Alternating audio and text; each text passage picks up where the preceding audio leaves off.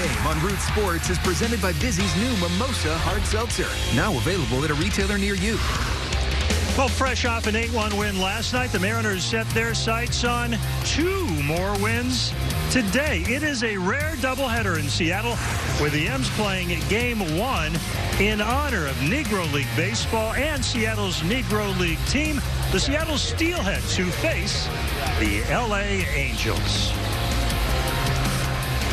Great to have you with us, everyone. I'm Tom Glasgow. Welcome to T-Mobile Park. We got a lot of baseball coming your way today here on Root Sports. And before we start to break down today's first game, let's refresh your memory a little bit on the history of the Seattle Steelheads. It's such a terrific story. The Steelheads were founding members of the West Coast Negro Baseball League. They played most home games at Sick's Stadium in Seattle, but plan to play in other cities, including Tacoma, Bellingham, and Spokane. Notable players include catcher and manager Paul Hardy, first baseman Herb Simpson, and middle infielder Sherwood Brewer, who helped get this coach both Jackie Robinson and Ernie Banks on their way to the major leagues. In fact, Banks gives Brewer tons of credit for the success that he had in his Hall of Fame career. Now, the Mariners are wearing special uniforms today to honor both the Steelheads and the Negro Leagues. The Steelheads played their first game 76 years ago this month. The team spent just 1 year in Seattle, but the league itself emphasized a style of play that's still evident today.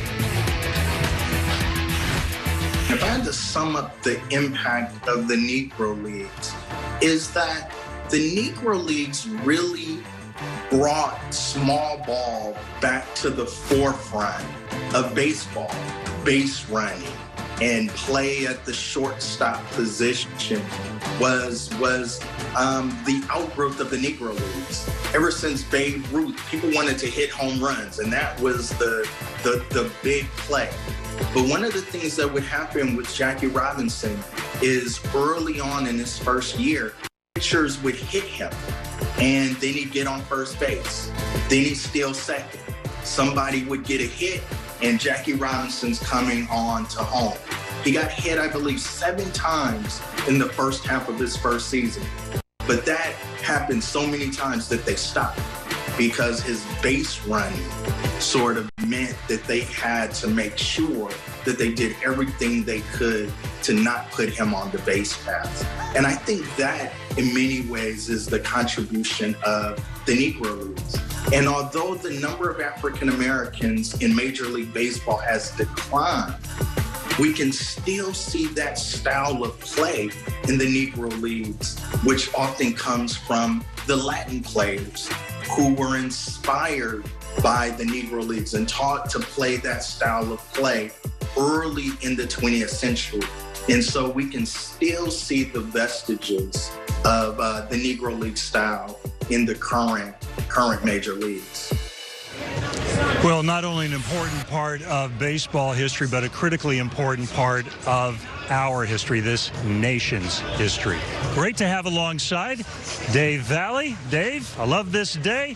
I love the result we saw last night. Let's break it down, because not only did we see the Mariners score early, we saw them score often, and that has been lacking. Well, runs really have been a premium for this Mariner offense, but last night it was a totally different story as the Mariners got on the board in that very first inning. Suarez with the base hit, and then how about Cal Raleigh? Every time he hits a home run, the Mariners win. So what does he say after the game? I think I should hit more home runs. Yes, Cal, I like that idea. I like that thought.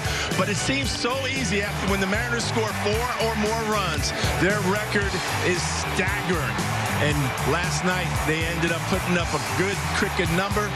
A 3-run double by Ty France. Of course, Ty France chipped in last night, as he always does. Yeah, you're right, Val, in terms of the runs scored to support what has been some really outstanding starting pitching. We like the recipe that we got last night. We'll dig a little bit deeper into the result as we take a look at today's Swinomish Casino and Lodge Mariners starting lineup for Game 1 of 2.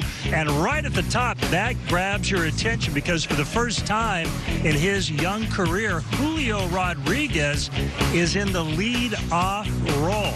What's your take on that, moving him up front right out of the gate? Well, he may not physically look like a typical leadoff hitter, but he does everything a leadoff hitter does. He steals bases, he gets on base, he's got some occasional power, and that's going to continue to develop as he goes. I like it. Luis Torrens behind the plate. We would anticipate seeing Cal Raleigh available to hit home runs in the second part. More of this doubleheader. Yeah. Hey, it is a pleasure to bring into this pregame show ahead of his joining Dave Sims in the booth for the game broadcast. A buddy of Dave's, of course, a former Mariners great, Harold Reynolds. Harold, how are you? I'm doing great. Hello, gentlemen. Good to see you guys. Thanks for having me here. Yeah, you bet. Talk about what it means to you, Harold, when you get an opportunity to come back into Seattle. And, of course, this time we're putting you to work. Well, Dave knows this. We used to talk about this when we'd fly back into town coming off a road trip. And you'd go, man, I'm home. You had that home feeling.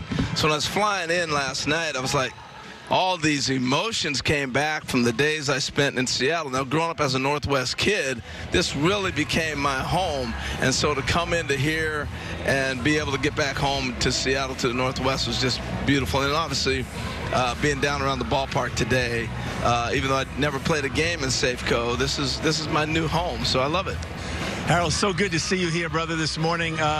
When you think of Seattle, when you think of getting to the big leagues when you first kind of broke in, what are some of the memories that you have about those experiences? Well, the early memories is we came up as a group, really. I mean, the first time we got called to the big leagues, I think 10 of us came up from AAA together. So I just remember a lot of the friendships developed in the minor leagues. And then to get to the big leagues and be able to stick. You know, that's the one thing. When you get to the major leagues, it's easier to get here than it is to stick around. And so that's a big part of it. And then you go and you continue to develop and grow. And that's what happens as you continue to be here. I see a lot of where the Mariners are at right now when we started getting to the big leagues and starting to see all this talent start to flow. It's just a matter of letting guys play. And I'm kind of mesmerized right now watching all my highlights. You know, I didn't get to see all this stuff. You had a lot of highlights, brother. That was nice. Harold, you were fun to watch, man. No doubt about it. Speaking of fun to watch, we got a guy wearing number 44 who has certainly made a splash as a rookie in Julio Rodriguez. One, just your take on Julio, his game at this point in his career, and where do you think he is right now in terms of American League Rookie of the Year? He's right at the top of the board. I mean, the biggest thing today, obviously he's been playing fantastic. You take away his first, I don't know, 30, 40 at-bats and his first start getting to the big leagues, he's hitting over 300. And he's dominating the league if you throw those numbers out. And I think he'll get there anyway. But I'm telling you guys, I had never met Julio. I didn't go to spring training this year in Arizona, so I had never got a chance to meet him. I saw him in the Futures game a couple years ago, but I didn't get a chance to meet him. I went in the locker room this morning, and my goodness, he is a physical specimen. Arms, the grip, the size, and if you see him in person and you stand there and you get a chance to see him, there's no longer a surprise or a mystery to why he's put up the numbers he is. He's enormous, Dave and Tom. Huge. There's no doubt about it. Do you have any comparisons when you watch Julio Rodriguez play? You know, I mean, obviously you want to throw out a comp like Griffey or somebody like that. Well, seeing him physically today, I almost went to football or basketball. He's got that type of a body. He's hard to compare to right now because he's such a dominant guy. For old Mariner fans, he reminds me a lot of Dave Henderson. That type of physical ability that he has. Hindu was a stud at this age when he first came up. He was a football player, developed into this big league baseball talent. That's what I see with Julio, that type of upside, even more so than Hindu. And Harold, you have a young man in your household that I guarantee you will be looking exactly like Julio Rodriguez, your son Andrew. Yeah, he's getting it all from his mom's side of the family. You know, I'm telling you, he's going to be a big kid, and the girls are already big. I know he's coming. Hey, Harold, thanks for joining us, and good luck with the first pitch. Are you bringing the heat? I already went down and threw a few balls. I'm not nervous about doing stuff like this, but I gotta throw the ball over the plate. It's gonna be fun, though. Yeah, we look forward to it. Thanks for joining us, Harold. We appreciate it. Thank you. Mariner Harold Reynolds, he'll be in the booth for the game today with Dave Sims as they'll be describing the action of one Chris Flexen on the mound. And when we come back, We'll take a look at the gem delivered last night by Robbie Ray. It was special.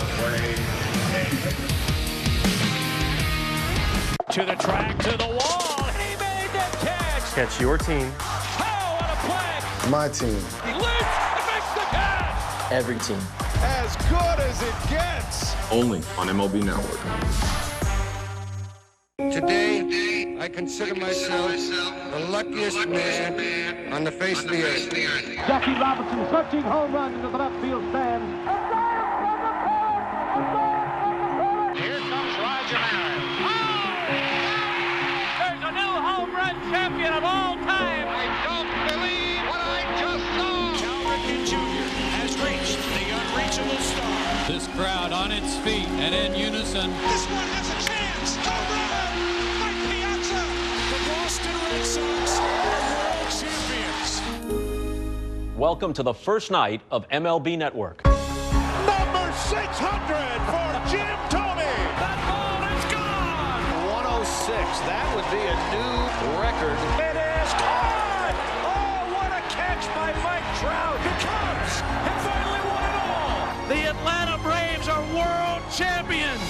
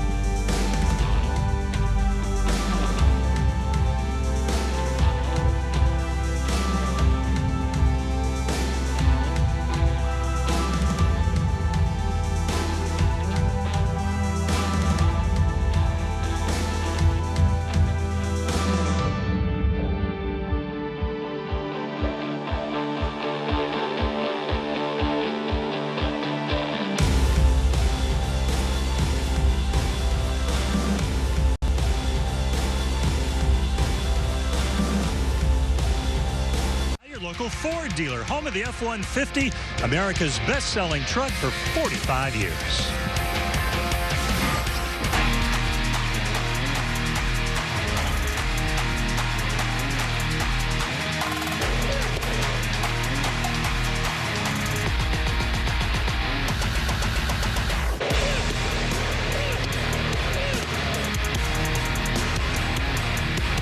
Robbie Ray, 6 2/3 innings of no-hit ball last night. Val, probably his best start of the Mariners. Oh, there's no question about it. I thought he was in total control from the very first pitch to the very last pitch that he threw last night.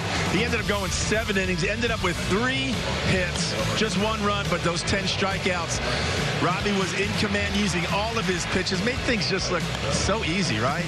Just getting, when he needed a ground ball, he threw his little two-seamer, got the ground ball, but it was still that overpowering stuff that he has. And this one right here, this morning, last night he wished that he could have just jumped a little bit to get that ball right there. But an outstanding outing to follow up on all of the good outings that the starting pitchers have given. Last night, the difference was the 8 runs. Yeah, no doubt about it. Look, it was fun to watch Robbie be Robbie last night, but more than that, it has a direct impact on the 2 games today. For more on that, let's get you down to the field as we bring in Jen Mueller. Hey, Jen. Yeah, that was definitely one of the conversations last night in the press box, was what Robbie Ray was doing for the rest of the staff. Look, last night is what you expected from the reigning Cy Young Award winner. It's what you want to see from the A's, and it's what you needed to set the bullpen up for a lot of baseball in the next 48 hours. It's huge. You're going into 3 games in, short amount of time. You don't want to run through too many guys. So getting your starter to go as deep as Robbie did last night was just what the doctor ordered. And he was great. Awesome outing by him. Can't get a whole lot better the way he's been out there the last couple times, but we needed it, and I think it sets us up for a really good spot today to run the guys in there we need to win these games.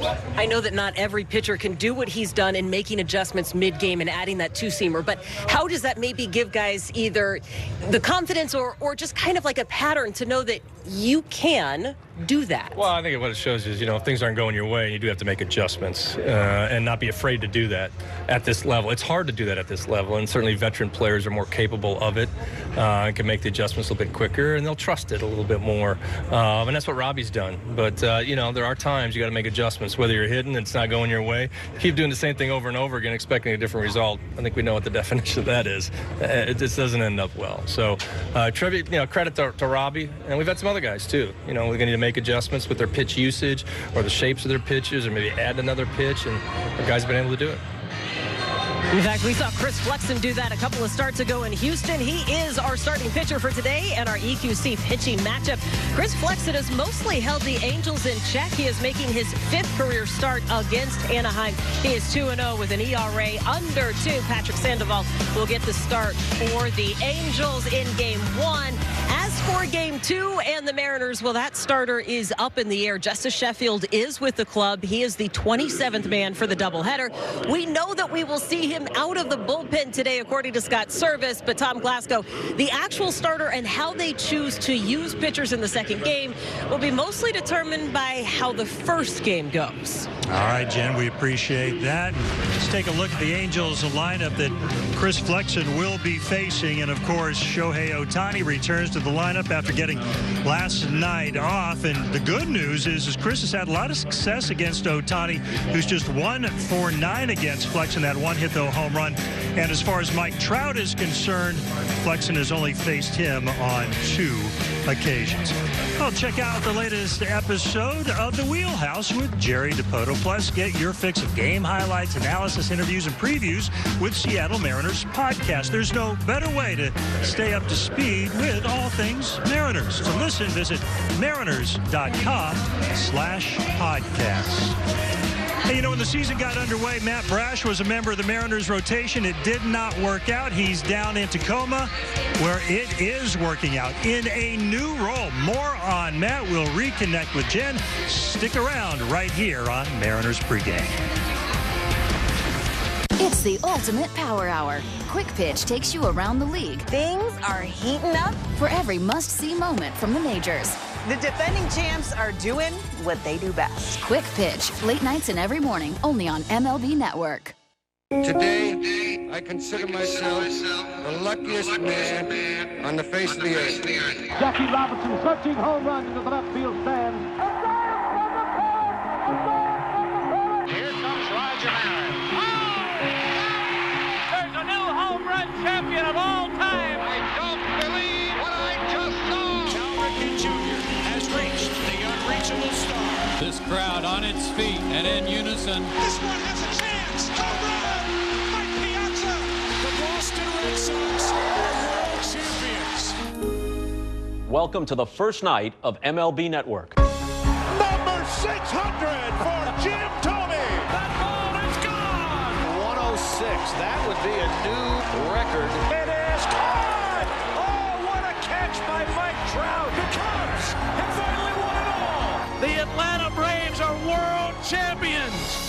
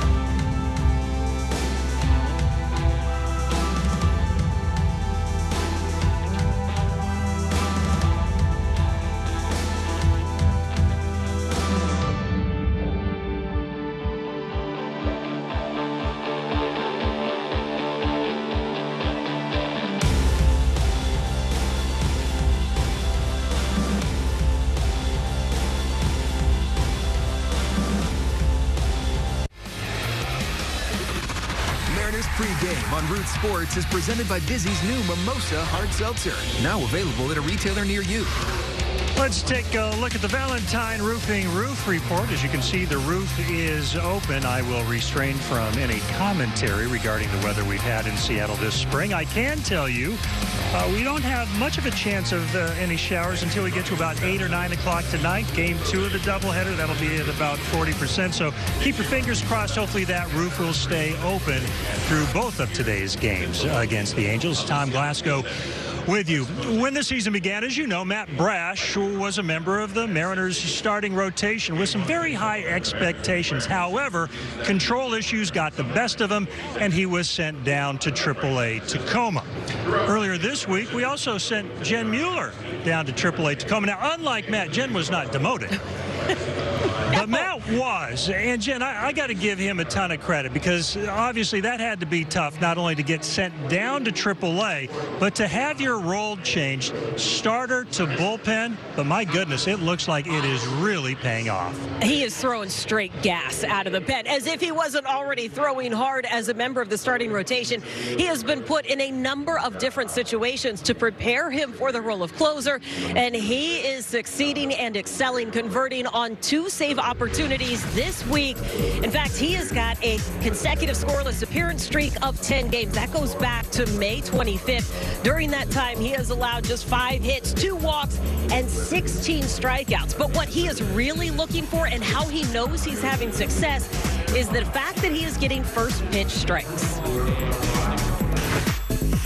I feel like I'm there. At the beginning of the year, obviously, I struggled with command. I'm falling behind hitters and stuff, and that's not me as a pitcher. And I feel like, especially over these past couple weeks in a bullpen role, I've kind of gotten back to myself and attacking hitters, being really aggressive in the zone. No mechanical stuff. I've never messed with my mechanics. I'm good with that. I never try to think about those. I think it was more just getting innings into me and getting experience and getting my confidence back kind of thing. So, yeah, my mentality is really good right now. I'm just kind of being aggressive and throwing my stuff and getting outs.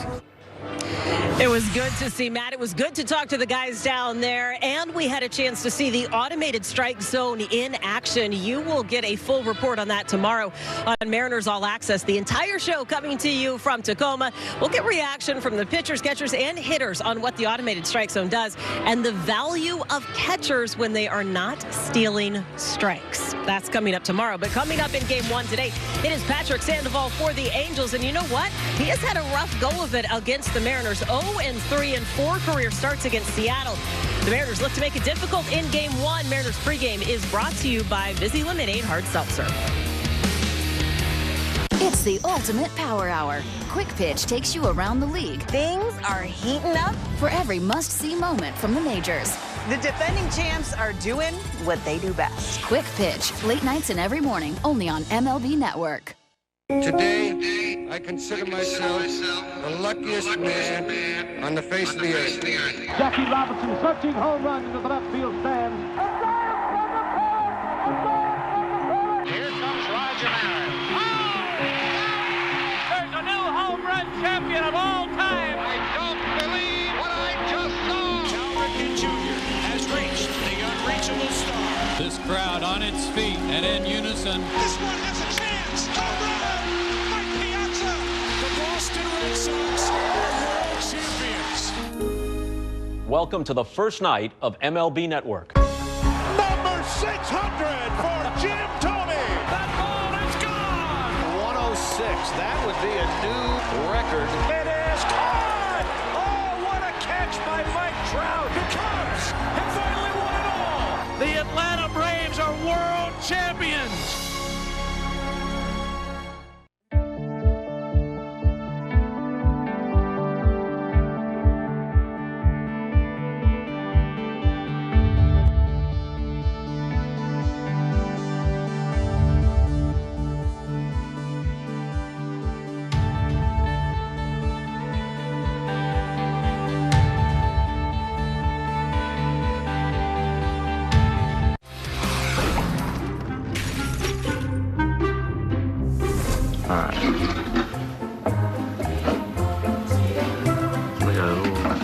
Sketch?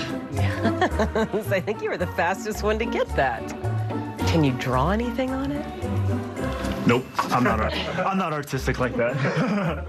I got no skills. I was the kid that would just spin the knobs and just have chaos. No patience for the Etch-a-Sketch. That's unanimous. Looking good in that steel Eds uniform.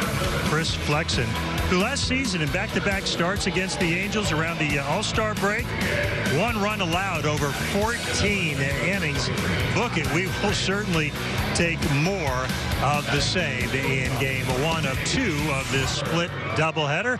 Dave Valley, Tom Glasgow with you. Time for our local Ford dealer key to the game. It's an obvious one, Dave, but it's an important one. Get to Sandoval early in this. Get to that Angels bullpen. That not only helps you in game 1, but game 2 as well. Well, we already talked about the impact of Robbie Ray going deep into last night's game and how that's going to impact the Mariners today because they've got to get through all 18 innings of a doubleheader. So the key for the Mariners is get to this guy early, get down to that bullpen. Their bullpen has been one of their weakest links over the last month. Their ERA in the bullpen has been just under 5 runs per game. And a guy who can certainly do damage, be it to starters or guys coming out of the pen, regardless of the quality of the pitcher, is Ty France. And he delivered again last night for the Mariners. A couple of hits, including that 3 RBI double. Signing some autographs today. Let's be honest, he does it all. One of the already, I think we can make a case, one of the great right-handed hitters in Mariners history. We know who's number 1. That's Edgar by a long shot. But this guy making a name for himself. More on Ty coming your way on Mariners pregame.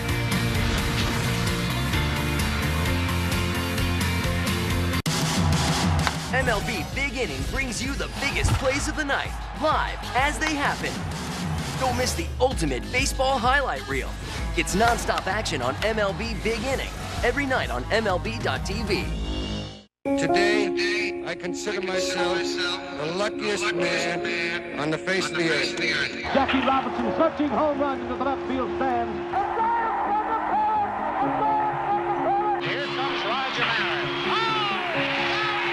There's a new home run champion of all time. I don't believe what I just saw. Cal Ripken Jr. has reached the unreachable star. This crowd on its feet and in unison. This one has a chance. Home run! Mike Piazza! The Boston Red Sox are world champions. Welcome to the first night of MLB Network. Number 600 for Jim Thome. That ball is gone. 106.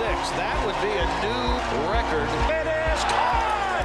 Oh, what a catch by Mike Trout. The Cubs have finally won it all. The Atlanta Braves are world champions.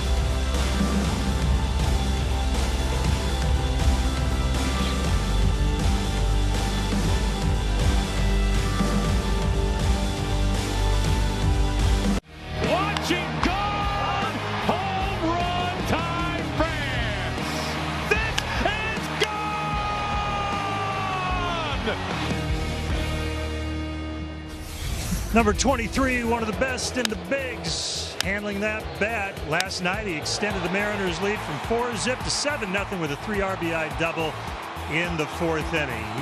He presents quite a challenge to opposing pitchers. The M's getting the 8-1 victory last night. All right, so we know what Ty can do against pitchers, but how can he do in a one-on-one matchup with Jen Mueller in the latest edition of What's Wrong with This Picture?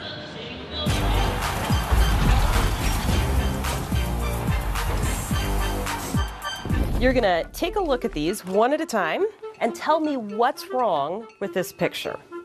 There's that. I know what people are gonna say, but I don't think it's wrong. There's pineapple on this pizza.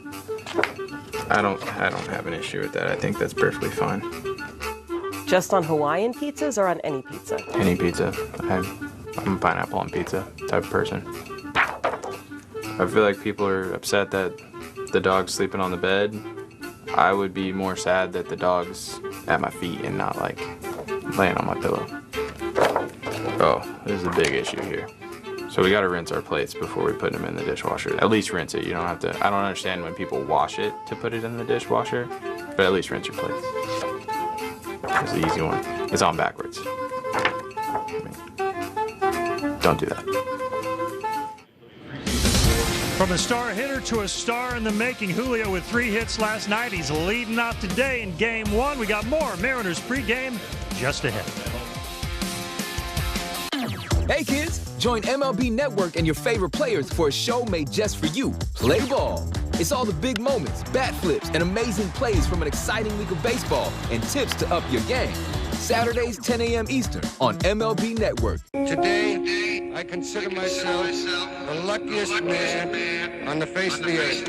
Jackie Robinson searching home run into the left field stand. Here comes Roger Maris. There's a new home run champion of all time. I don't believe what I just saw. Cal Ripken Jr. has reached the unreachable star. This crowd on its feet and in unison. This one has a chance. Home run! Mike Piazza! The Boston Red Sox are world champions. Welcome to the first night of MLB Network. Number 600 for Jim Thome. That ball is gone. 106. That would be a new record. It is caught! Oh, what a catch by Mike Trout. The Cubs have finally won it all. The Atlanta Braves are world champions.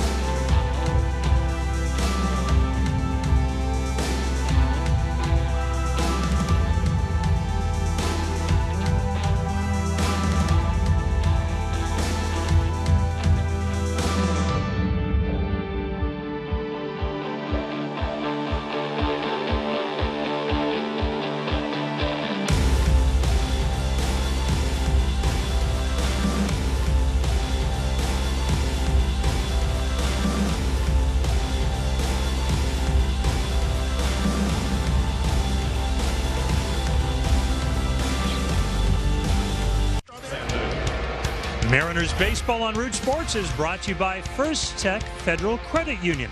First Tech is your financial partner, investing in Mariners fans everywhere. By your local Ford dealer, home of the F-150, America's best-selling truck for 45 years.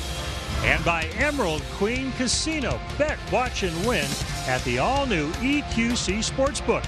Emerald Queen Casino and Hotel, the betting capital of the Northwest. About a little doubleheader history. This is the 6th doubleheader between these two franchises. The last, August 12th and 14th. back in 1985. The Angels lineup featured Rod Carew and Reggie Jackson, pretty stout. And the Mariners came back with Phil Bradley and Mr. Mariner Alvin Davis. In the first game of that first doubleheader on the 12th, the Mariners won on a Phil Bradley walk-off home run. Oh, by the way, today will mark the 80th doubleheader in franchise history. I want to talk about your doubleheader history, Val. Did you ever catch both games of a doubleheader? Not in the big leagues, but in the minor leagues, yes. Growing up, we played a doubleheader every Saturday and Sunday. But I was just actually talking with Dan Wilson about this yesterday when he was at the stadium, and we were laughing because a doubleheader is almost like a day off for a catcher because you know you're only playing one. Yeah. So nowadays it's a little bit easier, but playing 18 innings in one day, that's a lot of work. It's rough on the knees if you can actually. It's a rough day at the office. It's a catcher, no doubt about it. All right, let's take a look at some first pitches. We had Harold Reynolds on the pregame show a bit earlier. He teamed up with a couple of other ex-Mariners. Right there, number 2, Randy Wynn. Right there, Mark McLemore. And here comes Harold. There you go. Well, Mariners history with 3 first pitches as we get ready for the first of 2 games. Harold Reynolds, Dave Sims on deck to take you through the first one just ahead right here on Root Sports. To the track, to the wall. He made the catch. Catch your team. Oh, what a play. My team. He leaps and makes the catch. Every team. As good as it gets. Only on MLB Network.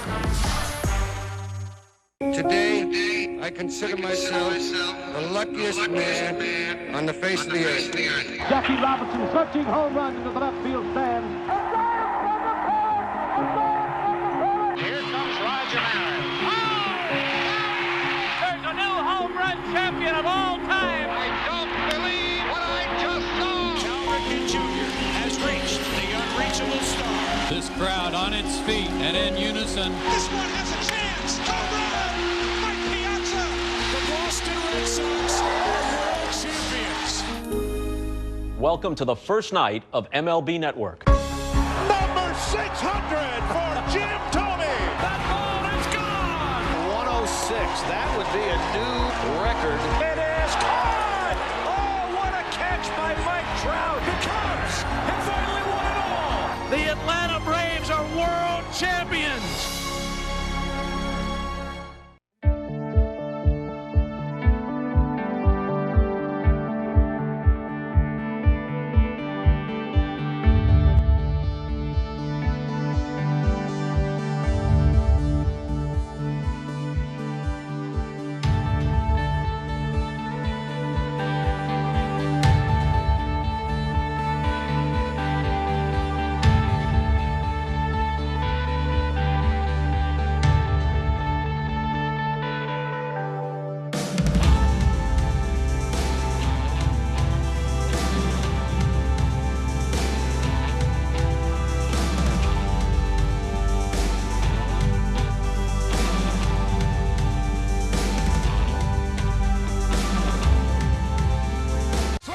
Struck him out. Crawford to first in time.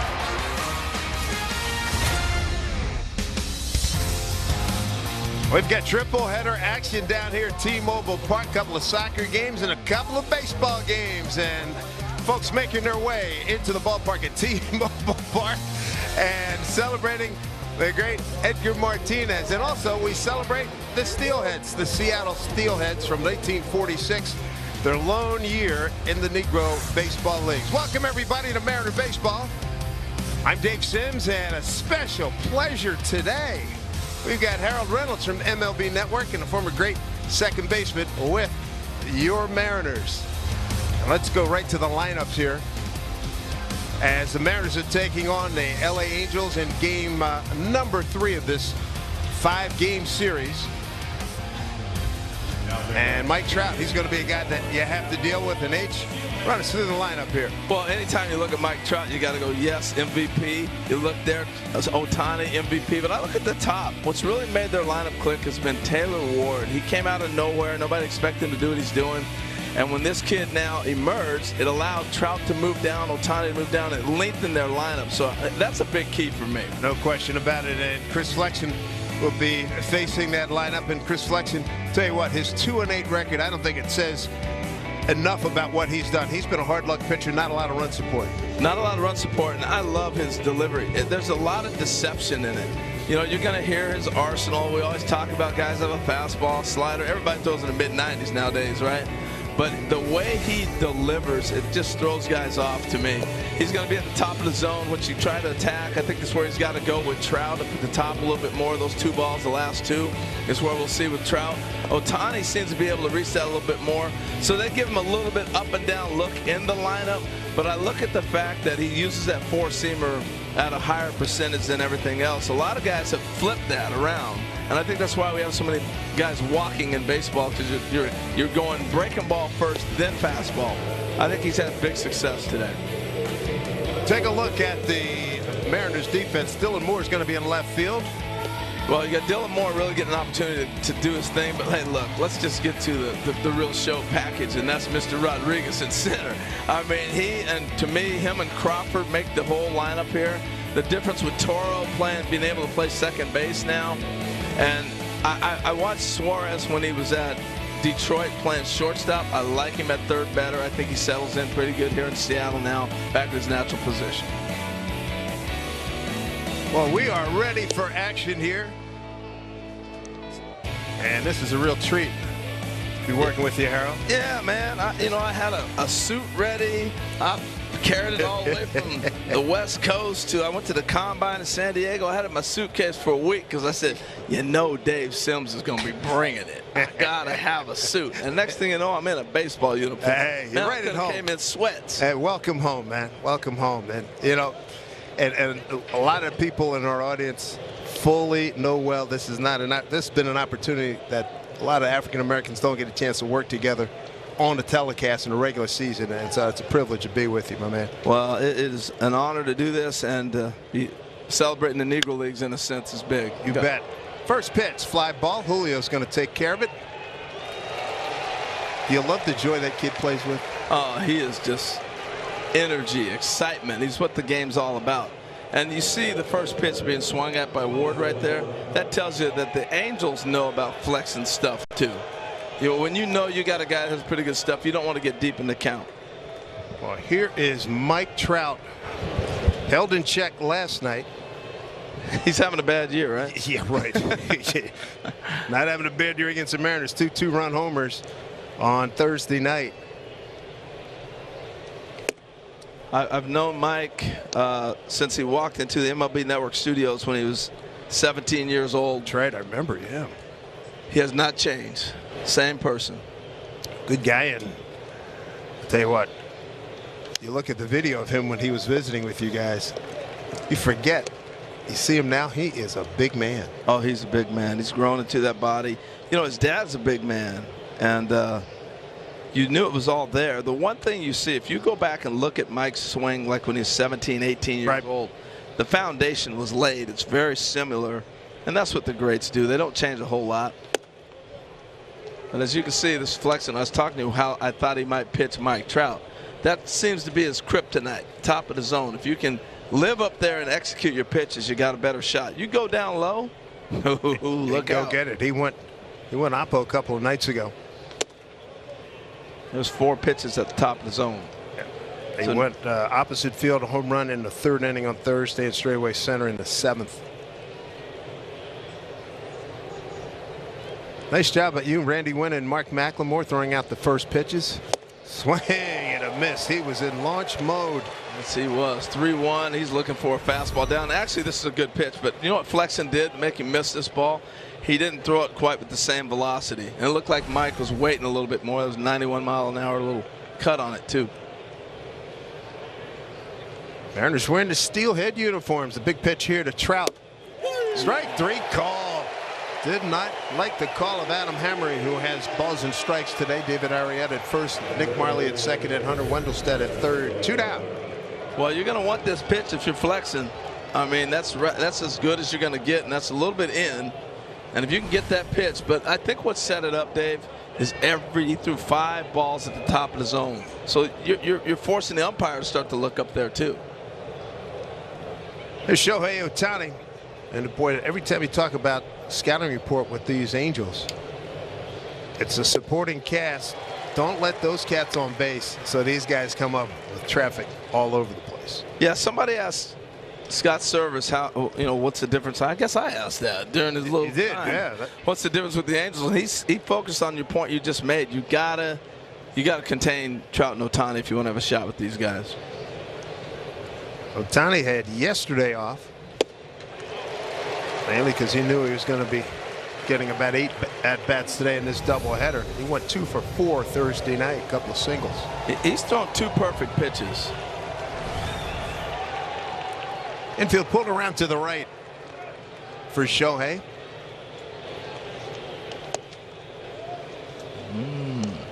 All 2 strikes. Dave, when Shohei Ohtani came over from Japan, I was in the Angels camp. We'll see what happens on this pitch. I'll finish this story. Big Flex deals 1-2. Flips it the other way, hanging up, line drive. Dylan Moore right there. Yeah, we'll pick up that story when we come back. Dylan has had a fabulous year defensively. I'll finish it like the Mariners. Yes, indeed. No scores. The Mariners come to bat.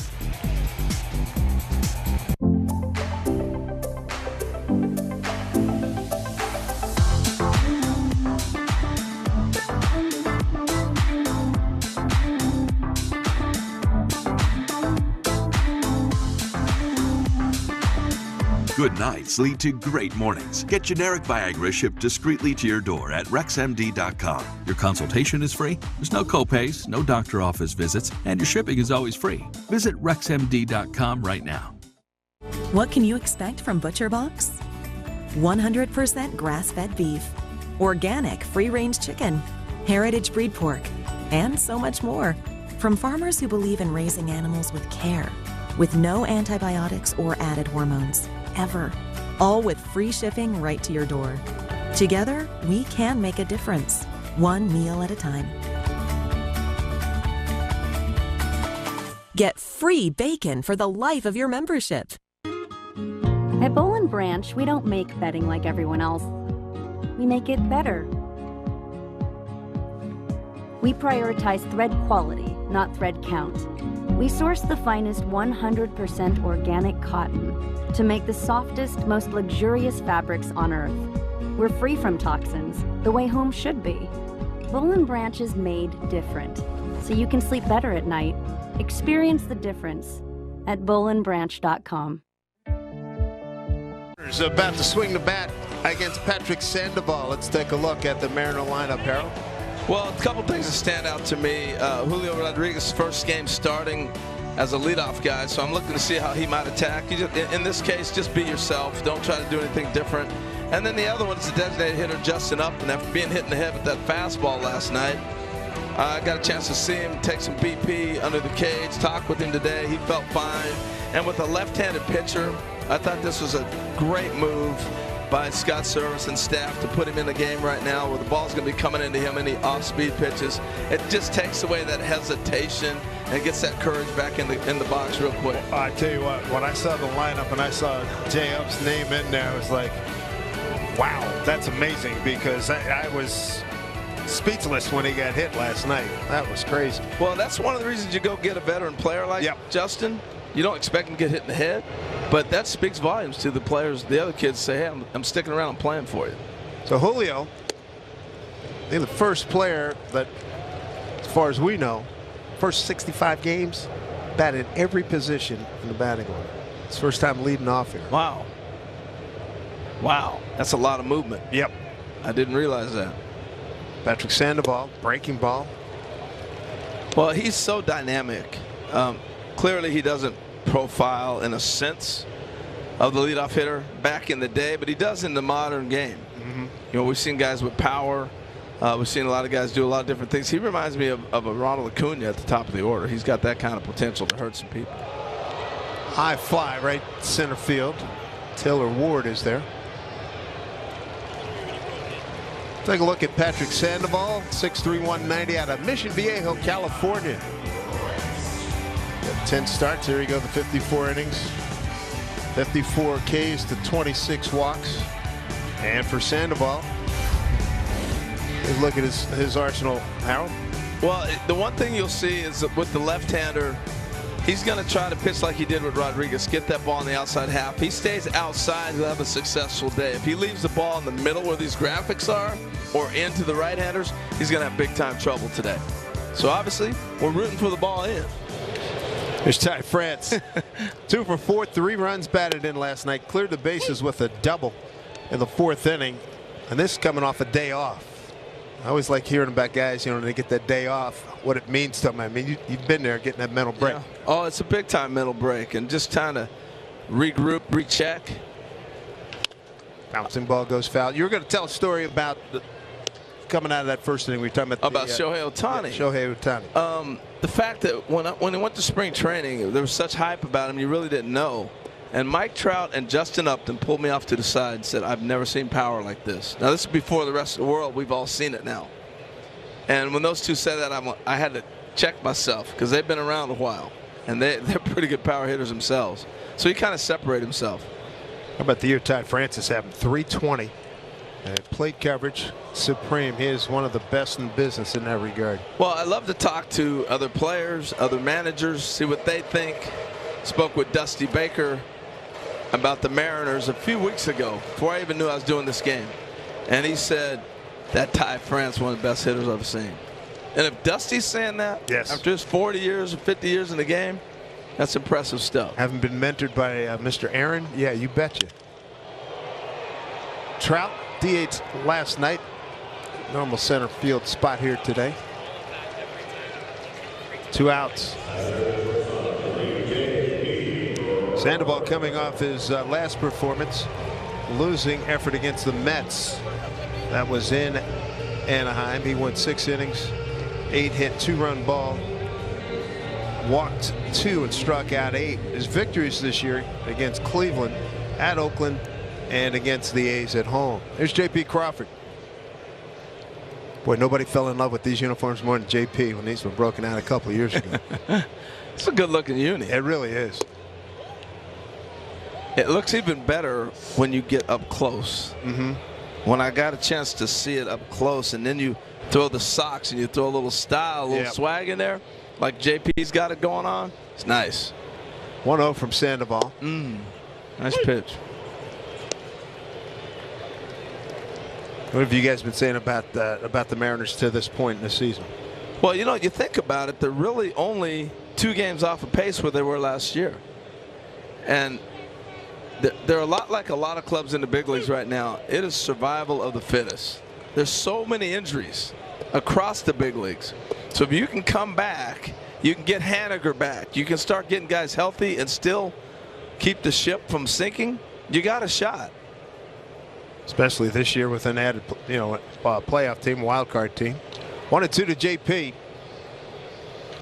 But I think there's certain things, Dave, even when it looks bleak, there's certain things you learn that are positives. J.P. Crawford's a positive. You're seeing that the investment was properly done. It was well worth it, and you're watching him continue to get better.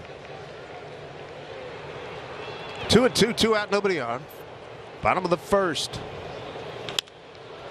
Shortstop Tyler Wade right there on the run, throws him out in the 1-2-3 first. Jared Walsh will lead things off for the Angels upon our return. Karsten Sabathia trains in Win Reality. I love it. So Karsten hits in reality. He trains in Win Reality. I'm glad I'm retired. He hits in reality. Train in Win Reality. Win in reality. See infinite game speed pitches, work on timing, pitch recognition, and get more hits. Train new school. Hit old school. Be ready for real. Win reality.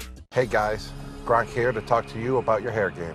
Hims has a full lineup of clinically proven hair loss treatments, all prescribed online by a licensed medical provider and shipped directly to your door, if appropriate. Order today and get a 90-day money-back guarantee at 4hims.com. With the Game Time app, I paid 60% less than this guy. What? And it's not just sports tickets. It's also concerts. Performances, too. Oh, come on! Download Game Time. Last-minute tickets, lowest price, guaranteed.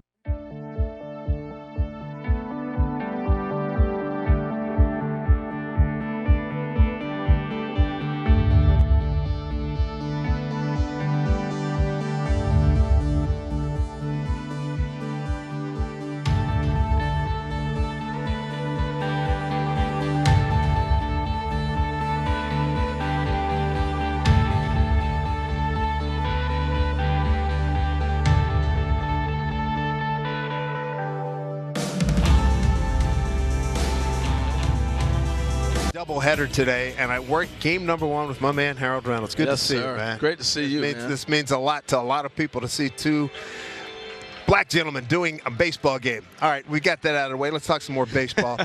Yesterday, you're down in San Diego, an idea that you pushed to Major League Baseball, having a combine for high school and college kids. I watched a good portion of it yesterday. You guys were on forever. It was great.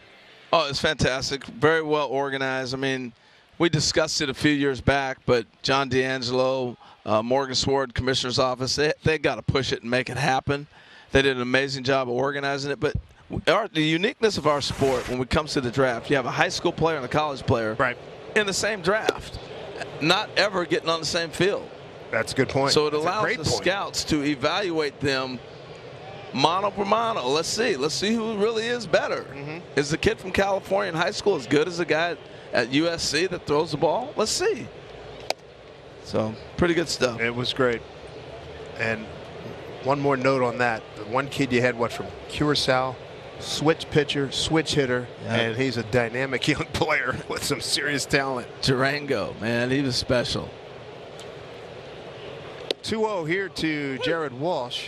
Blew me away, Dave. He came out, first batter he faced was left-handed, boom, 93 miles an hour out of the left arm. Next batter right-handed, boom, faced him right-handed through right-handed, 95 right arm. I'm like, goodness gracious. That's crazy. He's a switch hitter, and he plays shortstop when he's not pitching.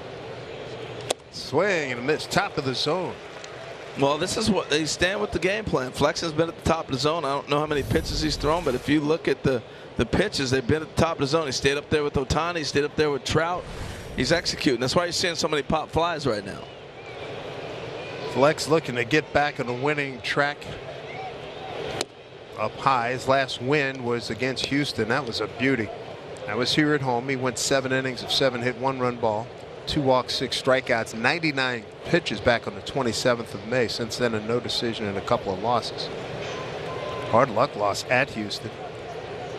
And he pitched well against Minnesota last time out, went 5 innings of 7 hit, 2 run ball. Well, it ends up telling you a lot about the character of that pitcher when you have tough luck losses. You know, we have this saying that wins don't matter today, but ask the pitchers. Seriously. And they're going to tell you it matters. I mentioned that to Phil Nevin yesterday, and he didn't want to hear it. So they want, I mean, you're talking about the value that pitchers put on it. He says, you go tell those guys. Yeah, no, it's you know, you want to compete. There's Matt Duffy. He's at third base. About Rendon, wrist injury, and now it's got to get operated on, season over. That's a huge bat to get out of this lineup. Well, and you look at the investment the Angels made. This what, $250 million, and now this is 2 seasons in a row back to back he's missed. And actually, it's been for him. It's almost 3 in a year because 2020 he only played 60 games. Exactly. There's Phil Nevin who took over for Joe Madden, who got fired 10 days ago. Fouled back by Matt Duffy. Yeah, I stepped on him right there, but Phil Nevin getting a chance to take over the club. And, you know, anytime when I was here in Seattle, we were in the lean years, and we were changing over managers continuously. And you really do have a different mindset, different philosophy, even though it might be the same players. There is a change in the voice that's setting it, or you might get a different lineup. You know, different things happen when you get a different person there at the top. Did he go? They checked down to first. David Arrieta said he did go, and he's a strikeout victim. Matt Duffy's gone, 1 away here in the 2nd inning. Take that. He sets this up. He sets this ball up because his arm angle is such. He throws the breaking ball and the fastball to that high release point. So it's tough for the hitter to pick up. I'm not exactly sure he went on that, but we'll take it right now. The other thing too about Flexen, he's one of the few guys that comes over his head. It's almost like, remember Sid Fernandez back in the day? Yeah, with the Mets. Had some good years with them. There's Brandon Marsh, the left fielder. Mariners looking for a double play up the middle. Ball 1. This kid's got a load of talent, and as I was saying, same thing with the Mariners. When you're going through struggling times, you learn something. The Angels, this kid's got to play, and they're starting to see what they were hoping they might see from him. Power, he's got great speed. He's just getting an opportunity to get some at-bats right now. Overall, what are your thoughts on the American League? You start with the Yankees, who are just running away. They're up 11 games starting today. Biggest lead that anybody has in the majors. Yeah, I look at it two ways. Can they really stay that hot? And if they can, then they're awfully darn good. They've been able to do it through some injuries with their pitching staff, but the key guy's been healthy, and that's Aaron Judge. And Stanton missed a little bit, but he's been there.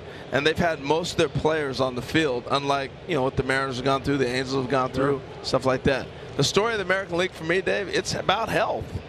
Whether it's the White Sox. That'll get down. That'll be a base hit. Let's see if he goes to third on this. No. Mel gets to it quickly, fires it back in. Brandon Marsh with a base hit, a couple of men aboard. Tell you what, I'd like to see him challenge the third base on that. That's one of those balls that's hitting the gap. You're thinking all the way.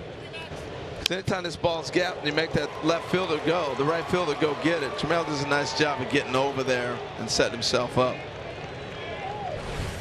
So runners at the corners and brings up veteran catcher Kurt Suzuki. Base hit there for Brandon Marsh, who went 0 for 4 in last night's game.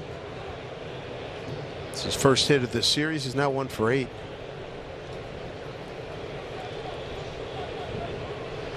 Here's Kurt Suzuki, part of the Nats World Championship team a few years ago. There's your double play ball. Let's do it. Nope. It's played by JP to get the sure out. Good read by by JP right there, because I thought the ball off the bat was going to be harder. And on the second hop, it started to slow down. He did a nice job of attacking it. And the ball tells you what you can do with it. Immediately off the bat, I thought it was going to be a double play ball. But he did a nice job of reading this and making sure he got the sure out. You see the extra shuffle steps. He knows he's got a catcher running. I want to set myself up and make sure. That's the growth and maturity of JP right there. He might have rushed that years ago. I like what you said about he knew who was running. Yes. Because early on this season with Julio, some of the guys, the infielders, like, oh, I got this, and they look up like, oh my goodness, he's 2 steps from the bag. I haven't let it go yet. Here's a pitch fouled back by Tyler Wade. That point you're making reminds me of Bo Jackson. When Bo Jackson came to the big leagues, we're like, okay, he's a Heisman Trophy winner, he can run. Right. But we didn't know that everything else. So his first time against us, he hits a ground ball at third baseman Jim Presley. Boom, he beats it out. We're like, man. Next ball, ground ball, the shortstop beats it out. So now we're drawing infield in like it's double play depth. Fly ball that Julio is going to track. Have you still gotten over the fact that both 3 out at the plate? Not yet. We'll get into some good stories here, because I'm not done with Bo. Every time I see him, he dares me, talks trash to me. And I'll talk some more trash when we come back. Join Kevin Millar. I'm just a dude that loves baseball. And Steven Nelson. I'm nervous as hell, man. On a quest for legends worthy of the sacred prize. I kind of lost my mind, but it's unpredictable baseball coverage that will have you on the edge of your seat all season long. So keep it locked here on MLB Network all day. Swing into action and join the adventure on Intentional Talk, only on MLB Network. Let's watch some baseball.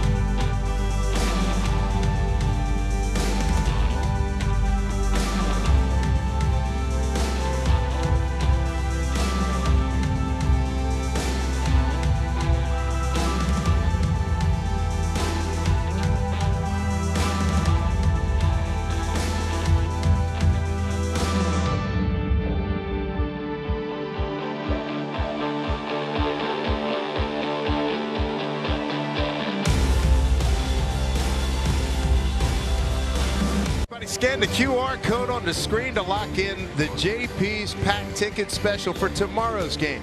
For $35, you can get main level seats, a JP Steelheads t-shirt, and a $5 donation to JP's BBG Foundation. Just scan the QR code or head to mariners.com/JP. Tickets are available until 5 p.m. today. 5 p.m. today Pacific time. Dave Sims, Harold Reynolds with you. First of two here at T-Mobile Park. 7:10 start time Pacific time for game number 2. Angie Mentic will join me for that game. Here's Eugenio Suarez to lead it off with Luis Torrens and Justin Upton to follow against Patrick Sandoval. Gino, the leading home run hitter for the Mariners with 12. Finish your Bo story. Bo stories are always great. Well, the next day we come to the park and we have our meeting. We say, all right, this guy is just speed, going to slap the ball. We got to move the infield in. Now, you Mariner fans that go way back, and you saw Mike Moore pitch, if you remember that name. He was our #1 draft pick out of Oral Roberts, and he went to Oakland in the World Series. Had a high 90s fastball. He throws a fastball to Bo Jackson, like they're getting ready to throw a fastball here. He fouls it off. He throws a fastball to Bo, and the Kansas City, even though they've renovated the stadium, is still the same basically. Bo hits this ball over the fountains, over the water, and over a fence in deep left field. Now, if you think I'm making it up, we got video of that somewhere. Just YouTube it. It was the longest home run that I had ever seen hitting that park. It was unbelievable. And I remember Mike Moore coming back in and going, okay, guys, so much for he's going to hit a ground ball. Give me something better. I think that's why we got all the analytics today.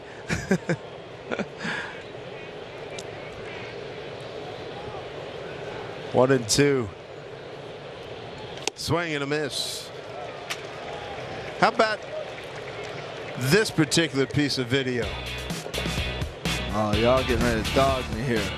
All right, so let me tell you the situation from my standpoint. I'm on first base. It's the bottom of the 10th, I believe, and we're getting ready to take on Kansas City. I'm stealing on the play. Scott Bradley hits the ball in the corner. The ball's in front of me. I am low flying. I'm saying game over, and Darnell Cole's telling me to slide. I'm like, I'm confused. What are you talking about? Wow. And Bob Boone, the catcher, had walked towards the dugout and came back as he saw the ball in the air. I'll be darned. Fair ball. And Torrens is retired on a throw by Matt Duffy. He was walking to the dugout and he saw him come back. Had the mask in his hand, walking to the dugout, and Darnell's waving slide. I'm like, I'm totally confused because there's no way a relay throw is going to get me out. So Boone, by this time, had come back. He comes back, catches the ball, and for probably 15 years I thought I was safe, but I'm out. He slap tagged me and got me. I slammed my helmet down, everything. I can imagine how confused you had to be. So Bo throws the ball in the air. He got a chance to barehand the ball and throw it all the way in the air. Here's Justin Upton, folks. Yeah, let's focus on this. Last night when he got hit was really ugly. And a lot of the conversation in both dugouts that I was in today, talking about the ball, the balls are slippery, and that's been a problem. Well, you've seen it. You're working every night baseball. Yeah. Tonight. Well, guys, the consistency of how balls are rubbed down. Yeah, is an issue. A lot of people worrying about that, and they're just not rubbing it down as much. I don't think that's why there's inconsistency. All right, but we will definitely revisit that upon our return. A 1-2-3 second inning. We got a scoreless ball game.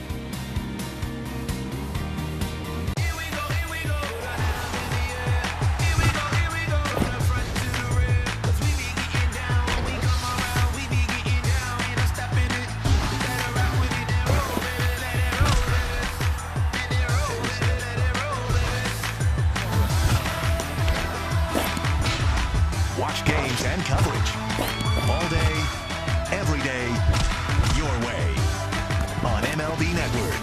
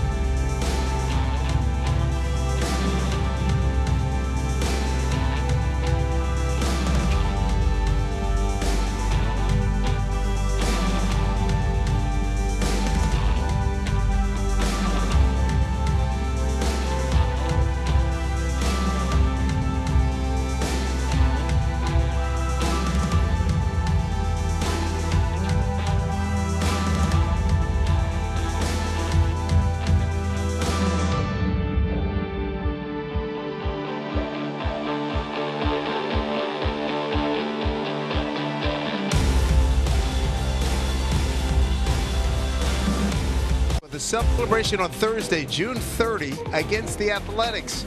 It's Pride Night, and the first 10,000 fans can snag a Pride hat thanks to Alaska Airlines. It's the official airline of the Mariners. Make sure you join us in supporting the LGBTQ+ community and get tickets at mariners.com. Doubleheader day today here at the ballpark, T-Mobile Park. Dave Sims with Harold Reynolds, Angie Mentek in Game 2. And a good start here for Chris Flexen.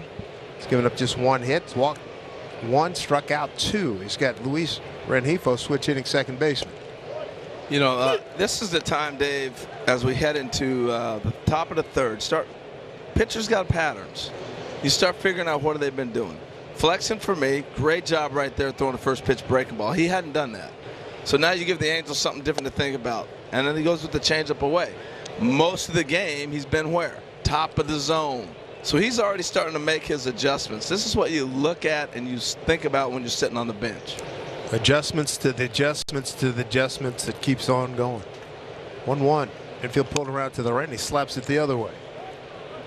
And behind Mike Gallego, third base coach, Benji Gill, first base coach for the Angels. Every time I see Mike Gallego, it reminds me of one of my favorite Ricky Henderson stories. You know, Ricky would have sometimes he'd be struggling, right? Not often. He'd be arguing about his contract with the A's. I do remember that. This one particular time, he had a bunch of reporters around his locker. Oh, let's go get that one. Gone back. Suarez. Easy play. Easy play. So Ricky's sitting there going, look. And his locker mate next to him is Mike Gallego. Right. And he says, hey, if you're going to, they said, Ricky, you're off to a slow start. He said, hey, you're going to pay me like Mike Gallego? I'm going to play like Mike Gallego. Oh. And Mike's like, hey, man, that ain't right. That ain't right. That's one of my favorite stories, and I love it. So I mess with Mike every time. I'm like, Mike Gallego. It's my guy, Mike. All right, we're back to the top. Let's see how Flexen gets through this. New book, Howard Bryant? New book on rookie bio just came out. Got to get a copy of that. Howard's one of the all-timers. Yes, I got to check that out. Taylor Ward flied to center. Toro joins Crawford and Suarez on the left side of the infield. 1-0. You know, we so often talk about the lineup and how important it is to be consistent in your lineup. When Ward went down, then Trout went down, and the Angels went down 14 games and see you later manager. You know, yeah, those things happen. They had been 11 games beyond 500. Gino scoops and throws, 2 down. This copyrighted telecast is presented by authority of the Seattle Mariners. It may not be reproduced or retransmitted in any form. And the accounts and descriptions of this game may not be disseminated without the express written consent of the Seattle Mariners. So quick 2 outs here in the third. And here comes Mr. Trout. He struck out on a 3-2 pitch, struck out looking. Yeah, ball inside, so you know he's going to be looking for that. But I'm hoping Flexen stays at the top of the zone and not try to get too cute, too many adjustments. He's throwing the ball well up top against Mike. Worked it away, swing and a miss. Little cutter down the way right here. This is a good, nice pitch. Runs off the plate just the last second. And that's what you want with a cutter. You want it to present like a fastball and then break off the plate. Stays upstairs. By now, the Mariner fans probably know the numbers. Trout, 2 home runs the other day. He's got 30 here at this ballpark. 49 career against the Mariners. 1-1. Another swing and miss. He thinks he should have hit that ball. This is you know what's great about this ballpark, and this is probably why Mike Trout likes hitting here, is that backdrop. The batter's eye is one of the best in baseball. Nelson Cruz swore by it when he was with Texas, and then he came here and had success. Man. And the reason that's so great is it's pitch black, and you see that white ball come out of there. And a lot of times you see the black behind the yellow there. That's what a hitter's looking for, the ball to present. And then you see a white ball come out of that. Sometimes it's too short, sometimes it's too tight, and you see different things get lost in there, fans, everything else. Right. this is just a clear picture for hitters to see the ball. And you pick up your spin a lot better, right? Everything. Spin, arm angle, everything just comes out of there so much clearer for you to see. Payoff pitch to Trout with Ohtani on deck. 2 outs in a scoreless game, top 3. Uh-oh. Julio flattens out just shy of the track. I say that almost every time he comes to bat, so I don't feel bad. Coming up for the Mariners, it'll be Dylan Moore, Abraham Toro, and Taylor Trammell in the home third. Join Kevin Millar. I'm just a dude that loves baseball. And Steven Nelson. I'm nervous as hell, man. On a quest for legends worthy of the sacred prize. I thought I lost my mind, but it's unpredictable baseball coverage that will have you on the edge of your seat all season long. So keep it locked here on MLB Network all day. Swing into action and join the adventure on Intentional Talk, only on MLB Network. Let's watch some baseball.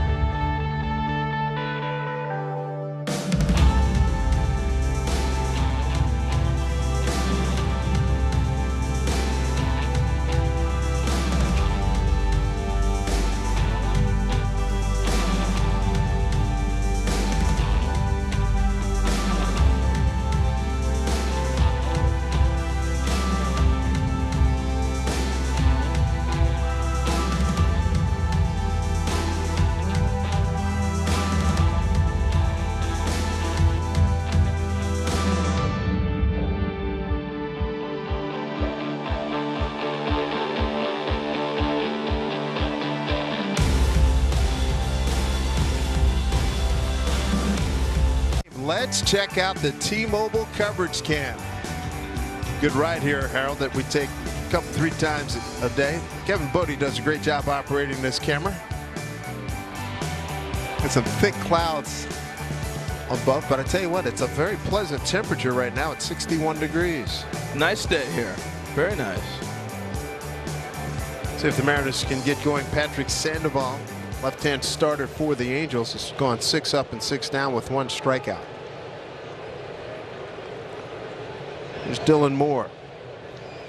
Dylan took over in left field last night after Upton got hit by a pitch in the 5th inning. Sandoval doing a good job here. Well, here's how he's getting guys out. He's really, the pitches I'm looking at, the ball inside, that's just for show.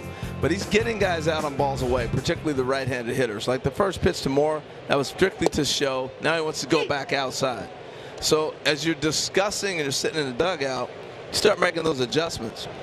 The one thing that's different with this generation than the generation that before, you'd move on the plate a little bit depending on what the pitcher would do. These guys don't move a lot. They like to stay in the same spot. But if we knew we had a guy that was living on the outside, we're moving closer to the plate. A Jamie Moyer, I'm taking that away from you. I'm forcing you to come inside now. But most of these guys are still going to stand in their normal spot, and then they'll make their adjustment accordingly. But I still think he's got to do one thing. He's got to throw that ball over the white plate. You can move around however way you want, present the pitch how you want it. 2-1 to Demo. Fouls it off, 2-2.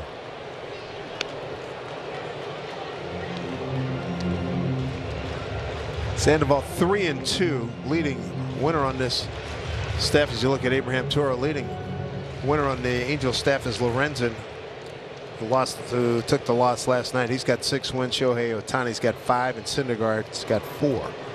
Well, this is what they were kind of hoping for with Lorenzen to come around. He was a reliever if it could get him to start. See ya. Big ride, left field, Dylan Moore.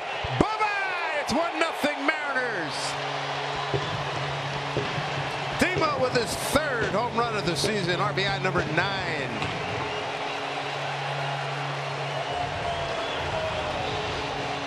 Boy, nothing like getting contributions on the bottom of your order. He's batting in the 7-hole today, and that's a great sight.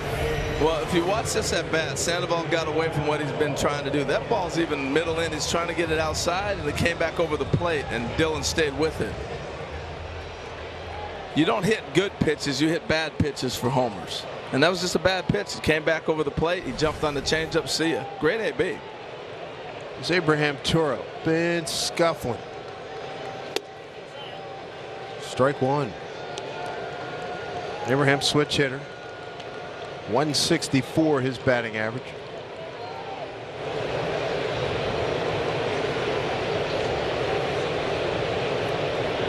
And a home run off of Kendall Graveman. Last year was a grand slam, right after the trade. Yeah, I remember that. Everybody was up in arms about Kendall Graveman being traded. Yeah. And Toro took him deep. That's kind of redemption for Jerry right there. Yeah, he rang the bell immediately.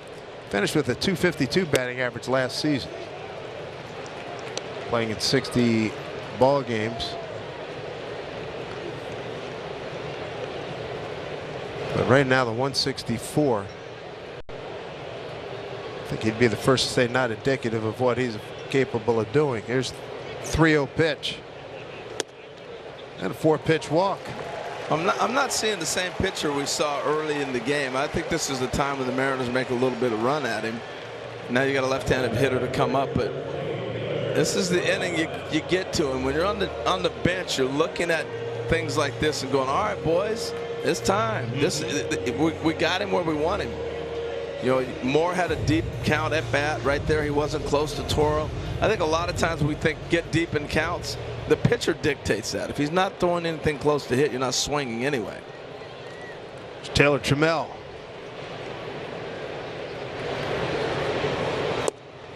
And he looks at the first pitch strike. Taylor 2 for 3.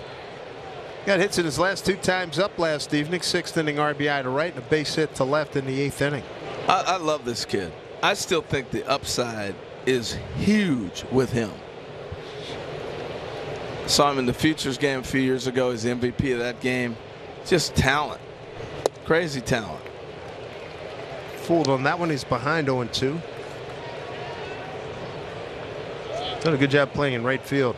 Well, the challenge is patience. Mm-hmm. You know, it just is. We're watching guys develop at the major league level as opposed to in the minor leagues getting those reps. And so this goes on the back of your baseball card, and it counts at the big league level trying to get teams in the playoffs. But development is development. Popped it up. Playable. First baseman taking control, Walsh. And now, quick word from Mattress Firm.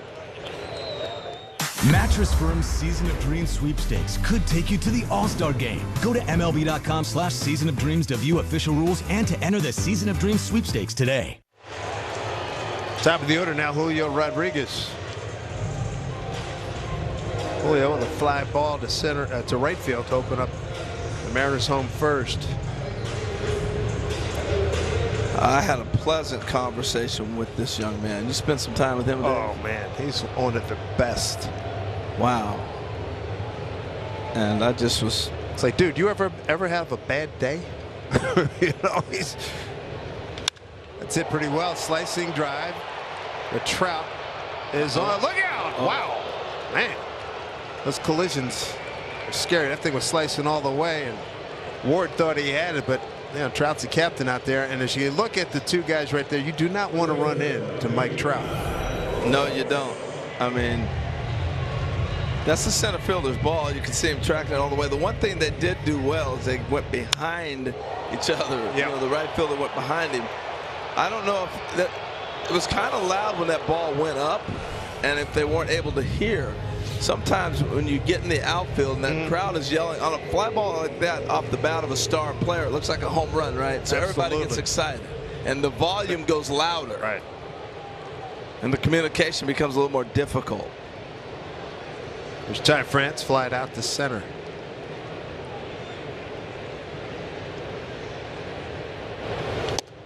I remember I hit a ball like that, and I'd say, Griffey, they don't collide on my ball. He's like, man, ain't nobody thinking you hitting the ball out the park.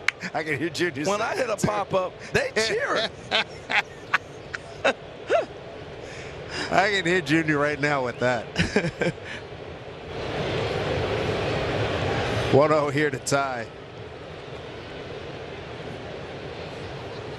Then he turned around and go, but I'm a line drive hitter. Yeah, right. He had 630 bombs. What are you talking about? Still say I'm a line drive hitter. Goodness gracious. I hope most of the boys will be coming back for Ichiro weekend in August. Yeah, that'd be pretty cool. Ichiro probably trying to get in the lineup. Boy, if he could, he would. Tell you what, you sit up here and watch BP and watch Guy Shaq.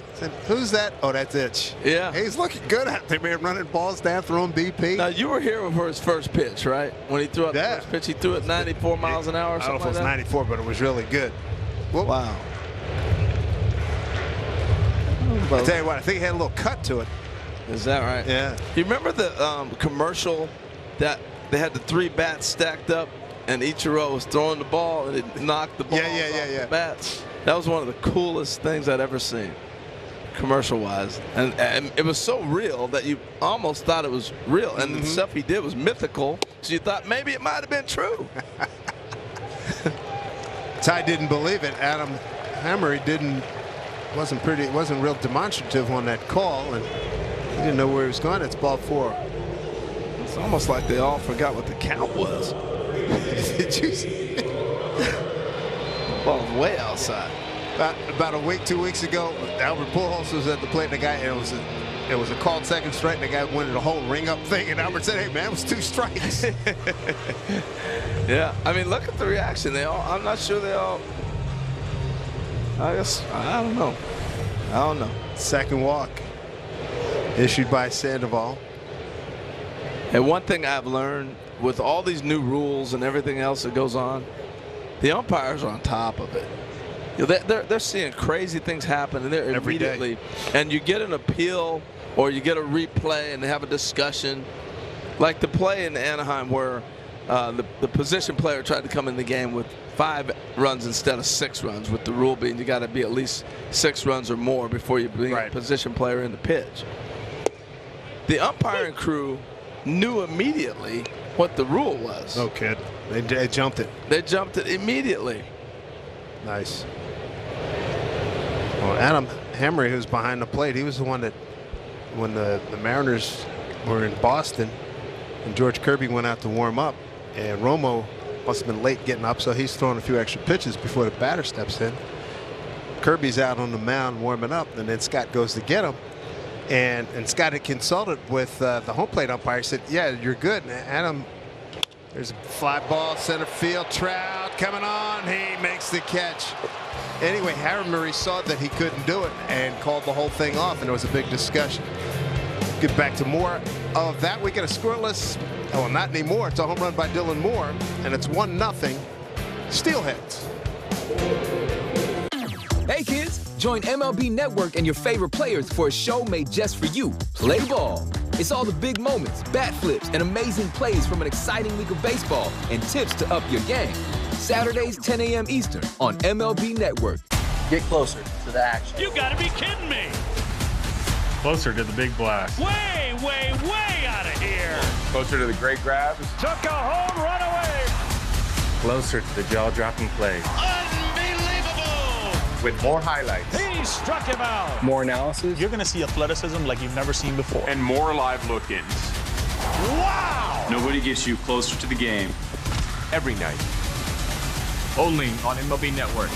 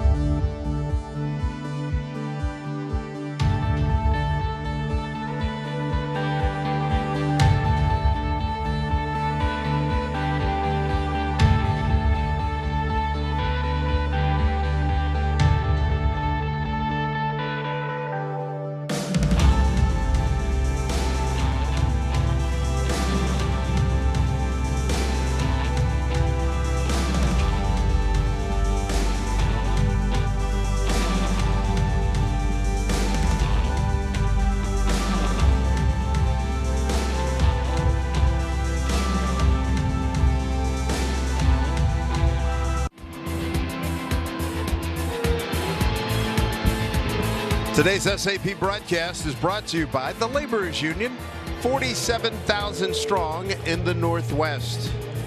Glad you joined us here for Mariner Baseball, everybody. First of a doubleheader. And I'm joined by Harold Reynolds for game number 1. Mariners have a 1-0 lead on the Dylan Moore leadoff homer in the home third. Here's Shohei Ohtani, Jared Walsh, and Matt Duffy against Chris Flexen. Ohtani lined out to Dylan in left center field, first time up. You know, this guy's an amazing talent. You can't even talk about it enough. And the scary thing is every time he plays, if he's going to pitch, do what he's doing, MVP is almost over before the season starts. Right. How do you argue against this? We can vouch for that, having seen him pitch on Thursday. And you were talking about pitches. He can handle that pitch up high. I saw a bunch of highlights in the last couple of weeks where he had balls out down in Anaheim to left center field. You know, like that breaking ball right there, he's trying to shoot that to left. Just sitting there waiting.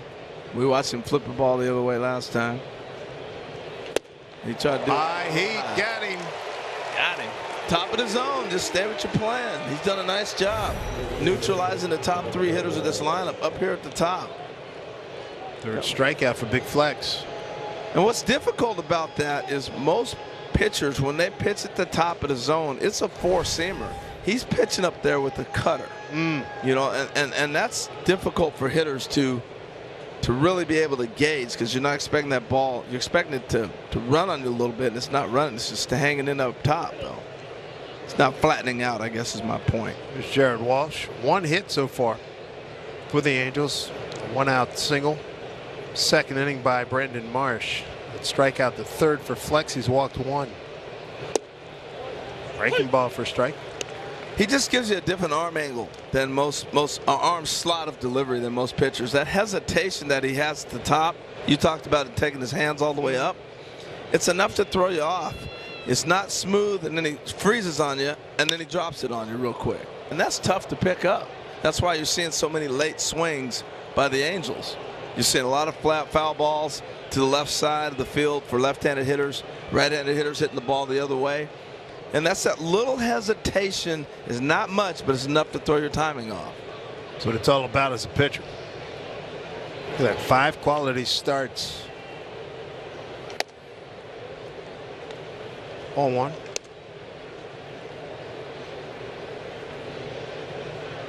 I thought this kid was the key to the Angels having a big year last year. Starting, you know, playing really a lot better baseball. He really came a long ways last year. Play him to pull in the infield. 1-2 pitch. 2-2. Here's the EQC tracer right here. Just missed, pulling that ball back up on him.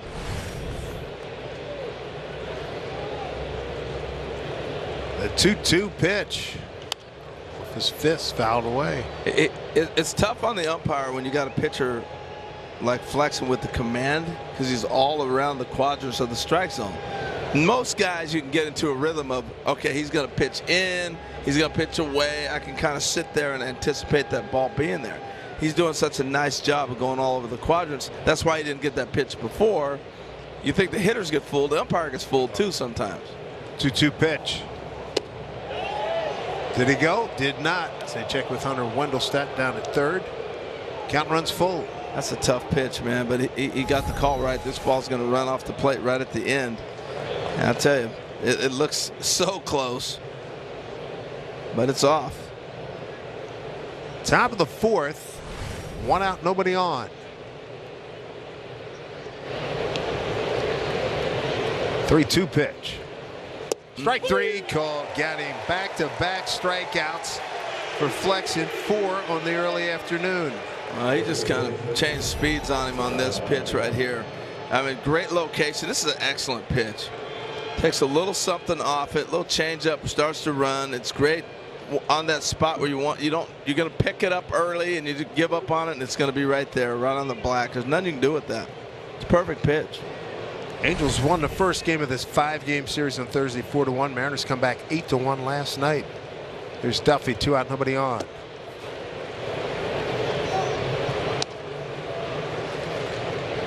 That a strikeout victim in the second inning.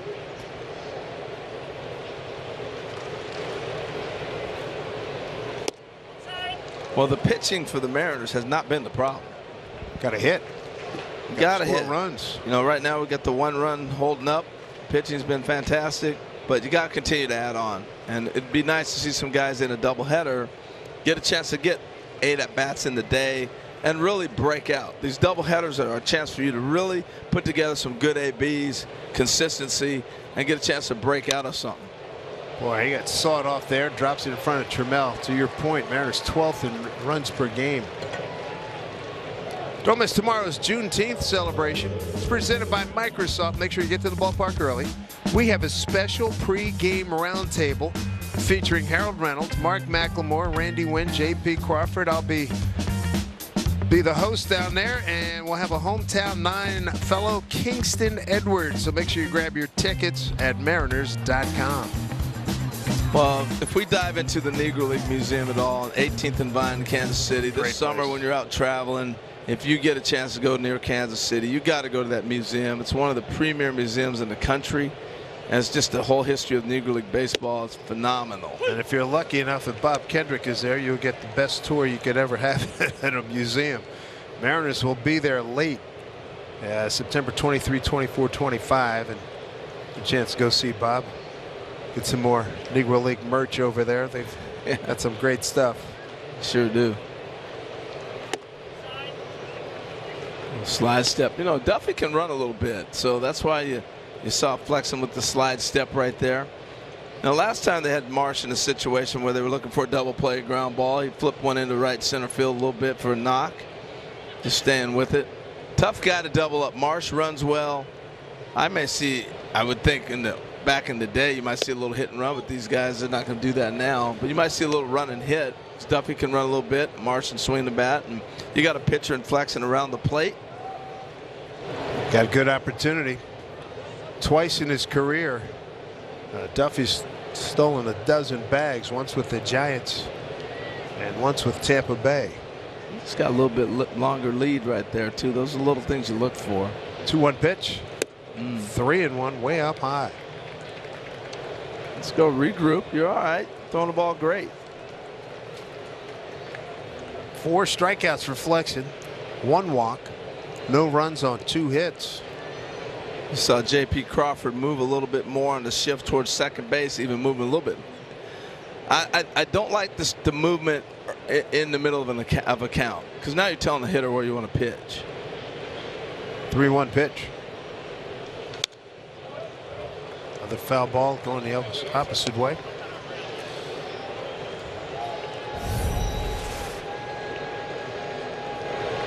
He's got good movement on his pitches today. Really does. Really does. See if we can put him away here. 2 out, 1 on. So that was clearly, I'm looking for a 3-1 fastball. He didn't sit there and say I want a ball in 3-1. He might have said I want it away. That's why he's attacking that. But he got the pitch he was looking for, a fastball away. Long look. And if he comes back with that changeup 3-2 here, I think Duffy's going to be running in this situation. There he goes. Pitch. Tried deep down the line. Hooking foul. See, I was a pitch ahead of myself, Dave, because when I saw JP move over, you're telling the hitter I'm pitching you in. All right, so because he was on the third base side, he moves over to the second base. Yes, and so now Marsh says, okay. He got the pitch he wanted 3-1 because he wants a ball away so he can extend his arms. This guy's 6'4". But 3-2, and he's still standing on that side. I'm looking for a ball inside. Middle in, right? Yeah, and he just missed a foul ball home run.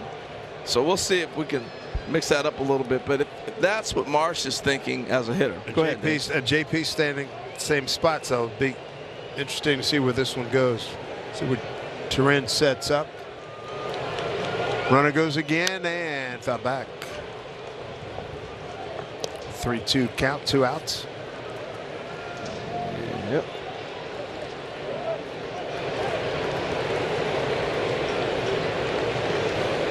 I'd be tempted to, but I may not move my first baseman behind him here in this situation, because if he yanks one, yeah, you're covering it, but you because you're expecting him to pull the ball. That's how your defense is set up, right? So now your first baseman is turned and holding him, so you take away that advantage of being able to spin. I would spin him behind him and just stay on the bag, but I'm opened up now. You got Ty France open towards the hitter instead of turned to holding. Pitch up high, a walk. Second of the ball game. First and second, 2 out. This is what I love about the shift. The catcher catches the ball, and he looks like a running back gets got a pitch. He from the quarterback catches the ball, and he starts sprinting towards third. I will forever remember, was it Johnny Damon, the 09 World Series? Yes. He kept on running. Kept on running. Phillies, and nobody was backing it up. And I think ever since then, everybody, it's in the mindset, hey, man, you better go cover that bag. Yeah. They've been able to, in baseball, not just the Mariners, but everybody has now got to a point with the shifts where they've perfected it. Mm-hmm. You know, there's so many shifts now. But early on, guys were shifting and still not moving post-pitch. You have to continue to be on a swivel even though you're in a position that might have put you out of a position to cover somebody. Kurt Suzuki, 16-year veteran catcher. He grounded out to JP, his first at bat. Well, this is the guy that Flexen wants. When you're throwing 3-2 changeups and 3-1 changeups and stuff, you're looking at the next hitter. Where Marsh is not going to hurt me. That's why that foul ball was important to win foul. He wants Suzuki to get out of this inning. This is the guy you want to get. And let's see, Demo coming over. Can't get it. That's all kinds of trouble. Duffy and Marsh are going to score. 2-run double. Kurt Suzuki with 2 outs here in the fourth. Angels taking the lead at 2-1. Third double for Kurt, and RBI 7 and 8. I love the effort. Tremendous effort out here in left field. Just about got there. But I like the dive on that. We're looking at a ball that's going to be a double. He's not going to be able to get there and stop that ball. That's one you have to dive on. It's just unfortunate that you got a guy at first base in Marsh who can fly. It's going to be 2 runs instead of 1. Brings up Tyler Wade with 2 outs. He flied to center. So Kurt Suzuki,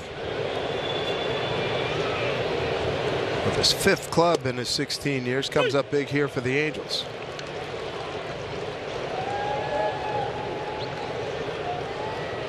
Kurt, over the years, always noticed, couldn't help but be aware of how good a catcher he was and athletic behind the plate. Don't really think of him as a big stick guy, but 257 for his career. Fly ball. Julio going back, slicing on him. He's there, makes the catch. So Kurt Suzuki does some damage, a 2-run double, and the Angels have taken a 2-1 lead.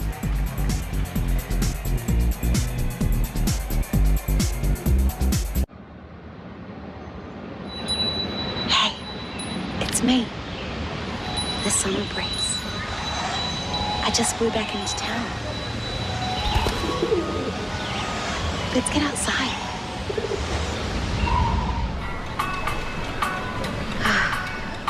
Much better.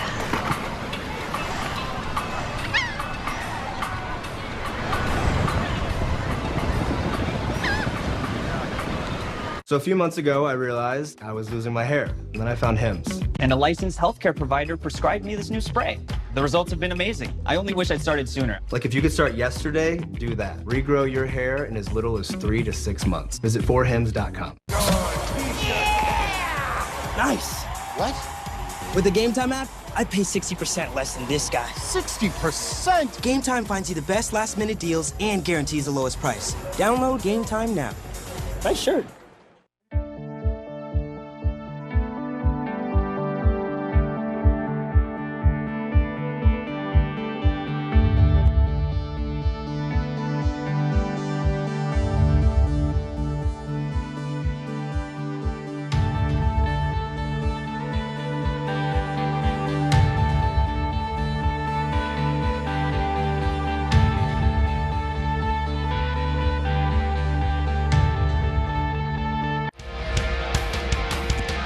Mariners baseball is brought to you by Home Street Bank, rated one of America's best small banks in 2022 by Newsweek.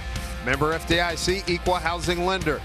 And by Xfinity, supercharge your home with supersonic Wi-Fi, unbeatable internet only from Xfinity. Well, Howard, you played here in Seattle. You're quite familiar with the gum wall. Yeah. What flavor do you want? I'm telling you, man, that's nasty, right? That's been there a long time. That's a lot of gum. Now, I was always wondering how'd they deal with that during COVID. You know? Ooh, good call. Your gum up No, there. I hope that was a big ixnay on that one. Yeah. Man, oh man, that's a good thought. But I tell you what, that's a famous wall. I mean, people ask me about that when I'm other places in the country. They ask about that. It's pretty cool. It's almost like, you know, they what do they do in Paris? They throw the locks in the water. Right. Dave Sims with Harold Reynolds here for game 1 of this doubleheader. Angie Mentic for game 2. Eugenio Suarez leads off, followed by Luis Torrens and Justin Upton. Gino, a strikeout victim, back in the second. And I can see Sandoval getting a little bit tired. He's starting to pull the ball in on the inside half. We saw Moore hit the home run last half inning. He's starting to get that ball inside a little bit more to the righties. That was a pitch he should have hit. Oh, he's going to want that back. Gino, the leader in home runs for the Mariners with 12. That's a ball right there. He was just late with the swing, still looking out a little bit instead of getting that ball inside. But he's starting to leave the ball over the plate a little bit. That's when the fatigue starts to come in. Mariners would love to see Gino. He's had a big home run years like he hadn't since. He hit 49 back in the 19 season with 103 runs batted in, finished 15th in MVP balloting.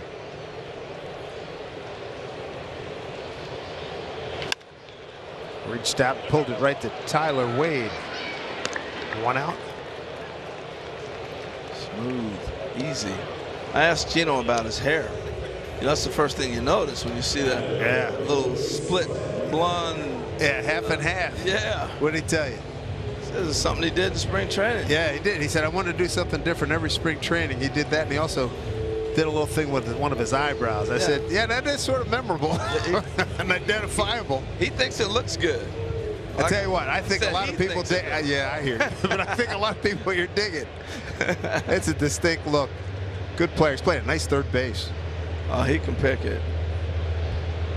Luis Torrens, he did go, says Adam Hammery, the home plate umpire.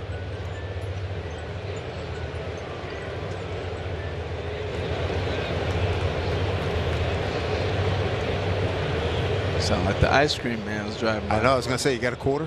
Little League again.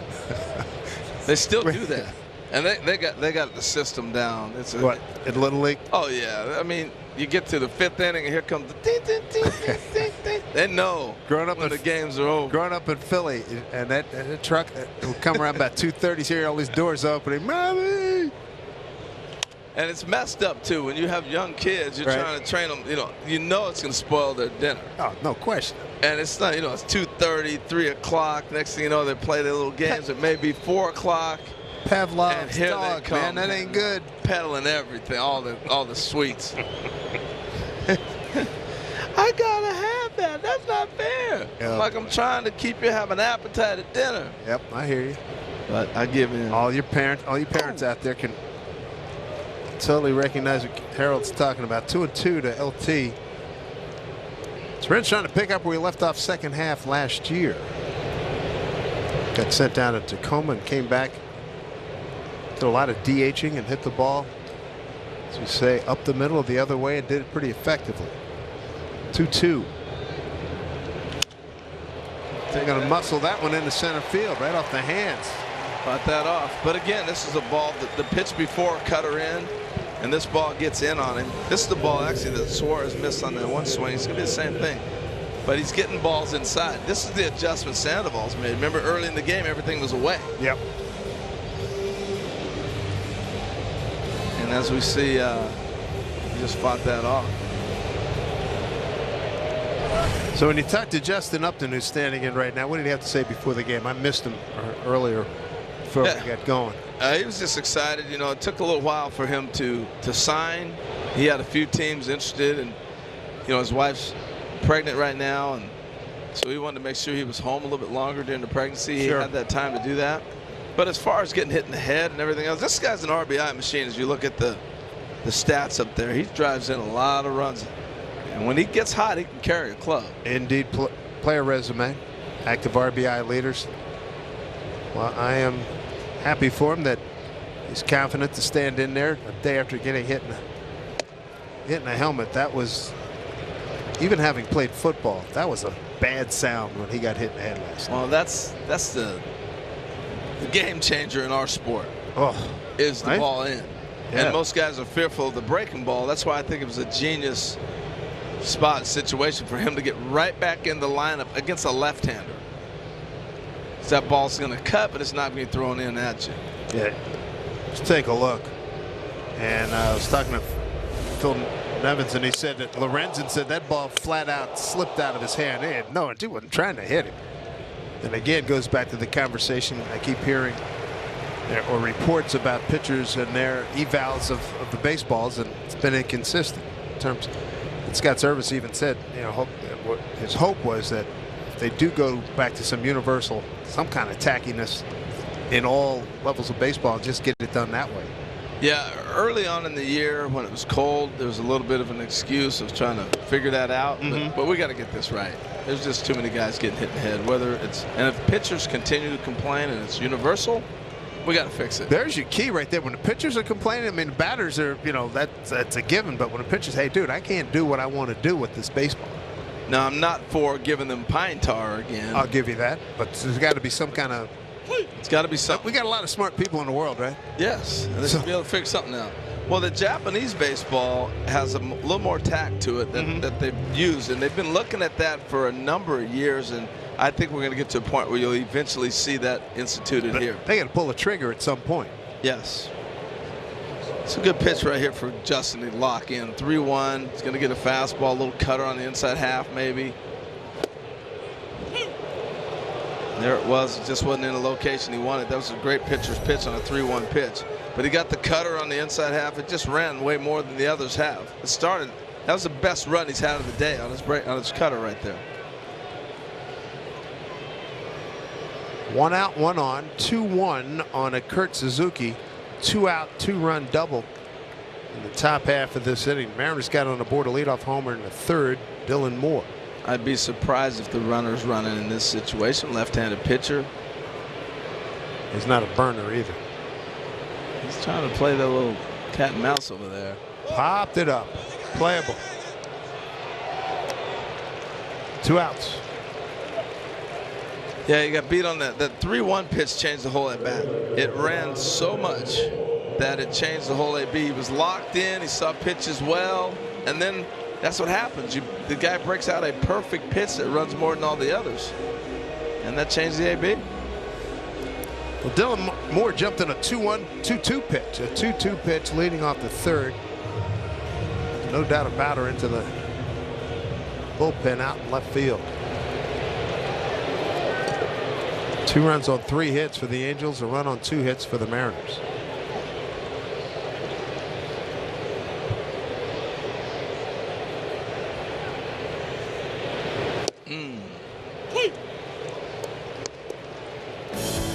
So Dylan did a good look at the telemetry on the home run. 377 money's worth on that one.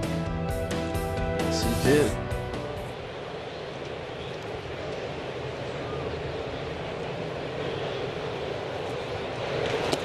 Beautiful park. It's a nice crowd for all the things that are going on in Seattle this time of year. Well, you got 2 soccer games going on, but basically a doubleheader. We get a doubleheader here.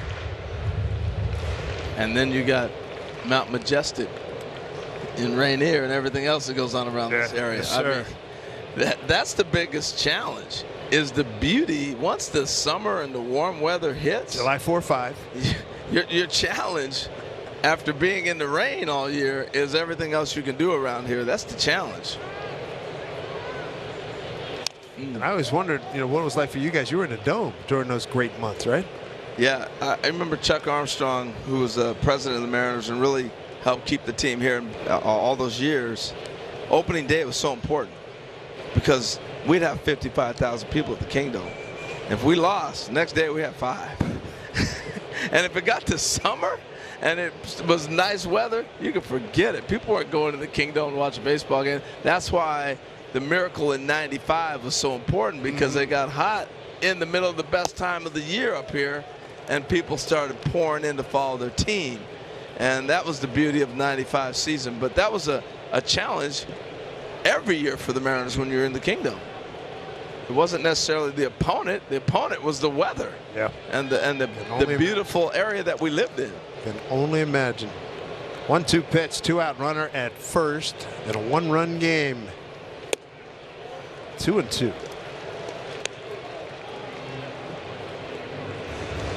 Well, I know from traveling in the baseball circles and football circles, people have come here. It's like, oh my goodness, what a beautiful park. It's like, yeah, no doubt about it. And I love the just how aesthetic it looks. The green seats. That works. Up we talked about, but just it fits. It's beautiful. 2-2. Long hold by Sandoval. Breaking ball. Didn't come out of his hands the way he wanted. You know, he's on a tightrope. It seems like every inning we're getting something going with 2 outs. And I said at the beginning of the inning, I thought this was the inning you kind of get to. Yep. Had a runner on, let's see, 2 outs in the third. He walked him in. He set up the Mariners. Couldn't continue that inning along. Matter of fact, it would have been it was first and set. Here's a 3-2 pitch. Strike 3 called. Inning over. To the 5th we go. It's 2-1 Angels.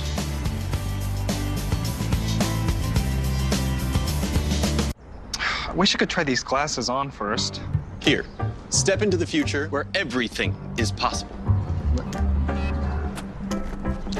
Welcome. Here you can try on Warby Parker glasses using only your phone. Really? Wow, I like it here. And I like these. You can stay, but I'll need my phone. Okay. Just shop prescription glasses starting at $95 and virtually try them on in the Warby Parker app. With the Game Time app, I paid 60% less than this guy. What? And it's not just sports tickets. It's also concerts. Seriously? Performances, too. Oh, come on! Game Time finds you the best last-minute deals and guarantees the lowest price. Am I underdressed?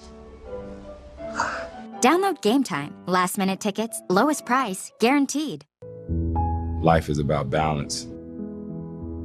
If I get the proper amount of sleep, then I'm gonna be ready for whatever's to come. I use Oura Ring to always letting me know everything that's going on with my body. The accuracy is what sets Oura apart. My sleep score is something that I'm always paying attention to. It's literally part of my morning routine. Always trying to make the most out of this thing we call life.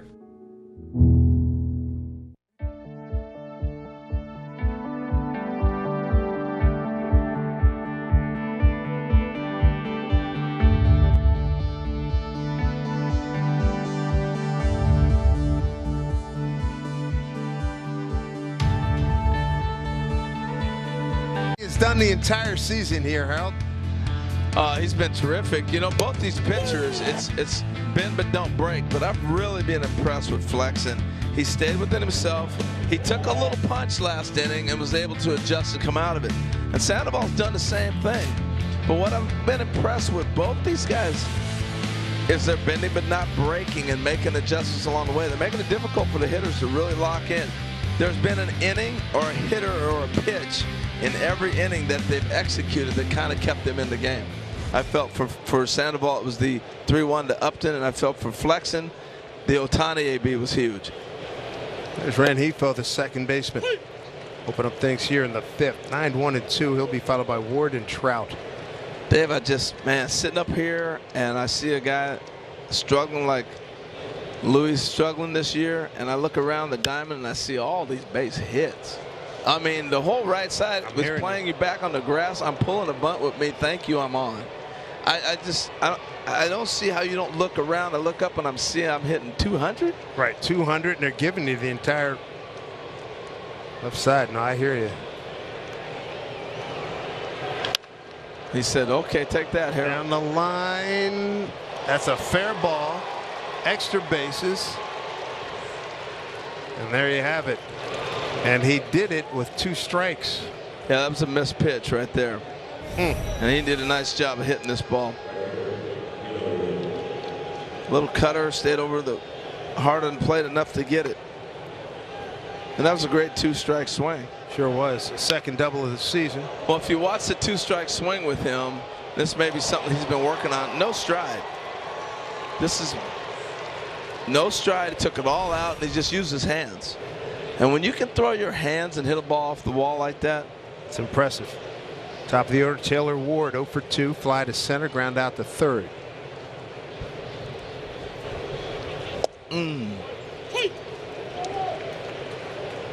I watched this kid hit about 2 years ago in Angels camp, and he was just starting to figure it out.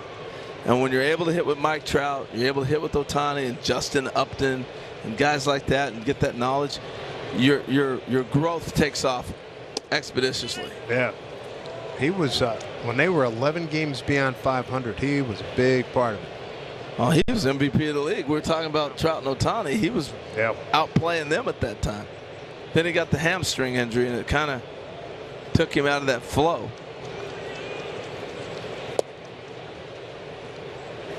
Two balls, 1 strike.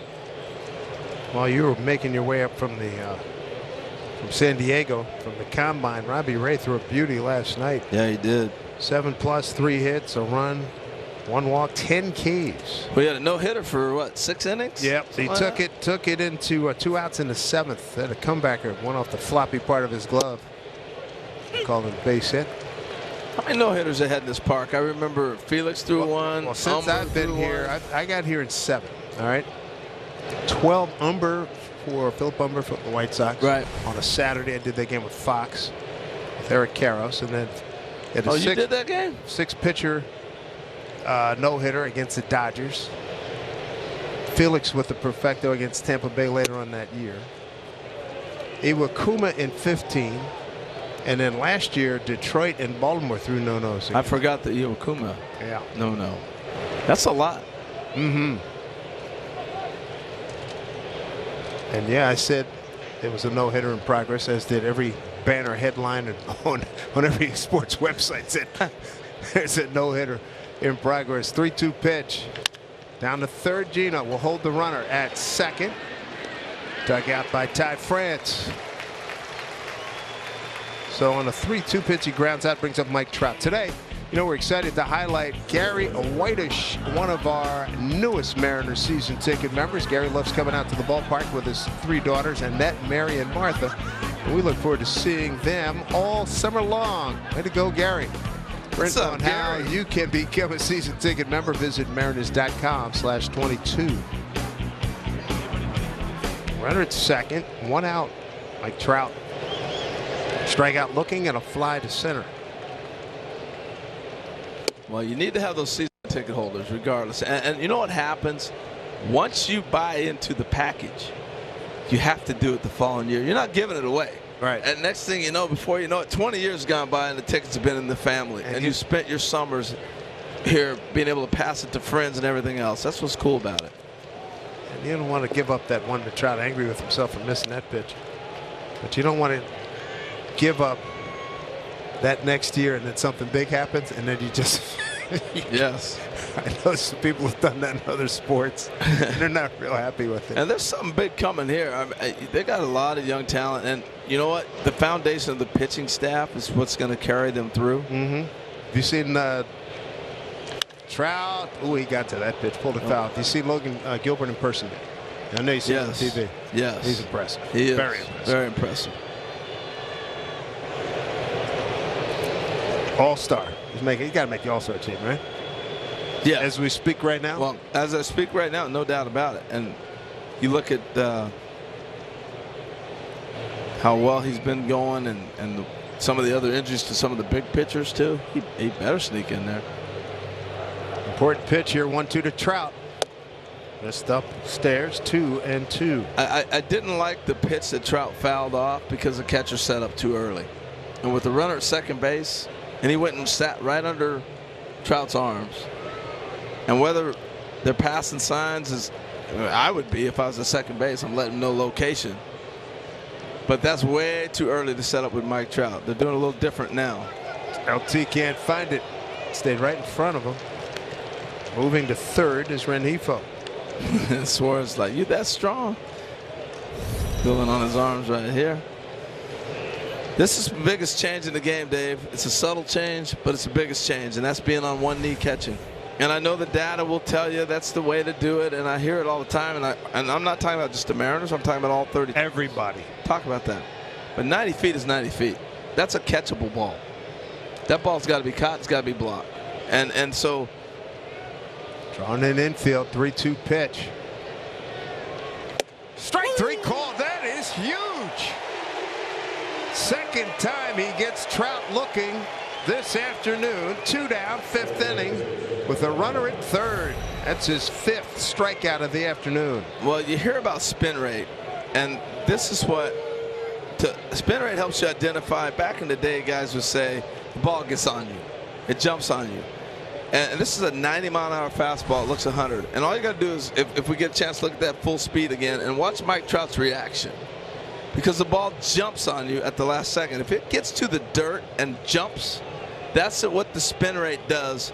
The rotation, the revolutions get on the hitter. And by watching Mike Trout's reaction, full speed right here, just watch Mike Trout's reaction. He gets a pitch, and it jumped on him. Boy, and it wasn't location. Was I worried about it being too high, too low? Was it a ball or strike? It was the ball jumped on it. And that's where the spin rate comes in when you hear that people talk about spin rate. That's the difference. It helps you read that, and if guys have that ability to do that. 2-0 to Ohtani. I know for game 2, Angie Mentick wants to talk about catchers on one knee that everybody is doing. And when I watch it with guys on base, I don't know. I just have a big question. They have the data, but I've seen that there's enough problems or enough instances. They're a little scary for the possibility moving forward as Ohtani swings through 2-1. Well, the reason you can get away with it right now is nobody's running. Bingo. But like you just said, 90 feet's 90 feet. Yeah.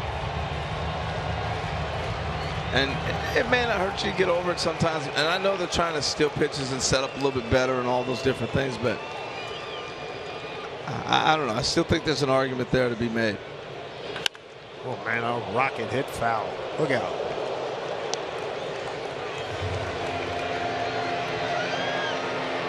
It's different sound. His contact coming off that barrel is very loud. You can hear it when he squares one up.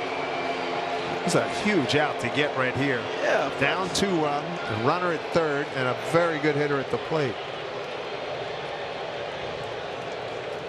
2-2, 2 out.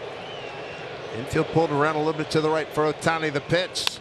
Ground ball, backhanded. Ty France, good lead. Flexen there, did his job. Inning over. Very nice. Beautifully done. Runner stranded at third. When we come back, 8-9-1 coming up. Toro, Trammell, and Rodriguez.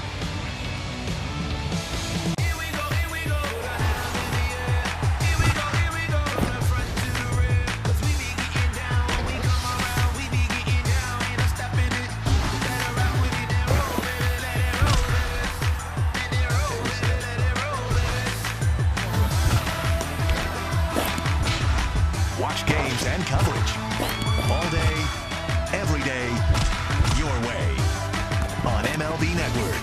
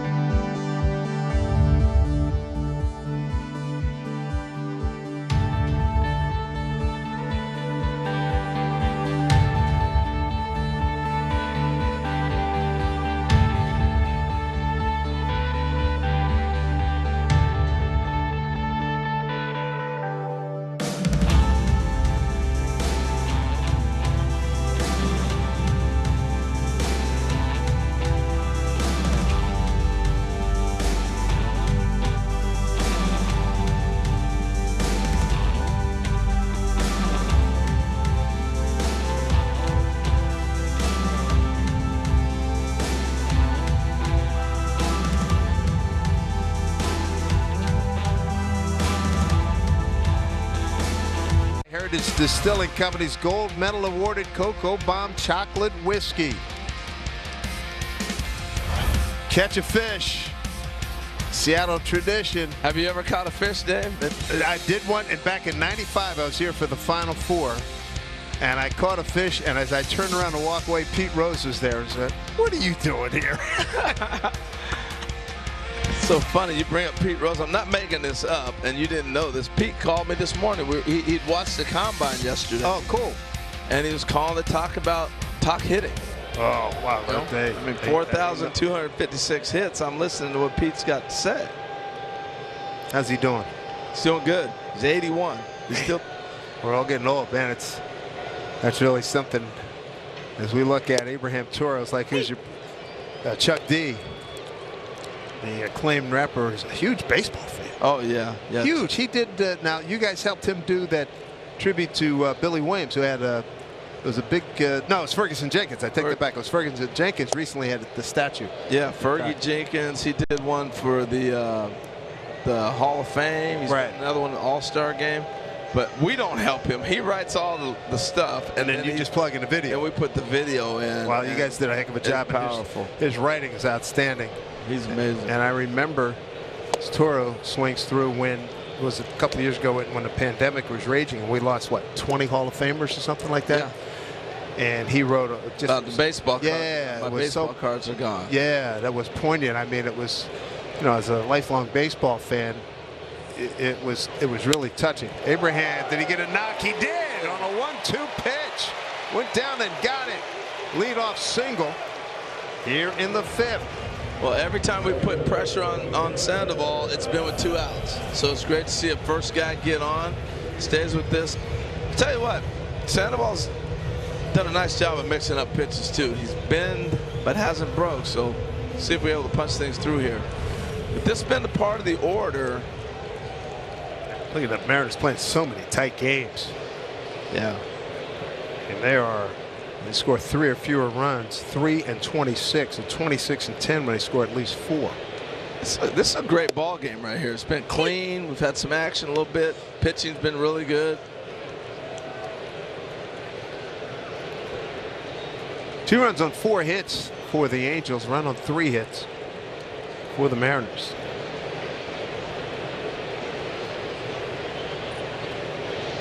Mariners did a good job bunching up hits last night. They had a 2-hit first, third, fourth, and 6th, and that ended a run of several games where they didn't have multiple hit innings. Well, it's hard, Dave, when you play base-to-base baseball.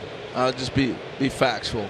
Both teams are doing that, Angels and the Mariners, and when the offenses are down, you play base-to-base. You got to slug, and when you got to slug, you got to get the right pitches, and it's hard to put together in the big league level. I don't care what generation, what era, whenever it is, a bunch of hits in a row. That's hard to do. These are the best pitchers who've ever thrown the ball. Well said. And so you got to do things to create and force other movements that put you in positions to score runs. That's just the way it is. And so we're playing a lot of base-to-base baseball right now, and it's hard to string runs together. 1-2 to Trammell. Boy, he just got a piece of that. Well, here's the EQC tracer right here again. Nice run. He's got a good run. That was the big run that he threw to Justin Upton, and that lets me know this is an intentional pitch. The break on that was bigger than the other breaks he's been having. 1-2 to Trammell. Toro at first, nobody out. See ya. Locked him up. That is the 3rd strikeout for Sandoval. That's a tough pitch. He just couldn't pull the trigger. That's all. It looked like he saw the ball. He just didn't pull the trigger. Yep. Need Julio come up with something big right here. First time in his young career batting the leadoff spot. Asked Scott Service anything special. You tell him, he said, no, I just put his name in one spot. What a bunch of good hitters. Better hitters keep them bunched up. Julio, Ty, JP. Strike one. Julio, fly to right and a fly to center. Gee whiz. Smoked that ball. That was only a single? Yeah. 15 miles an hour. Unreal, huh? Yeah. You know, you don't need all the numbers to tell you when a ball's hit hard, but it is cool to see how hard it is hit. Mm-hmm. Great Ron Washington always tells me, you know when to go get the pitcher when you're hearing that loud noise coming out of the batter's box on a frequent basis. No doubt. 1-1. I'd love to see Toro run here. We get Julio going, get a little run and hit. It's gonna hang up. Marsh is there. Sounds like he broke his bat in the process. And now word from the Redmond Police Department. Inspired by a bold belief in the dignity of every person, the Redmond Police Department are leaders in our community, guided by respect, professionalism, and dedication. Being a member of the Redmond Police Department truly is our calling. Now, you've heard me say a few times, I'd like to see a run and hit, not a hit and run. A hit and run means the batter has to swing when you're running. A run and hit is he's stealing the ball, stealing the base, and I'm going to hit a pitch if I get it. If it's not something I want to swing at, then I don't. But it's forcing action. And when you force action, it makes guys move, it opens holes, it changes a lot of different things. So we get a leadoff single, he's still sitting at first, and you're giving Sandoval a chance to settle in and move again.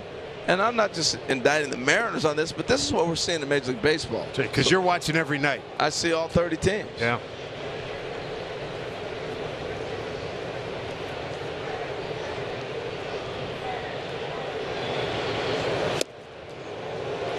Tried to move the runner along with that swing. 1-1. Yeah. Well, we're expecting guys to do the most difficult thing in the sport to do is hit a home run. Right. And so that's what we're building our philosophies in the sport on. That's like saying everybody's going to be Steph Curry. Not going to happen. No. Not everybody can be LeBron either. With not everybody's going to have that body or that shooting skill that Steph has. 1-1. The pitch that we have seen him continually take care of. Well, Verlander picking up strikeout number 3,094. Passes CC for 16th all time. Well, those guys are both Hall of Famers. Oh, close. And if you're wondering about CC Sabathia, go look at the numbers. I think he's going to be there too.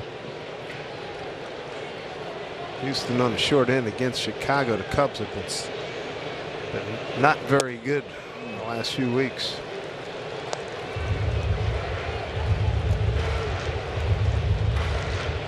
I tell you, I'm really impressed with both the pitchers. They've been able to just kind of set the pace of the game.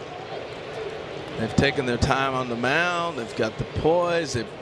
You may feel like you're going deep in counts, but it's really pitches they're making you want to hit, not you putting them in a spot where you're forcing him to throw your ball to hit. Throw over to first. It's the White Sox that are taking it out on Houston. It's 7-0. Bottom of the 5th. Boy, that's a blowout. We've seen Verlander a whole bunch. He's out of the game. He went 3 2/3, 9 hits, 7 runs, 4 earned, no walks, and 3 Ks. 4 earned is probably why he's still in there for a little while. 2-2. Nice dig there by Suzuki. And you saw Sandoval throw over to first base before that pitch. He was trying to set up, see if he was going to run. That's just one of those courtesy looks to see if Toro was going to tip. Then they came back and threw a changeup when they saw he wasn't moving. Here we go, 3-2. He's off and running. Here comes some action. Dave, take over, man. Yeah, man. Let's have at it. They got him straight up. Trout about a step or two towards right. Marsh not real deep in left field. 3-2 pitch. Long hold. Very long hold. And this is just from the dugout. Runner goes, and he hit it the other way. That's what Ty France does. Toro going to get his way to third, so the Mariners making noise here. Runners at the corners, 2 outs here in the 5th, trailing 2-1. Another base hit for Ty France. You can tell who the great hitters are by concentration. For him to hold that long on Ty France and then to hit that ball over his head, Ty France got some amazing concentration. I'm telling you, 90% of hitters are calling timeout. Heck, I was ready to call timeout. So was I. And that was, I thought for sure the dugout was saying, let's hold, let's hold, let's hold, let's see what he's going to do. Then step off and we'll come back and get the pitch delivered to try to freeze the runner. But that's some great concentration. Ty France, 5th leading hitter in the American League. Here's JP with a chance to tie or take the lead here with 2 down. Get in there. JP is grounded out to short, fly to center. JP's been fighting himself a little bit today. You know he looks good in his steelhead uniform. He wants to perform well. A couple of years ago with the Grand Slam in these unis. Yeah. It's like, hey, man, I got to get back to some of that magic.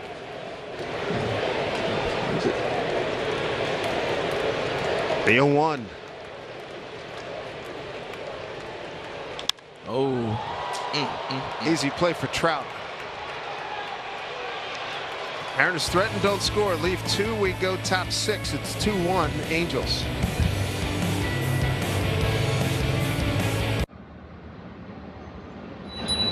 Hey, it's me. The summer breeze. I just flew back into town. Let's get outside.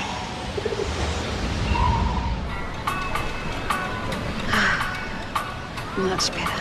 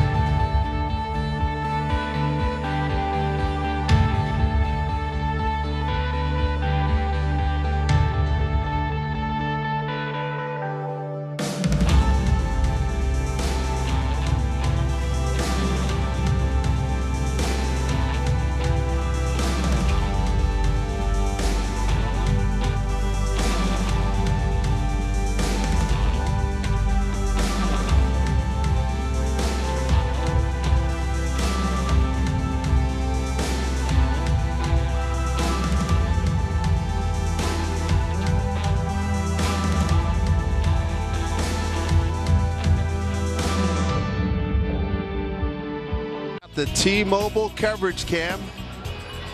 See if I stand up. There we go. There's a little wave right here. Oh, look at you. Yeah. All right, there you go. There's Dave. Look at you. They know who you are. Sit down, Dave. I tell you what, you came on MLB Network one day, and I don't think you had a hat. And I was like, who's that? And then put the hat on for the shoot. Oh, okay. I'm like, oh, you got a signature deal going on, dude. I appreciate that. Hat. Everybody knows who the hat is. Harold Reynolds joining us here for Game 1 of this doubleheader. Angie Mentek will be with us for Game 2. Interesting ball game. We go top 6, 2-1 Angels on a Kurt Suzuki 2-run double. Back in the 4th, the Mariner run coming on a leadoff homer, 3rd inning, Dylan Moore. Go get that ball. Gino, fair territory, 1 out. So Walsh is gone.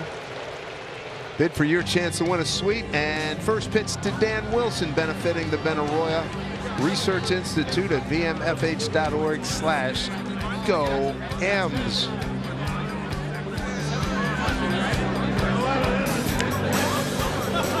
Catch Harold nightly on MLB Network. Matter of fact, our second game tonight is you guys will be carrying it on the network. Go.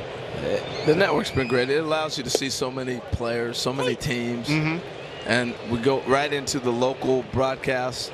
You know, the philosophy behind that is clearly the local is going to know more than we are on a national eye, is popping in and out. You guys are with the team every day.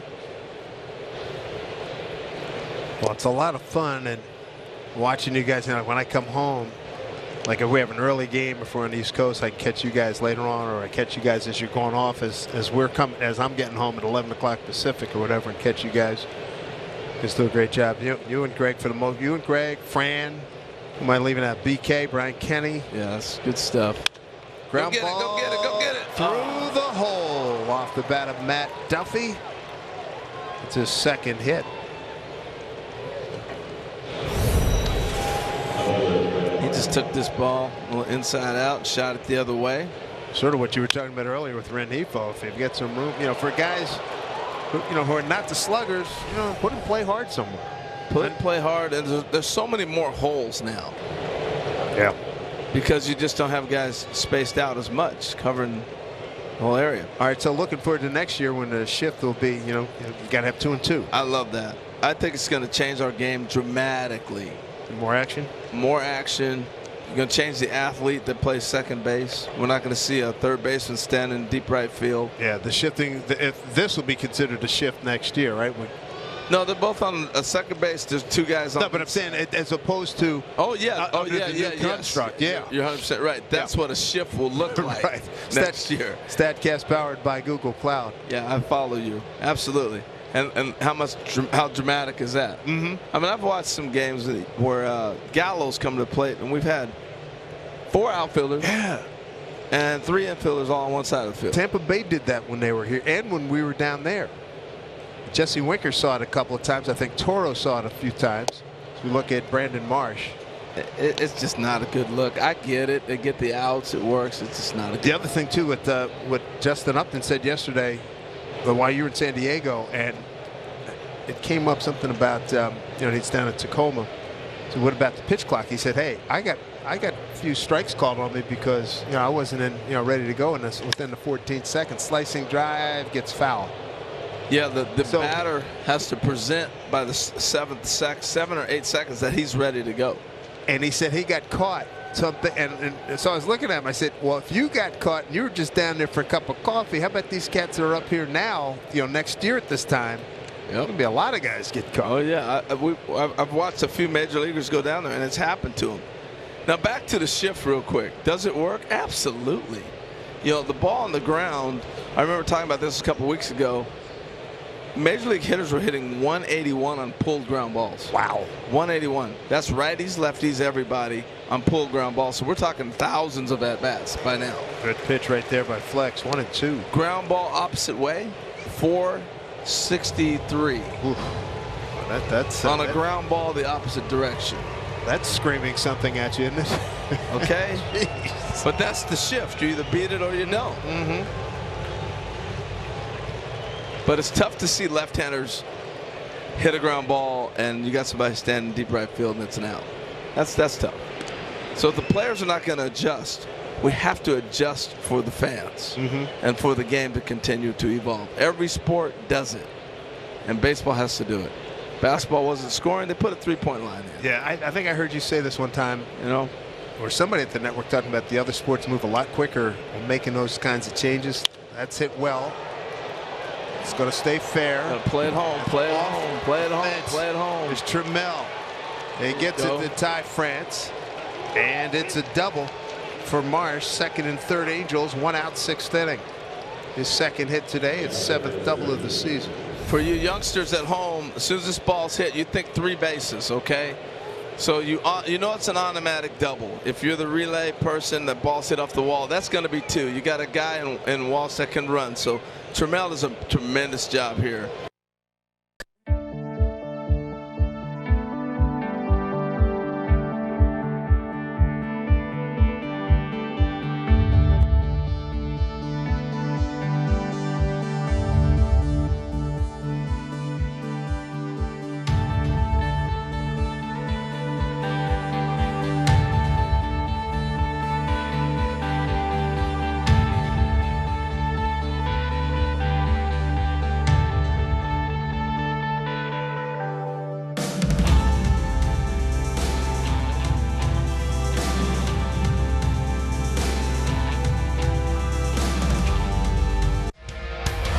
Mariners Baseball and Root Sports is brought to you by the Washington State Department of Revenue, returning forgotten money to people like you daily.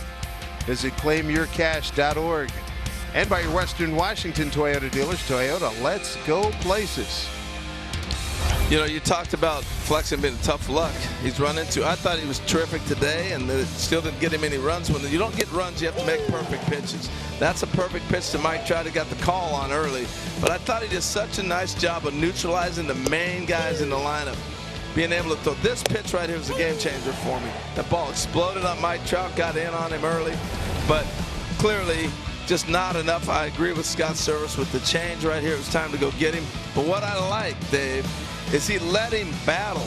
I know you're trying to win a division and get back in things, but your young pitchers have to develop as well. Yep. So you want to see how you're going to handle when you're battle tested. Because if you're going to get to that pinnacle peak of winning championships, he's a guy you're going to have in your staff, in your rotation. Our Beacon Plumbing call to the pen brings us Andres Munoz. This will be his 24th game. He's got the big velo, but the slider has caused him some problems. Well, here we go. We got one out. Suzuki hurt us last time. He broke the game open. That's why it's 2-1. First pitch in there for strike. And there's the slider right there. That was kind of flat. It didn't break back out over the plate. That's why he was able to get that little freeze out of Suzuki. I thought he saw it good. It just didn't break. Sometimes you throw that one that doesn't break back over the plate. But he saw it pretty good. Let's see what happens. Kurt was ahead in the count 1-0 when he got that double. That was nice. Munoz getting 0-2, drawn in infield. One out, runners at second and third. This one's got a little more bite to it. Watch the break on it at the end. Boom, right there. The other one kind of just hung inside. It didn't have the break. And that's why Suzuki was frozen by it. That was nice right there. Duffy at third, Marsh at second. 0-2 pitch. One more note on Flexen.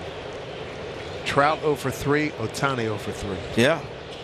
And Ward hit a couple hard balls at third, down at third base. So 0 for 9 for those three guys. And that's why we're sitting in a 2-1 score. I tell you, the one mistake was Suzuki got the hit. And you got to give the hitter credit sometimes, but that's the difference. Kurt in a 7-hole, 1-2 pitch. Nice. You want him to swing at that one. He spit on that one pretty nice. Here's the tracer. Starts on the plate. That's a great take.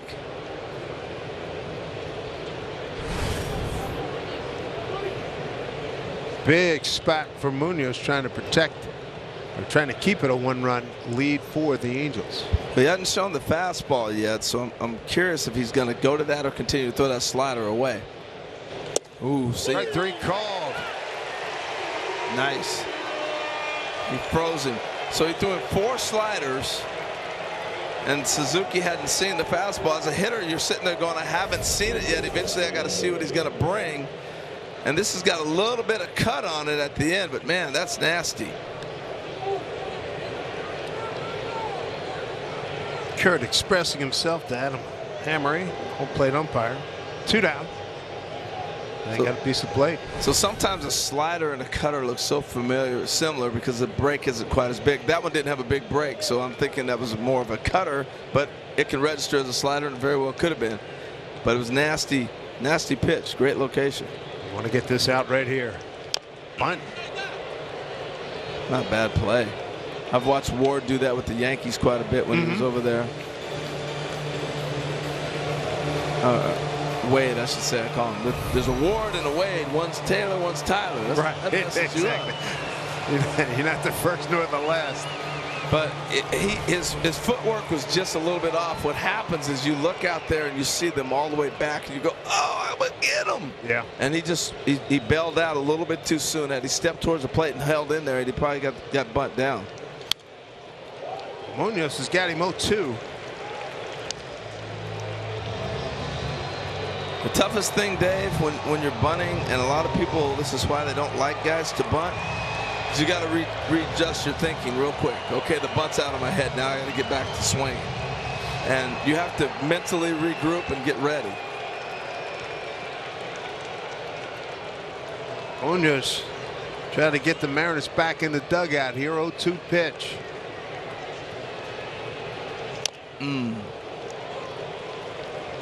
Boy, Duffy's way down the line at third base.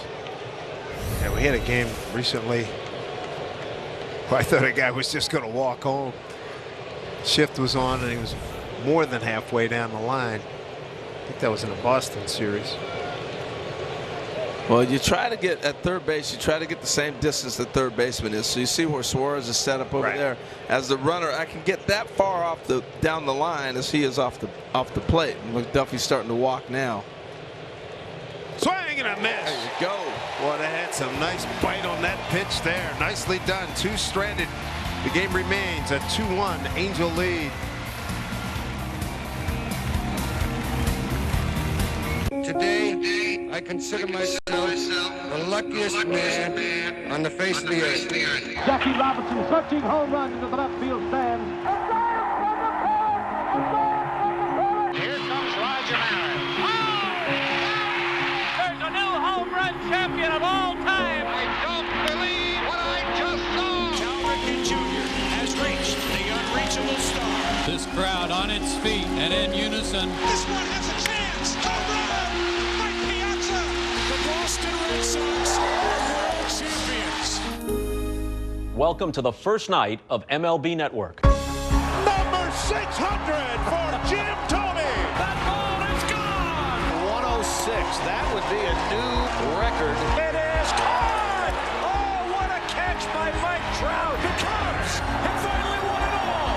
The Atlanta Braves are world champions.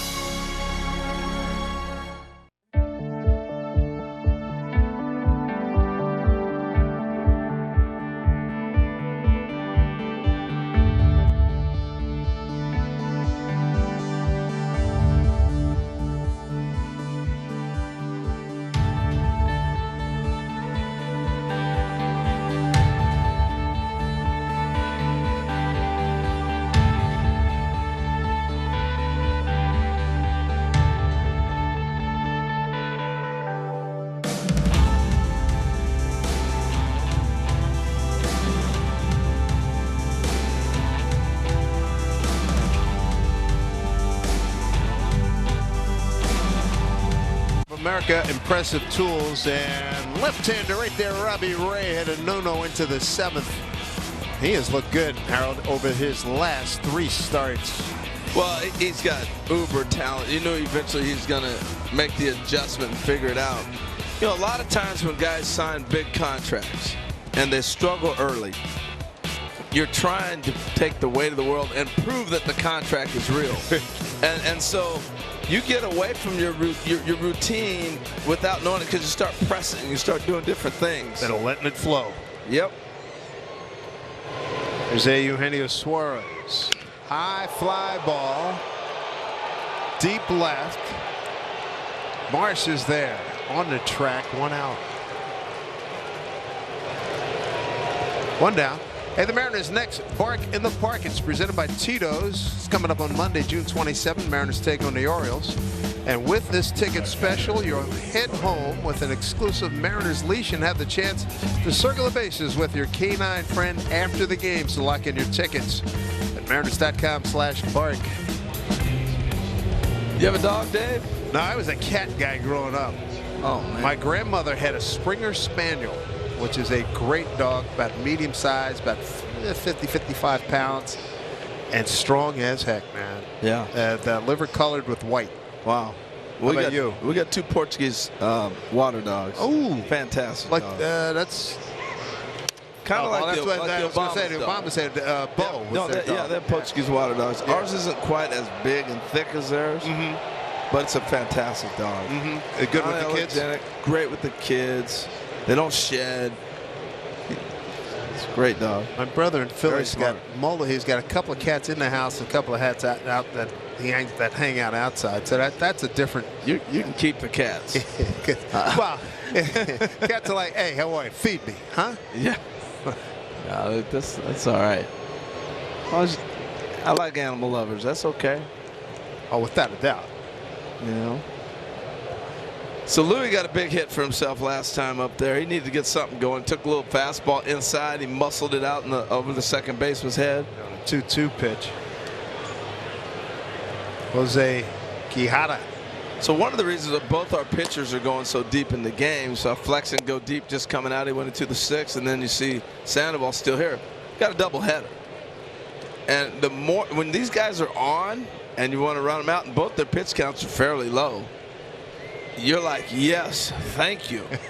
Right. You can run into a long day in a doubleheader with pitching. Well, that's why last night Jack Mayfield finished up for the Angels in the 8th inning, position player. And a game that was well out of hand at 8-1.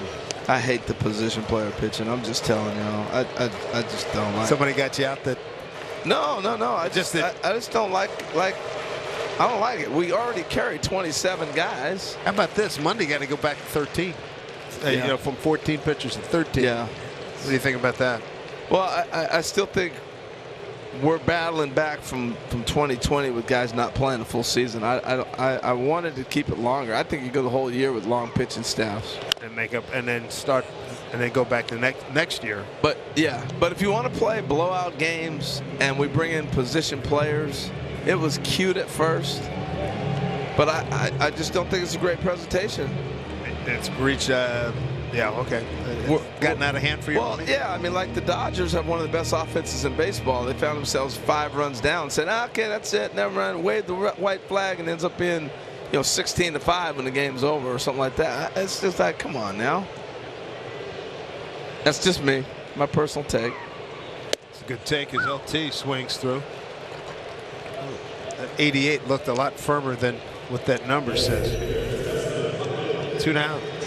Another strikeout for Sandoval. That's his 4th.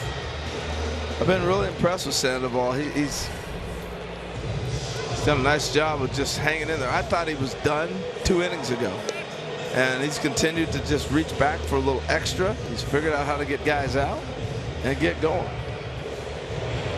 2 down, 6th inning, 4 strikeouts, 2 walks for Sandoval. He's got Justin Upton popped a short, fouled out to the first baseman, Jared Walsh. They look for him to pull in the infield. Yeah, that's a good swing right there. I was talking to Justin, and he said, hey, I got 30-some at-bats down in the minor leagues. He felt really good and comfortable with the ABs. I always wanted to have, like, leaving spring training with 40, 45 ABs or something like that and try to get to that 60. So basically that was spring training for him. He had a really good spring when he was with the Angels before he got released, and then because he sat out for so long, he had to start all over again. Sat out about a month? Yeah, maybe more. Yeah, sure it was, because here we are, we're mid-June already. Yeah. Yeah, it was easily a month. Yeah, so he's just getting here right now. But I'm just thrilled to see him back in a game after getting hit in the helmet last night. Yeah. And he's he can get this offense going. He can help. He can help get this thing going. He can carry a club and he can be a big impact. And I know they're scuffling against lefties. You need a guy like this to get it going. Sandoval looks like he has gotten better over the last 3 innings. That's his 5th strikeout. We go to the 7th in a 1-run game. I hate when reality. It's like the hitters know what I'm gonna throw every time. It's cheating. It's not fair. Hi, I'm retired MLB pitcher CC Sabathia, and pitchers across America are sad. If I was still pitching, I'd be sad too. But since I'm retired and my son Carson's a hitter, we love when reality. Yeah, I train in here and get to see game speed pitches, work on my timing, and my pitch recognition. Plus, this pitcher doesn't get tired like... Watch yourself. Should Viagra really cost $90? We don't think so. RexMD.com has FDA-approved generic Viagra at 90% off with free shipping. Want to know what other guys are saying about RexMD.com? This was my first time using telemedicine, and I'd recommend this process to anyone. I couldn't be happier with the product. Visit RexMD.com and fill out a brief survey. If appropriate, you can try generic Viagra for 90% off and get a free supply of testosterone support. Your consultation is free, there's no copays, and no doctor office visits. Visit RexMD.com.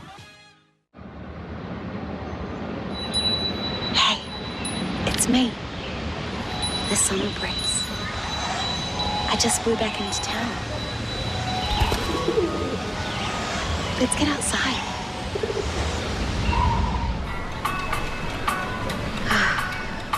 Much better.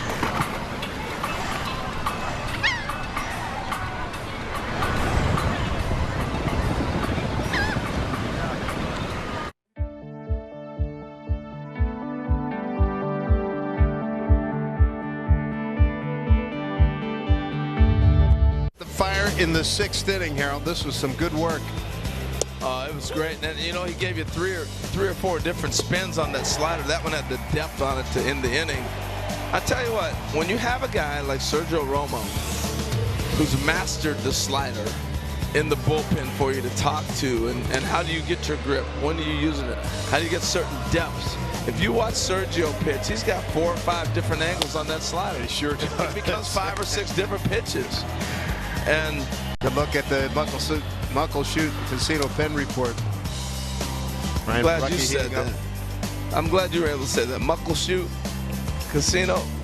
Yes, I'm glad you got that in.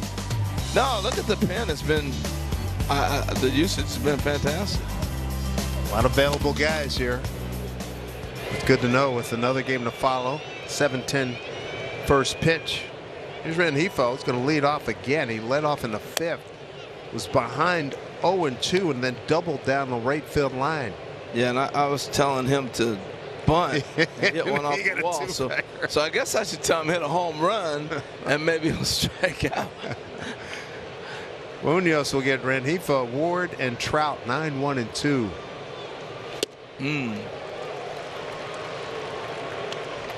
It's amazing how it looked like he saw. This is the movement on this pitch because it looks like he sees the ball well, and then look at the swing. Yeah, he just swung over it, and that tells you the deception of what Munoz is bringing.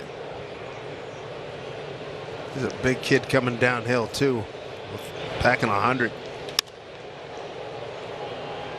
Well out of play. Yeah, that was 100.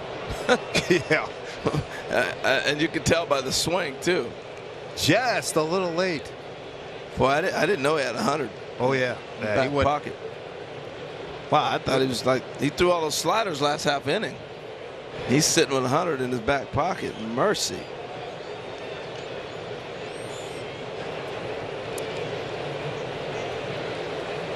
One and 2, nobody out as Rengifo leads off here, top 7.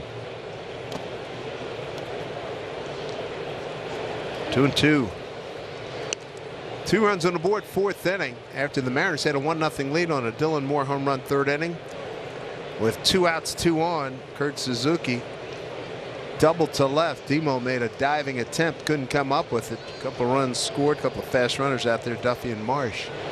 Boy, if Munoz can do what he's got, and he can really be a weapon. He came in, hold the game for you. Dylan Moore towards the line. He's there. I'm telling you, this kid's had a great defensive year, Harold. He has done, I mean, name it, the corner outfield. He played first, made a couple good plays recently. He's played short. A nice job at 3rd and 2nd. Play a little second base for you too, right? Yep. I mean, he's a valuable player. Him running that down at first, you thought he was going to get there easy, glides smoothly, ends up making that play. I think the foul ball before that direction kind of gets him thinking about a ball coming to him a little bit more too, so that helps. Especially from a left-hand hitter. Here's the challenge now. This is what he's got to get through here in the 7th. He's got Ward, Trout, and Ohtani. That's why you saw the left-hander up earlier, probably getting him ready for Ohtani. Ward 0 for 3. Flied out to Julio, twice grounded out to Gino at 3rd, 0-1. He's problematic.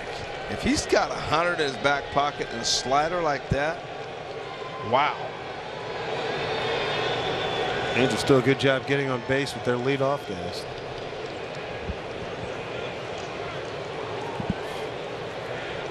Ward's got 2 ground balls to 3rd today. Torrens is almost in the left-hand hitter's batter's box, 1 and 2. You know, 0-2 like that. I remember Mark Langston used to throw that pitch out there all the time. And it was just way off the plate. He just felt comfortable doing it. and then he'd come back and get guys out. I was always like, that's not even hittable. What you doing? Just want to show it to him. 1-2 pitch. Did he go? Asking for help. David Arrieta says no. I really like this pitch right here, though. That was a nice freeze by Ward, but this is a tough pitch. Great look. That's a great holdup because that's a wipe. You hear about an out pitch all the time?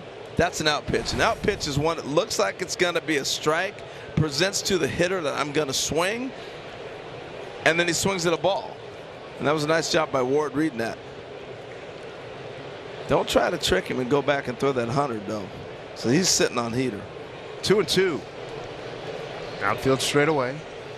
Oh, he flinched. You see that flinch? He did. Looking for fastball. Yep. That's what I was saying. Don't try to trick him here. You've thrown 4 sliders in a row. All of a sudden you try to get smart. And right there buckled him. See, he thought that was going to be a fastball coming at him. He's looking fastball, and then this little dip was enough to freeze him. So Munoz has faced 4 batters and K'd 3 of them. 2 looking. 2 outs. Now he's got Trout. And I think the determination factor for Mr. Trout's going to be rather large. He struck out looking twice and flied out the center. Well, they've gone in on my first pitch almost every at bat today. Don't do it here. Pounds of fastball. At 101. Man, and it's the arm slot. He's got a little dip. He's not over the top. That's a little 3/4. Right. So that's why you're seeing these right-handed hitters freeze a little bit. What happens when a guy goes 3/4? That ball has a tendency to run back towards the right-handed hitter. Man, again, 101. This dude is nasty. I'm telling you. He's feeling great today. And strikeout looking, strikeout swinging. Nice play by Dylan Moore and strikeout looking. Well, I think he's perfectly suited for that bullpen, too. The more you see him, the deception goes away. But when I see him in short stints like this, he's scary to face. Yeah. But you get comfortable with it. There was a guy named Kevin Apier. I remember him back in the day. With Kansas City, among other teams. Finished up with the Mets. He would stride towards the left-hander. I swear every time I faced him, I thought he was going to hit me. And then he'd throw the ball away. But after about 3 or 4 times seeing him, I was like, okay, he's not going to throw at me. The deception went away. But if he were a guy coming out of the bullpen and I saw once a series. That's a problem. Yeah, and that's Munoz. He's a guy that's a problem because you're only seeing him in little spurts. 2 out, nobody on, 2-1 to Trout. I mean, we're seeing no swings.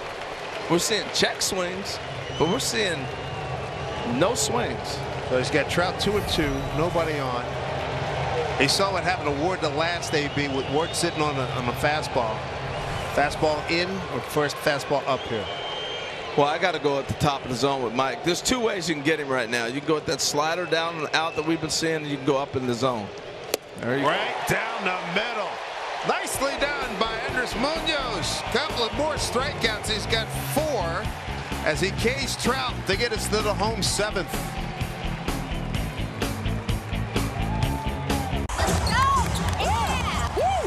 With the Game Time app, I paid 60% less than this guy. What? And it's not just sports tickets. It's also concerts. Seriously? Performances, too. Oh, come on! Game Time finds you the best last-minute deals and guarantees the lowest price. Am I underdressed? Download Game Time. Last-minute tickets, lowest price, guaranteed. Prescription eyewear can be really expensive, but here's a secret. Glasses don't actually cost that much to make. Surprise! Especially when you design your own eyewear and then sell it directly to your customers. Like we do. Oh, hi, we're Warby Parker. Our glasses start at $95, including prescription lenses.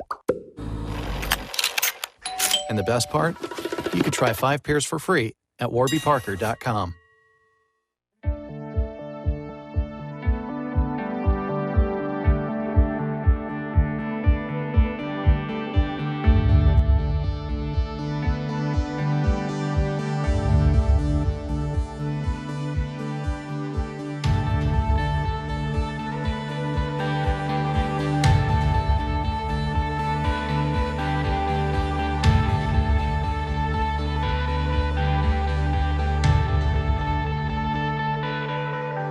Washington's lottery. When you play, all of Washington wins. In fact, over the last 10 years, more than $1.2 billion have been contributed to education. Good look at the score right here. Got a good ball game here. First of two, Angels, the 2-1 lead. Dave Sims, Harold Reynolds with us, and now it's time to look at the Northwest Chevy Silverado drive of the game. Dylan Moore goes large here, leading off into third. Yeah, he touched one off right there. That's about the only mistake Sandoval made all day. He was tough today. See the distance here, 377. I got to make this point as we look at Sandoval's line. He pitched a whale of a ball game. He really did. No, he was on 91 pitches, but I loved how he made the adjustment when he was about 60 pitches in. We started off with the balls away, then he started going in, and he mixed it up, and he did a great job of just keeping them off balance. It's fantastic. New pitcher's Aaron Loop, and during the 7th inning stretch, you know, today we're paying tribute to the Seattle Steelheads, 1946 Negro League team. We usually play, for a long time they played Louie in the 7th inning. Now they're playing Take Me Out to the Ball Game. Well, they did. Well, today they did Take Me Out to the Ball Game.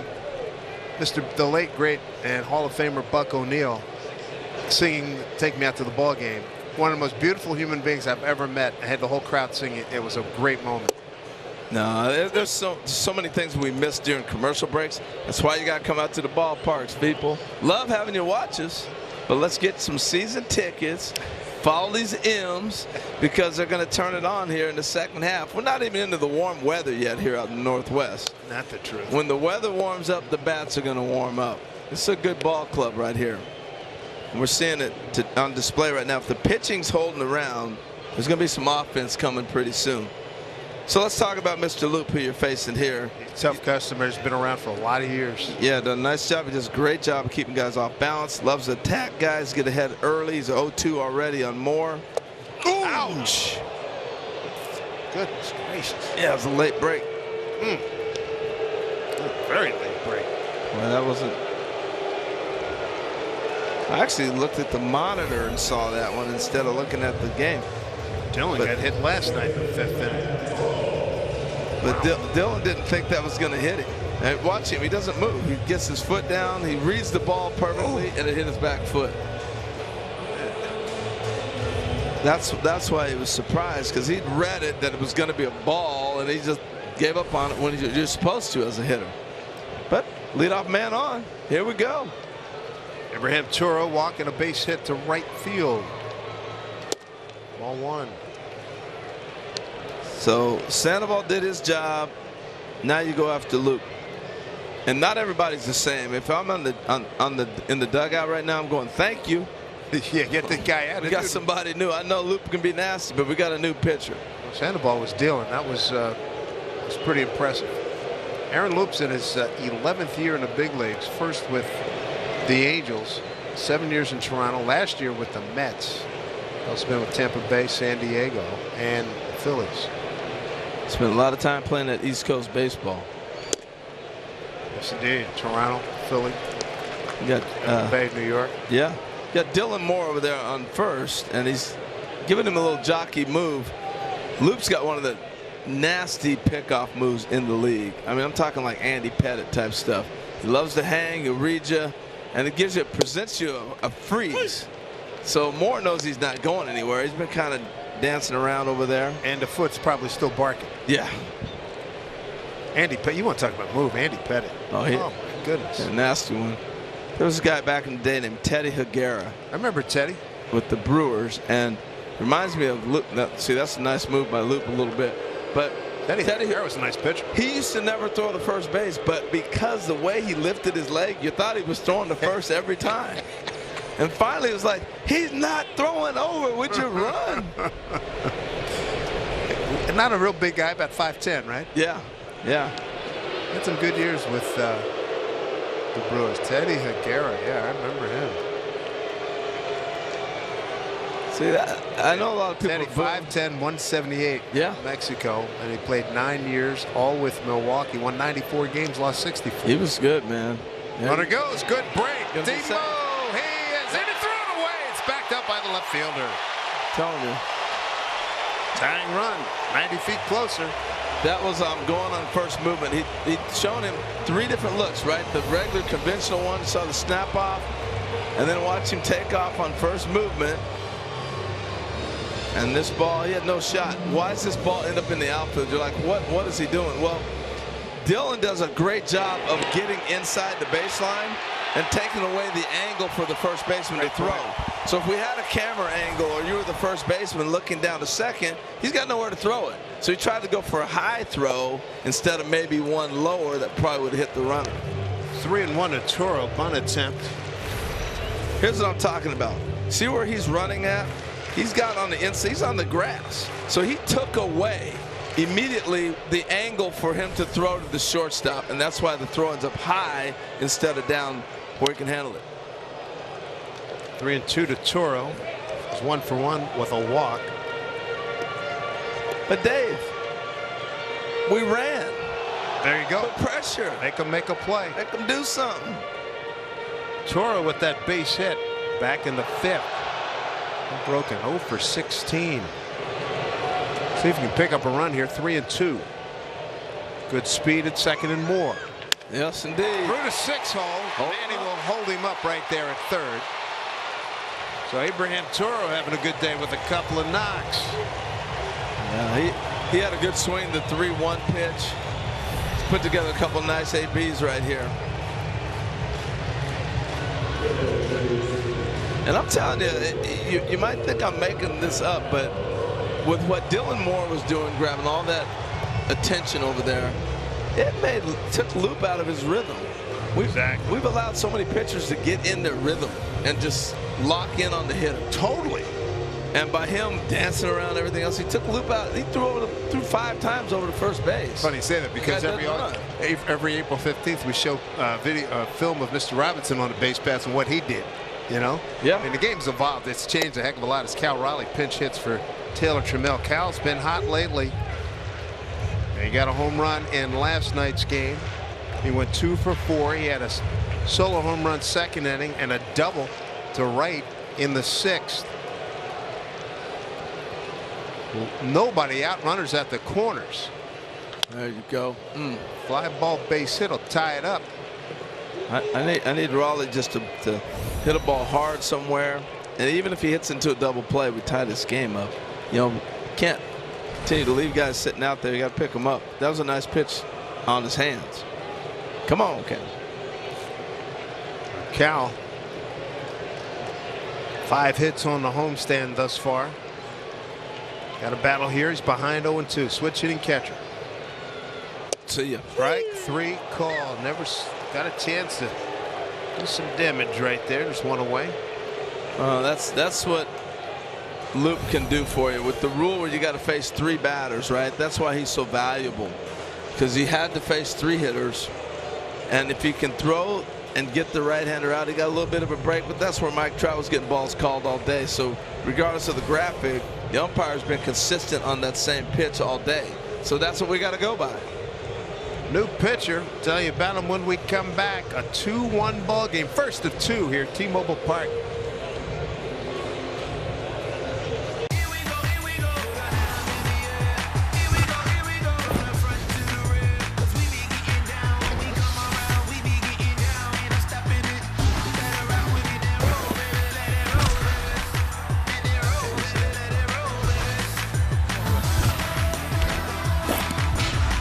Watch games and coverage all day, every day, your way on MLB Network.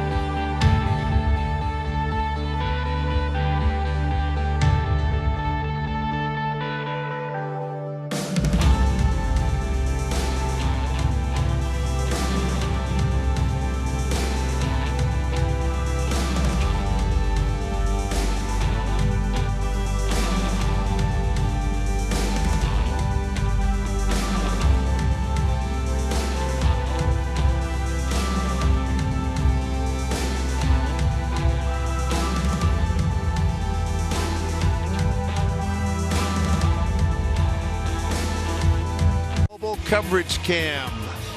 Good day here.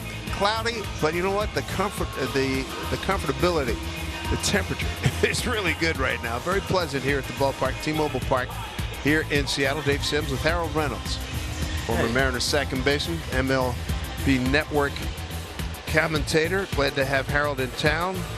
63 degrees right now. We'll take that. Hopefully we'll be getting lots of days filled with sunshine as we move forward. There's the veteran Archie Bradley. Well, this is where Julio Rodriguez comes through in situations like this. It becomes more his team. This is going to be the franchise player.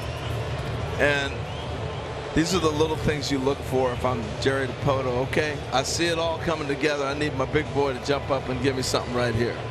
And that's a lot to put on a youngster, but there's been a lot of youngsters that have done that and carried that weight. 21 years old, first pitch. He can handle this, though. So Archie Bradley, former closer, comes right over the top with that hard fastball. Look at the movement. Everybody's got movement nowadays. Yes, indeed. Archie in game number 325 in his career. Off-speed pitch.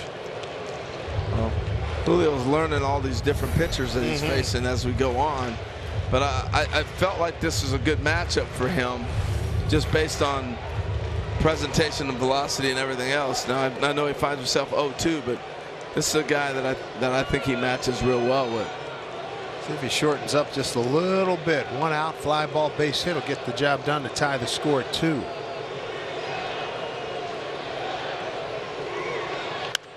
Good swing. If we didn't get down early 0-2 in this count, I think Toro might have been running, because Archie Bradley's not thinking about holding anybody. Not even close. This is a former closer, and he's got a high leg kick, and that might have changed things. But now you're down 0-2. And you don't want to run into a strike him out, throw him out situation. Infield and double play depth. The runners at the corners. But a 2-1 game since the 4th inning. There you go, Julio. That will be down for a base hit. Tie ball game. Toro to third.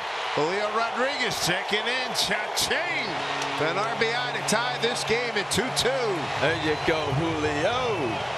Julio. That was nice. Stayed with that ball to drive that ball the other way. And I'm going to tell you what's going to get overlooked. We're going to talk about Julio.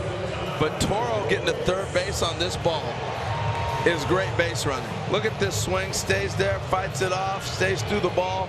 But watch Toro. You got to read this. Is he going to get to it? He read it immediately. The right fielder's not going to get to that ball.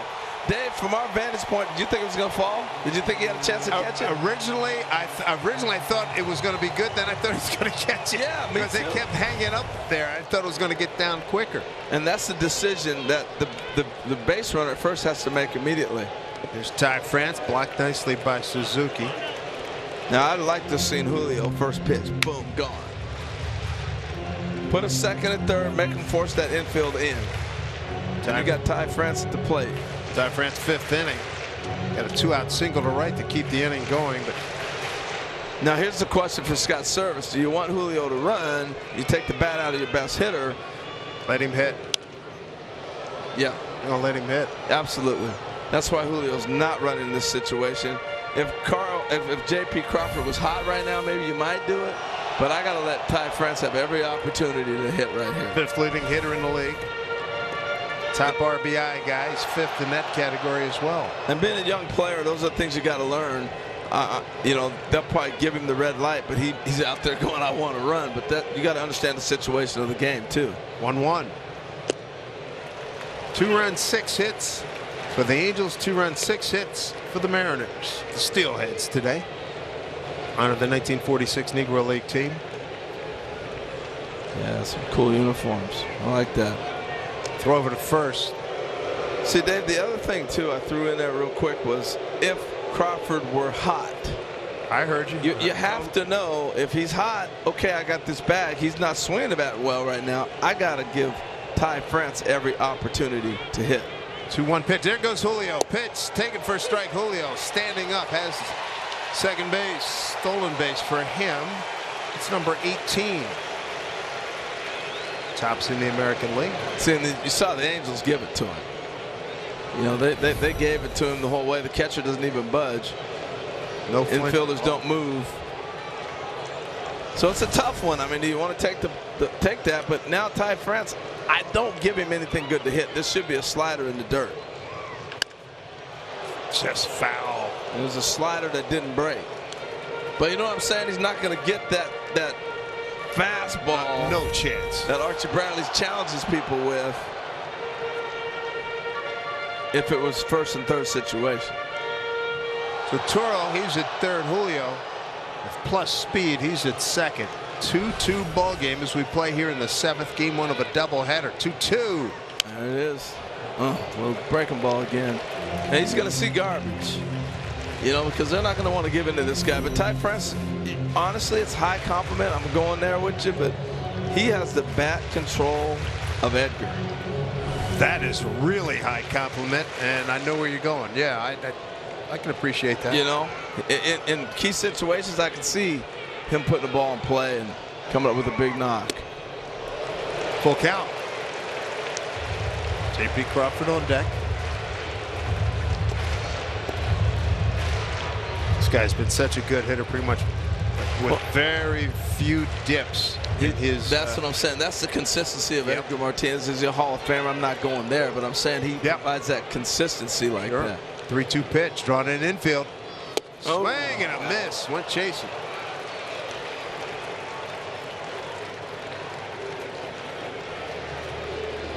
Bradley with a strikeout. It's 2 away. That run. It's nice. That's a perfect pitcher's pitch. And nothing you can do with that. Once this ball run back in on him. Oh boy, it just disappeared. And that's 95 miles an hour. With as guys say, with some stank on it. Big time. Nasty. JP can maybe jump to the first, second pitch. I know Bradley's going to want to try to get ahead here. Ooh.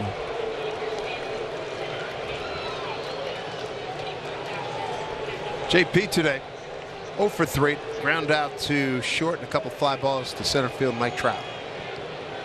0-1 with 2 on. Mariners looking to take the lead. Get up the middle. Get up there. Rengifo off balance. That's a nice play. Mariners tied up, leave 2. We go to the 8th. Score tied 2-2.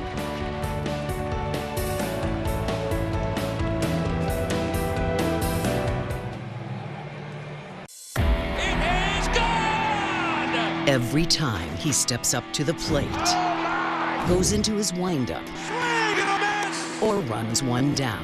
He caught it! Oh, you won't see a better one than that! He competes not only against the other team, but against the toughest adversary, himself. MLB Tonight, where the best outdo their best on MLB Network. Join Kevin Millar and Steven Nelson on a quest for legends worthy of the sacred prize. It's unpredictable coverage that will have you on the edge of your seat. Join the adventure on Intentional Talk, only on MLB Network.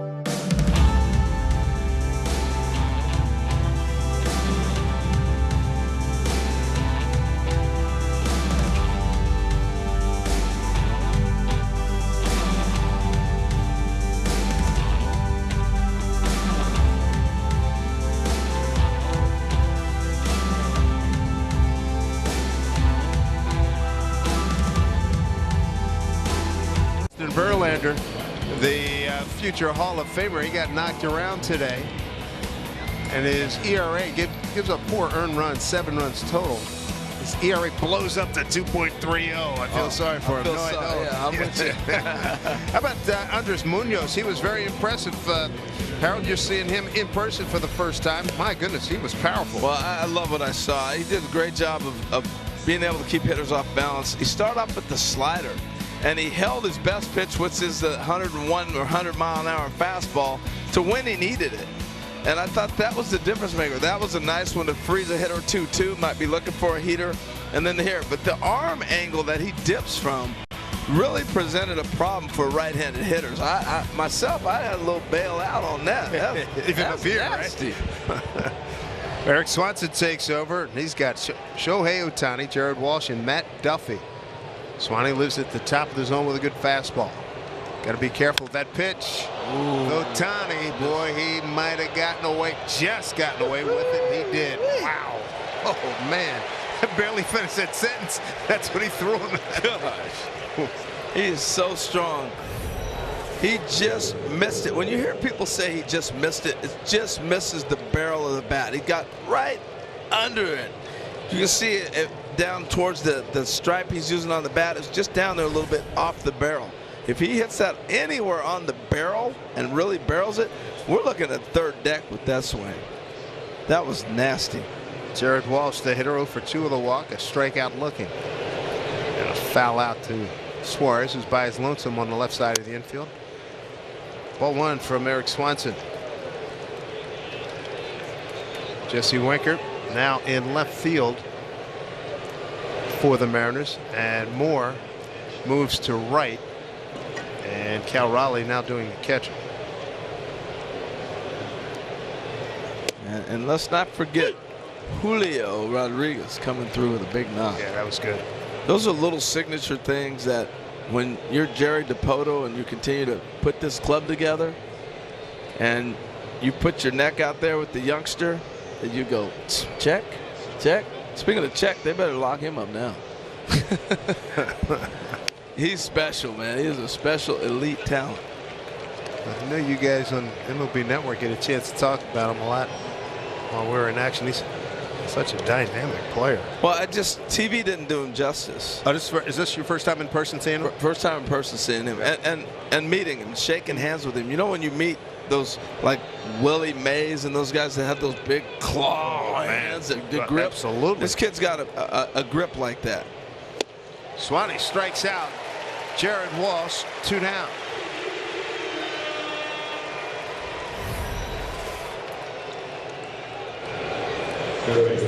It's another leaving at the top of the zone. That's his baby right there. Yeah. Quick 2 outs brings up Matt Duffy. So offense is down around baseball, and we've had this philosophy of launch angle now for probably 3-4 years, and pitchers are so good they're not catching up to that ball right there. Hitters are not with this little dip in your swing to get you a little bit of launch and hitting balls in the air. You're not catching balls that you probably should be hitting, and so I wonder in the next year or so to come if we'll see a little bit of an adjustment, because guys are going to continue to live up in the zone, and if you're not able to hit that pitch, you're not going to hit in the big leagues. You're swinging down more on the ball. Harry the Hat Walker taught Matty Alou, who won some batting championships. We going back that far? Well, no, I'm not even saying swing down. You got to level the swing out. Level it off. But as soon as you start, there's a way to. Everybody has a natural arc in your swing. It's just natural. I mean, you got a pitcher stand up on a hill. You're going to have a natural swing up to hit the ball. But when you try to create it, now all of a sudden you're putting yourself in a little bit of a glitch where you're not able to catch the ball. We're talking about millimeters of a ball coming to you, centimeter, boom, it's on you. Yeah.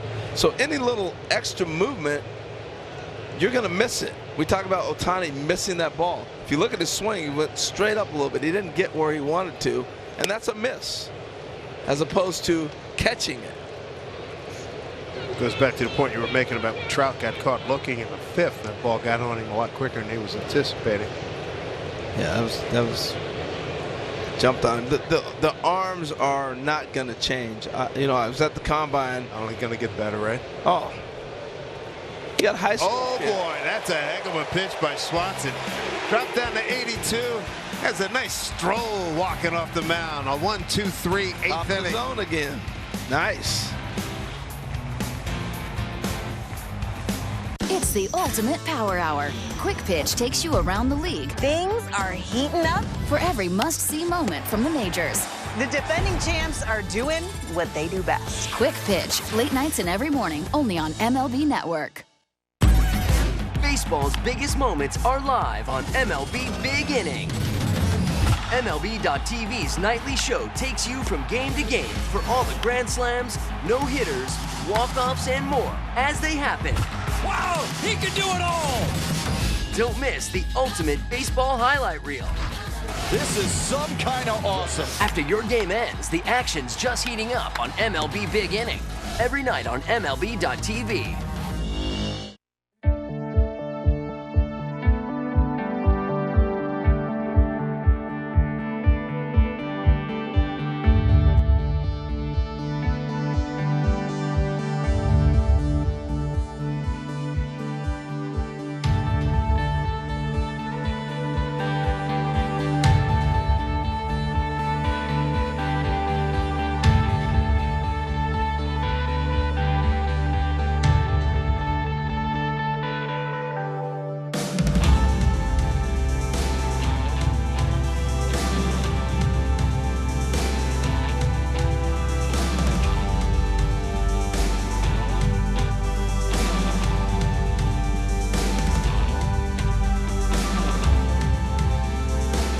Brought to you by Jack in the Box, introducing the new $5.99 double bacon cheesy Jack combo at Jack in the Box. Order on the Jack app today. And by Steel, to find your local Steel dealers, visit steeldealers.com. See, you take your bubble gum, you put it there before you eat your Jack in the Box. That's the difference. We got a good ball game here. Bottom 8, first of 2 here on the day before Father's Day. Harold Reynolds joining us here in the booth. Angie Mentink will be here for Game 2 tomorrow. The Mariners celebrating Juneteenth and Father's Day. Team's going to wrap up a 5-game series against these Angels at 110. And first 10,000 dads, you can pick up a Seattle Steelheads cap thanks to EQC. So bring Dad out for a great Father's Day at the ballpark and grab seats at Mariners.com. 2-2 ball game. And Ryan Tepera takes over for the Angels, and his first hitter is going to be Eugenio Suarez. Gino swings first pitch, ground ball to third. Matt Duffy throws out the Mariner third baseman. You know, I look at the opponent's batting average, 191. That's kind of what I look at when you come to relievers. Sure. You know, ERA is a lot. It's really tough to gauge with these guys. You know, when you think about Tepera, he was, you know, you're talking about the ball, the baseball, Dave. He was complaining quite a bit. Changing balls, yeah, in and out. So you thought I didn't watch you last night. Kevin Gausman did it recently. And talking to Phil Nevins today, he said, here's Jesse Winker. During a break, he went back and watched his son who's playing for the Orioles. And you talk about slippery balls. That kid with Tampa Bay, Baz. You know, oh yeah, good arm. Yeah, real good. Said Phil was saying pitch got away from him and hit his son right between the numbers, right in his back. Man, that kid Baz has great control, but again, hearing a lot about slippery baseballs. Well, that, and I think it's a combination of things too. We're rushing a lot of guys to the big leagues that haven't learned how to locate yet. So now all of a sudden we've given an excuse. Instead of he doesn't locate very well to he has a slippery baseball. And so it's a combination of things. 1-1 to Jess. Nice changeup right there.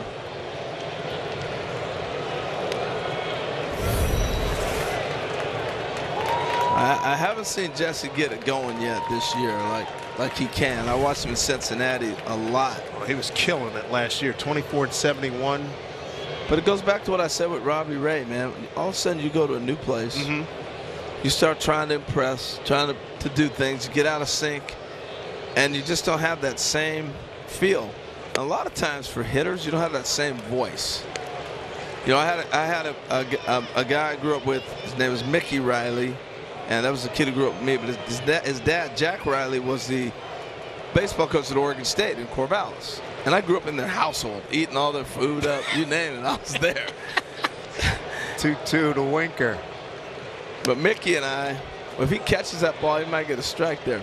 If Mickey and I would steal his dad's keys, go to the batting cages and hit constantly, and so Jack would throw us batting practice. Jack started throwing me batting practice when I was 8 years old.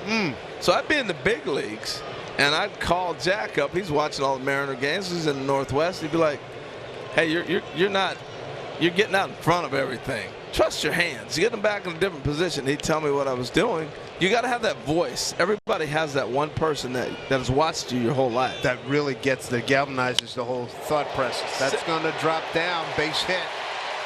Good start here to the 8th inning, 1 out. And now a quick word from Seattle Cancer Care Alliance Proton Therapy Center. I found out I had prostate cancer on opening day 2017. I had a friend who had prostate cancer, and I saw the side effects he was going through, and I just thought there had to be a better way. It was much easier than I ever thought possible. If I had to recommend proton therapy, I absolutely would. Well, that was Rick Griffin, who used to be a trainer here for the Mariners for 38 years, right? In '83, when I broke into the big leagues, Rick was our trainer. And I was just talking about hitting. Rick would be so observant with so many things with guys. Everybody would ask him, "What are you seeing?" "Well, you know, you hurt your ankle last night, so you can't get back on it like you used to." You know, I mean, he was so great of being able to identify. You think about all the players that came through the Mariner organization. You kidding? 38 years. As we look at Adam Frazier hitting for Justin Upton. Well, and I think the biggest thing with Rick all those years is how healthy. You go back and look at the health record of the Mariner players, keeping them on the field with all the different things, advanced technology. Before a lot of people were doing advanced medicine, he was way ahead of the curve. It was just fantastic. 0-1 as Frazier able to check his swing. And Frazier and Winker, a couple of guys that Scott Service was talking about. Got to get them going if they're going to make a run here. Yeah, and this is what I was saying. Doubleheader is important, right? Like Jesse now goes into the second game of doubleheader feeling good about himself. You get Frazier up here, let him get in that bat. Hopefully he gets something going, and you build. You got to start building. Hits us. That's not a balk. Certainly wasn't pretty. That's for darn sure. Oh man. I mean, I know he stumbled, but I thought he might have hesitated too much. That's not a clean step over. Oh, you're right. Some look back at where his foot was. But the difference with that one, I would see it again. I think he stepped off first. And once you step off as a pitcher, you become an infielder. 1-2 to Frazier. Saw Adam earlier today. He said, "Can you stop hitting the ball right at people?" He says, "I'm trying, man. It's just, it's one of those streaks that I've been in." Well, the other thing that's happened, there's a knock for Adam. There you go. Build from that. Look, I don't care what anybody says. Hitting is about familiarity. I gotta get used to these pitchers. If you look at Adam and Jesse both, where'd they play? They came from where? The National League. And now all of a sudden you're thrown into a whole different league and a whole different division. You know, Adam spent most of his time on the East Coast, going to spring training in Florida, and not seeing a lot of these guys in the American League that are training, and even in Arizona. He didn't even get to face them in spring training. So now you got to learn different pitchers. Chance here for Dylan Moore. Got the Mariners on the board, third inning, leadoff homer to left. 2-2 ball game as we play here. 1 out, 2 on, 8th inning. Big swing and a miss. Demo, after the home run, struck out looking, was hit by a pitch, stole second, and scored in the 7th. Well, they've really been trying to bury him inside all day. Even the home run at bat, they continue to stay in. He got a ball and snuck it over the wall, but almost every pitch has been on his hands. Winker at second, Frazier at first. It is again. So clearly they think they can get in on him.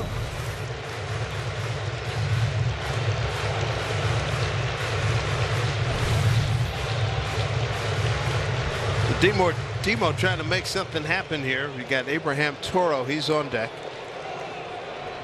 And the Mariners have used all their players. Raleigh's in the game, Frazier's in the game, Winker's in the game. Here's the 0-2. take. You got to feel good, though. You got Winker and Frazier both with base hits. That's huge. It's been a long time coming for that. You got Justin Upton in the game to get 3 at-bats after being hit in the head. So there's some positives. And you still got a chance to win the game. It's 2-2 in the 8th with 2 men on. 1-2 to Dillon. A lot of room out there. And the pitch. Fly ball. Let Trout is going to get under. And he'll yield to Taylor Ward. Tagging Winker. He'll get the 3rd. So runner at 3rd. That's a go-ahead run. And see how the Walt Disney Studios helped America win the war in a new exhibit at the Museum of Flight. The Walt Disney Studios and World War II. It opens July 9. Well, you couldn't ask for a better opportunity here. Bottom of the 8th inning here at home against the Angels. Game 3 of 5. Well, you got Toro, a couple hits from the right side, and now he goes to the left. That's his power side. I always felt like I wanted to go left late in the game because you had a little more consistent. What they tried to do in a lot of situations is flip you over to the right side late in games. So this is a great situation for Abraham. Got a couple hits already. Back to the best side. Takes a pitch good. One of the best days he's had this season. 2 hits.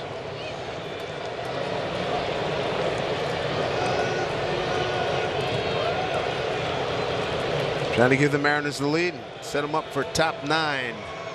2-0. This is good. He's got a keyhole right here. You got Raleigh behind you, who's homered right left-handed. He's another switch hitter. You got to get specific. I mean, like down to the nth degree of this fastball right here. You got to be looking for.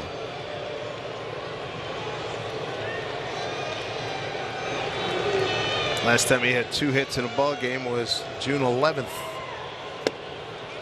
All right. Go to work here. 2-1. I like that because that ball's a little bit up. Maybe he wanted something in a specific zone, and that's discipline. Alvin Davis taught me this. 2-1 with a guy behind you that can hit like Raleigh. You can do the same thing 2-1 as you did 2-0. 2-1 pitch. Trout's going to get this. And that will do it. We go to the 9th inning, still tied at 2. Today, I consider myself the luckiest man on the face of the earth. Jackie Robinson punching home run into the left field stand. Here comes Roger Maris. There's a new home run champion of all time. I don't believe what I just saw. Cal Ripken Jr. has reached the unreachable star. This crowd on its feet and in unison. This one has a chance. Home run. Mike Piazza. The Boston Red Sox are world champions. Welcome to the first night of MLB Network. Number 600 for Jim Thome. That ball is gone. 106. That would be a new record. It is caught.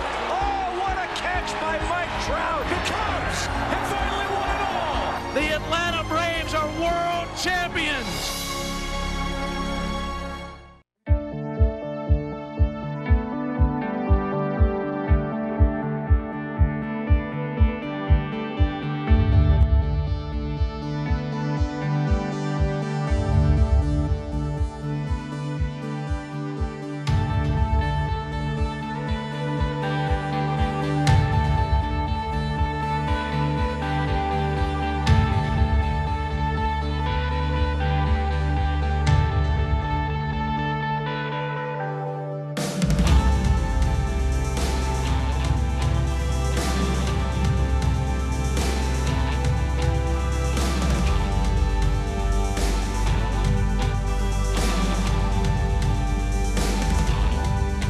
The ultimate fan in the state of Idaho throughout the month of June. Send us your photo and story at rootsports.com/ultimate-fan, and you could win a VIP trip for Fan Appreciation Night.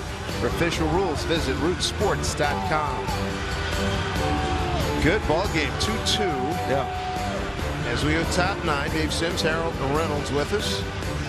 How about this note here in the doubleheader? Look at this. The 6th doubleheader between these two teams, 5th in Seattle. Look at that. Last one, August 12 and 14 of '85. Rod Crew, Reggie Jackson, Phil Bradley, Alvin Davis, some of the I was there. names. What do you remember about that game? Bradley won the game. Phil with a walk-off. All right. Yeah, we had a strike, 2-day strike. Right.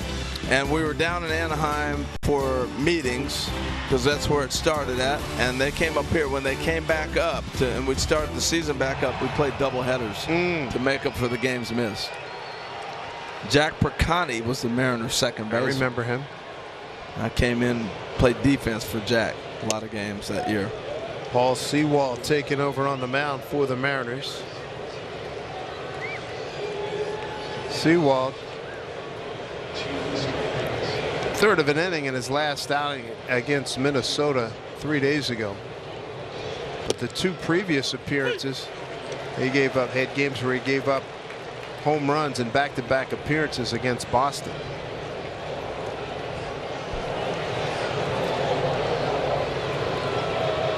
Brandon Marsh, the hitter. And Marsh has had a good day. Yeah. 2 for 2, a walk and a run scored. He's just starting to get it going, it looks like, for him. Sewald gave up a Bobby Dahlbeck home run on the 11th. And then on the 12th, gave up a Rafael Devers. That was the pitch. It was a waste pitch, 0-2. A pitch up and away, and Devers, who hits most things up the middle the other way, he went oppo and drilled it into the bullpen.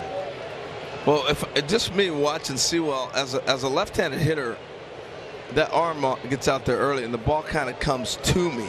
He'll throw it across body, and so it's kind of, I think it's a little easier to hit for a left-hander than necessarily a right-hander because you pick the ball up a little bit more. Sure.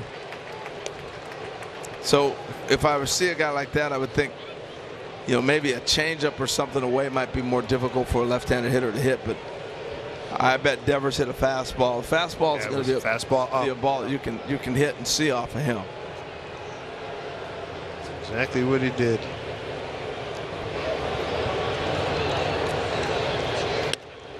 Full count. The Marsh, Suzuki, and Tyler Wade, 6, 7, and 8 here.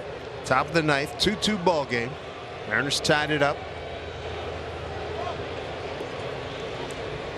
That was in the 7th inning and an RBI by Julio Rodriguez. Nice.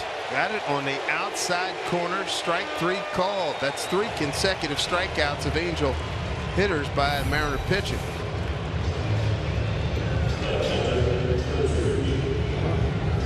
I can see why he gave up on it. I don't know if that ball got all the way back for him.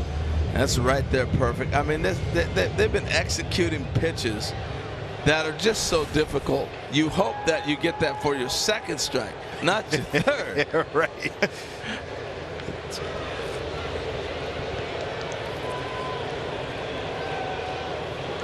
Five of the last 6 hitters have been struck out. This has a chance. Let's see. Yep, Cal's got to play. 2 down. Maybe. So I've been watching Cal catch. He's more the conventional catcher on 2 feet. I guess this is more personal preference. He will on occasion get down on the one leg, but yeah, he does a great job blocking. Well, and especially when you have a pitcher that's going to pitch at the top of the zone, I would think you would present a little bit differently.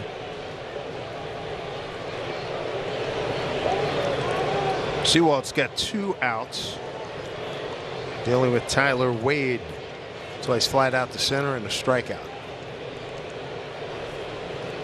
I was going to say, he'll bring a bunt with him. He's not afraid to do that.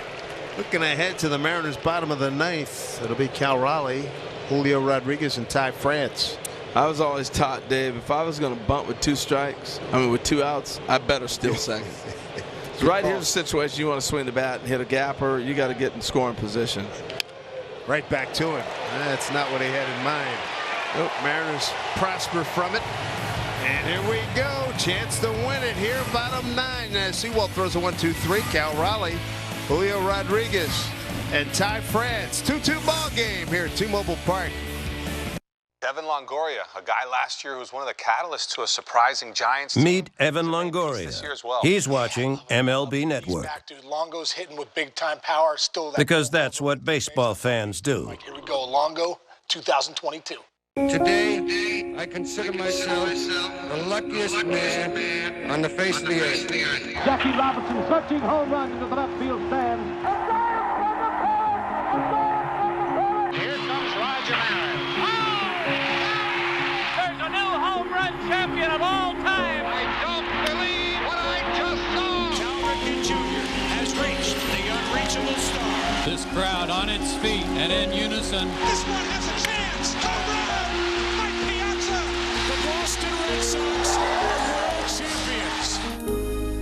Welcome to the first night of MLB Network. Number 600 for Jim Thome. That ball is gone. 106. That would be a new record. It is caught. Oh, what a catch by Mike Trout. The Cubs have finally won it all. The Atlanta Braves are world champions.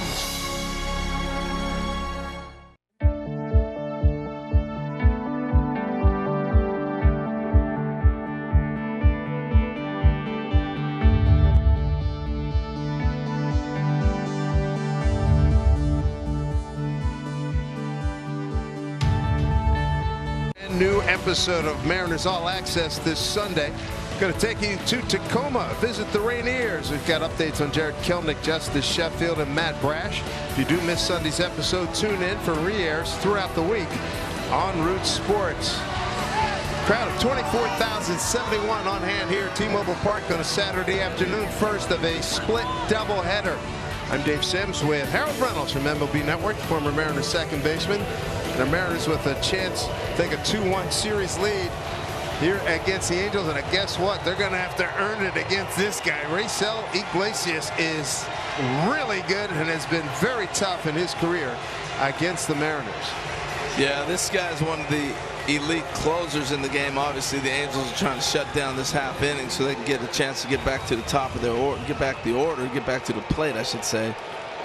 Harold, on Thursday, he went strikeout, strikeout, strikeout to end a 4-1 ball game. Then I'm swinging early. You're here. And Cal's right with you. And he starts him off with a changeup. That was just dirty. Everybody knows what he did. Look at this ball just drop. 89 miles an hour, nice changeup. That was great. That's the cat and mouse of the game. I love it. Up high for 96 miles an hour with the fastball, but everybody was thinking first pitch fastball and letting it fly. Yep, Raisel Iglesias. How did Cincinnati let him go? Matter of fact, Cal was his first strikeout victim on Thursday. Got him on an 0-2 pitch. He's got him 0-2 here and does it again. Good morning, good afternoon, good evening. Yes, indeed. Wow.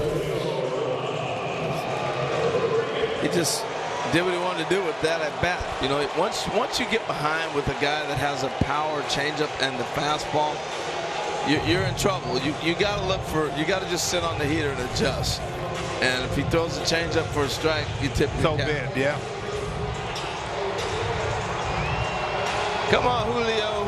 Julio tied it up in the 7th inning on an 0-2 pitch, a base hit to right. Breeze blown out towards left field. First pitch strike.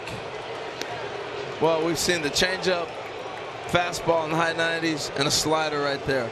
You see the elite stuff. That's why he's so difficult to hit. And he's a quick worker. Popped it up. It will get out of play. It seems like Julio, every at bat today, has found himself 0-2. So 2 last time.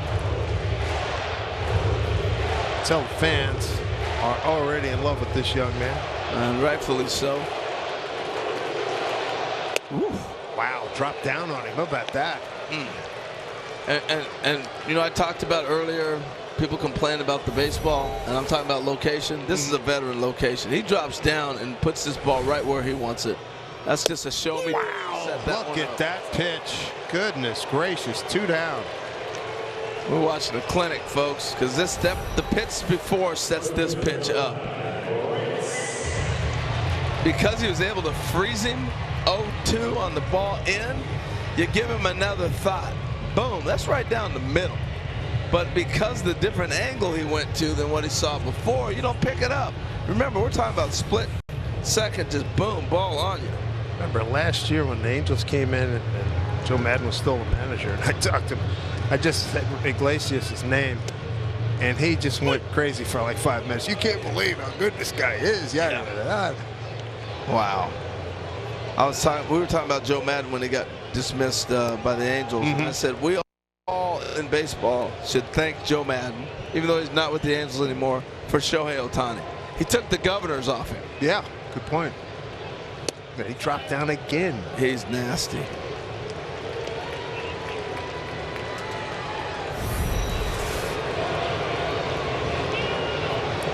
Two out. And a 1-1 count to Ty France. See if he can catch one here. He was thinking 1 and 2. So in this series, Marcel Iglesias has faced 5 batters and K'd all 5. Just one looking. He's got France 1-2 pitch. Rolled over, ground ball. Throw to first in time. We're going extra frames, folks. The Angels are 1 and 3 in extras. The Mariners are 4 and 1.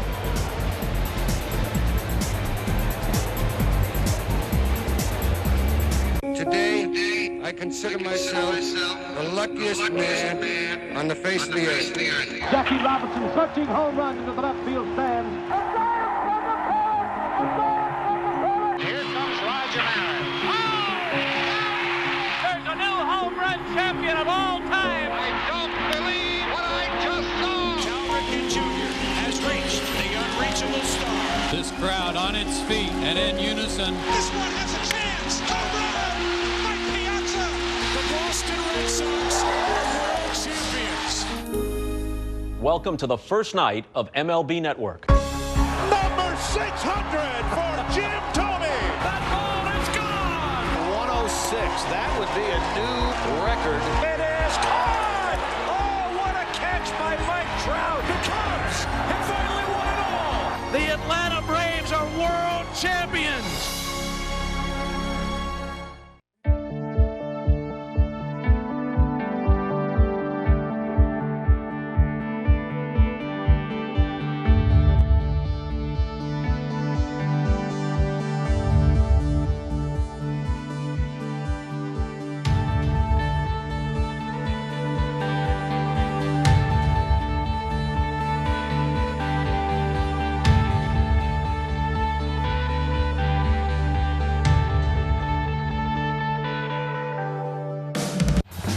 Two ball game. It's been a good one. Twitter Tuesday coming up on Root Sports. Make sure you join us every Tuesday during the Mariners broadcast. You're going to get 5 chances to win exciting prizes just by playing trivia with us throughout the ball game. For giveaway rules, visit us at rootsports.com. I-90 here in Seattle. Traffic actually moving. I like seeing that. Dave Sims, Harold Reynolds. Here's Diego Castillo. Harold, he has been lights out. And look it up, but the numbers, his last 10, 11 outings have been fabulous. He's been, I love this guy. He's had a nice career. I was talking with him earlier about him, Julio, these guys from the Dominican, how well they speak English. Right. And he said, you know, you can learn it in school a little bit, but you just got to be around people. No doubt about it. And I said, man, I've been trying to learn Spanish for 40 years. Like, I've been around people. It ain't that easy. I think sometimes the intelligence of people that can speak so many different languages gets overlooked. Totally overlooked, and we do not give the Hispanic players in our game enough credit for how they assimilate and still maintain a big part of their culture too. But they can speak the language, they have the idioms and all that. They have the whole thing down. I'm with you. I looked out there and I saw a runner at second base. I was like, timeout, he doubled. New rules, my man. New rules. Yep. So we got Wade at second. Started for the Angels. Here's Renico leading off. You know my rule change for this? What do you have? Runner at second? What do you got? I don't mind the runner second, but when you get to extra innings, you go back to the top of the order. Start all over? Start all over. You see the best hitters hit. Game. That's reasonable. Go back to the top of the order. If I'm in a basketball game, I go extras. Oh, pick it. Nice play. Ty France. That's a big play, you know, because he moves the runner on that if it's hit any softer, or it's a base hit if it gets by him. This ends up being an inning changer because now you're going to the top of the order with the runner at third base, and you got to draw your infield in. That's a big play. I'm telling you how tough Diego's been dating back to May 15, 12 games. How about this? And the Mariners have gone 9-3 in those games. He's 2-0, 3 saves, and a hold. 12 in the third innings, 3 hits, 2 runs, 2 earned, 3 walks, 18 strikeouts, giving up an ERA of 1.46 and an 0.75 batting average. Wow. I was talking to Jerry DiPoto about him earlier, and he said, hey, you know, if you stick around and you watch, he will throw the ball about 250 feet left-handed. Yeah, wasn't that something? When he's out in out shagging. Yes. Well, his confidence is bubbling over in this last month and change. Well, the one thing I see with him, get the ball and go. He's not overthinking. Get the ball and go. Yeah. Before, even as recently as a couple of outings ago, between pitches, Cal takes a hit there, but between pitches, tugging, doing a lot of OCD kind of things, and that, to your point, right? Get it and go. Good stuff, man. Cal takes one in the chest. Couldn't do it, man. No way I'd be back there. Ooh. It's like, thank you, Mr. Tyson. Can I have another one? Yeah. No, thank you. Mm-hmm. 1-2 here to Ward. Uh-oh. Fly ball deep. Right center field. Track. Dylan Moore makes the catch. He's going all the way. Tyler Wade. Good wheels. Gets the third with no problem. There's 2 outs. Again, kudos to Dylan Moore, his defensive abilities. Well, plus moved him to right field. The first thing I thought about is this ballpark holds some homers. You can see that ball's out basically anywhere else because of the weather and because of the thick air that holds that ball down. The moisture. Yes, man. Thank you. I'm no Al Roker, but I did work with him a couple of times. Is that right?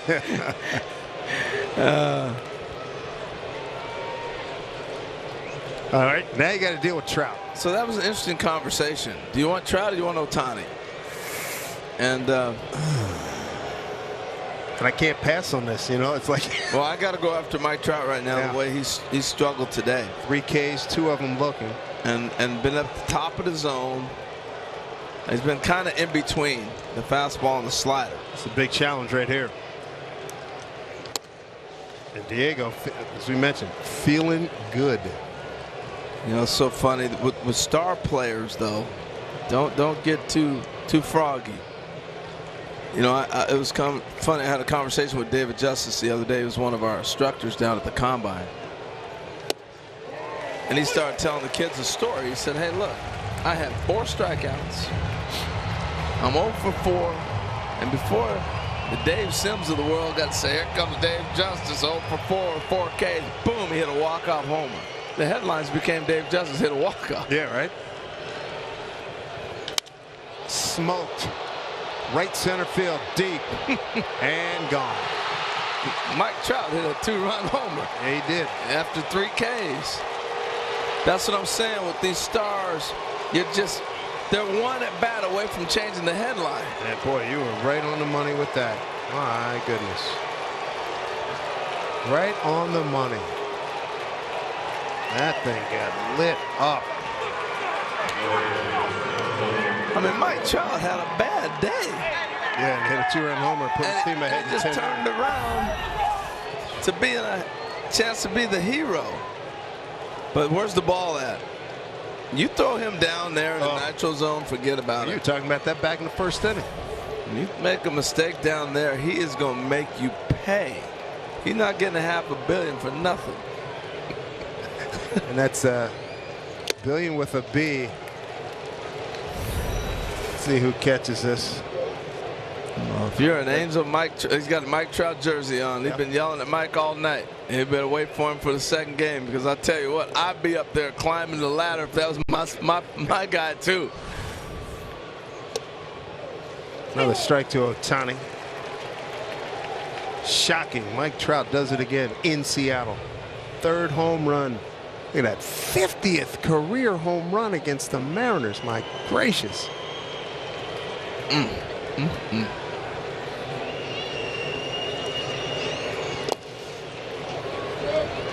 1-2 to Ohtani. 0 for 4. Might be down and out, but you can't be down and Trout. There you go. Oh, man. You need a T-shirt on that. I was going to say, better get that trademarked ASAP. 2 out. Trout certainly has quieted this crowd of 24,071. It's been a terrific ball game. Indeed.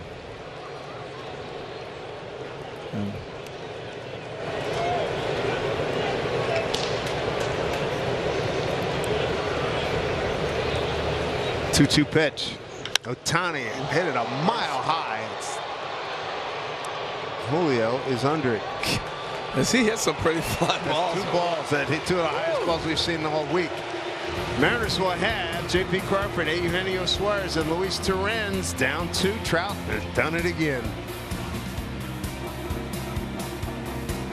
To the track, to the wall. He made the catch. Catch your team. Oh, what a play. My team. He leaps and makes the catch. Every team.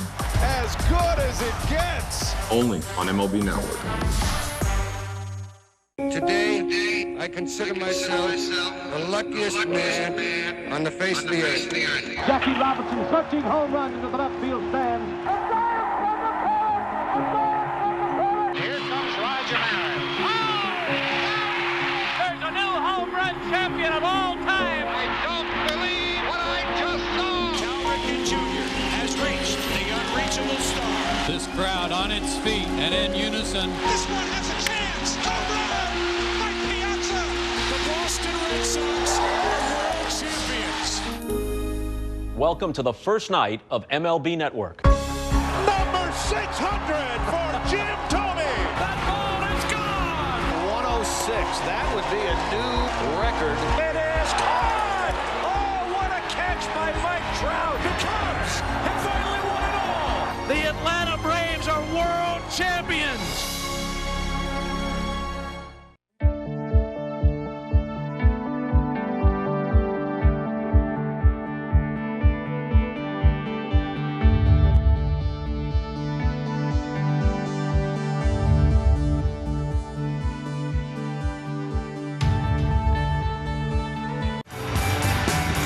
Two Angels as we go bottom 10. Hopefully the Mariners can tie or win right here.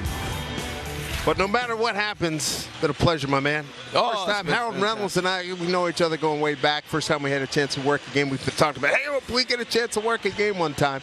Good stuff today. You know, Sooner got that David Justice story out about how you can turn an 0 for 4 into something. Trout does just that. Well, that's the beauty of our game, though. You really are one pitch, one AB, one inning. And that was the message to a lot of the youngsters we were talking about at the Combine. David was giving that message because you get down on yourself. Oh, man, I'm struck out twice. I'm done.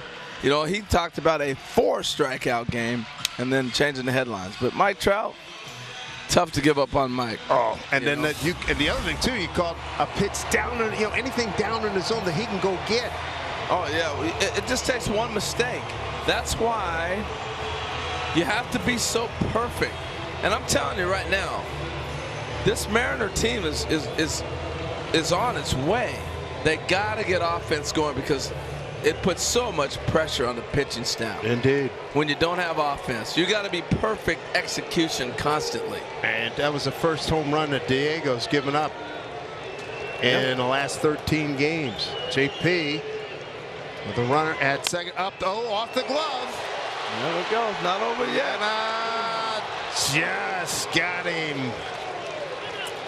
I'm kind of surprised that they didn't bring Iglesias back to shut this game down. He was awesome. He was overpowering. Well, the reason being,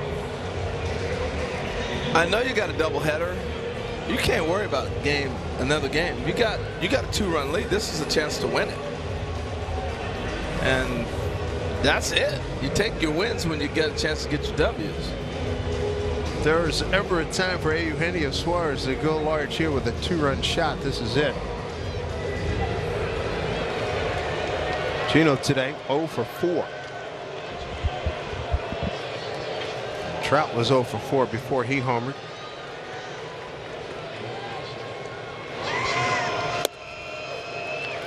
Suarez today strikeout, ground out to short, fly to left, and a ground out to third. Well, just anything to kind of pick up a run here.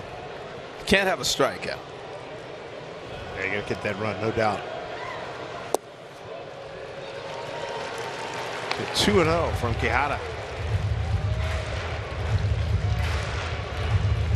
Again, I want to see him get his pitch and drive it.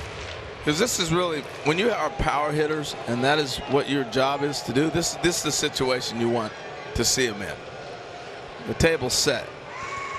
And he went thinking right for it or with you. I like it. I like it. And you can't complain about that. You're going at it, baby. Oh, hey, Gino. Good idea. 2 balls, 1 strike. He had a 3rd year with the Angels after 1 with Miami. He was 0-2 last year in 26 games. 2-1 pitch.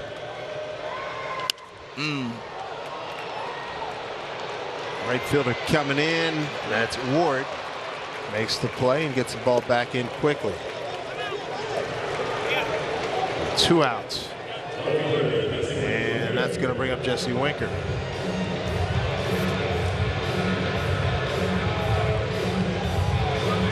Wink with the base hit to right. His first plate appearance, that was back in the 8th inning. Mariners they've left their share on base tonight, Harold. 2 in the 2nd, 2 in the 5th, 2 in the 7th, and 2 in the 8th. Yeah. And this for a team that leads the American League in left on base. Well, we're keeping hope alive right here. Here, here. Come on, Jess. Matter of fact, the Mariners do lead the major leagues in left on base.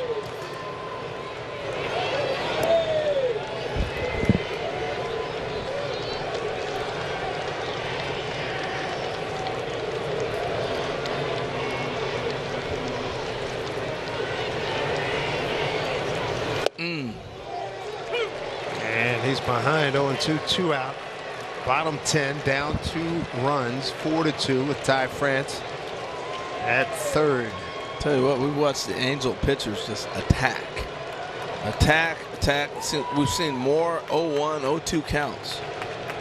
It's tough to hit that way. Quijada. Fastball away, 1-2.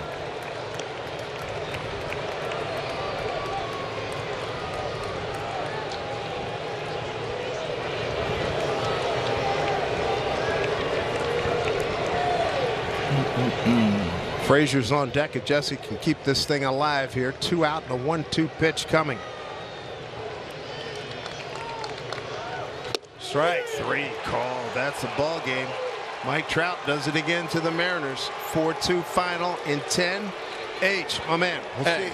Dave, I really enjoyed it, man. Thank you, man. I really enjoyed it. You were great. Enjoyed it, and that's a tough loss. And he's awesome.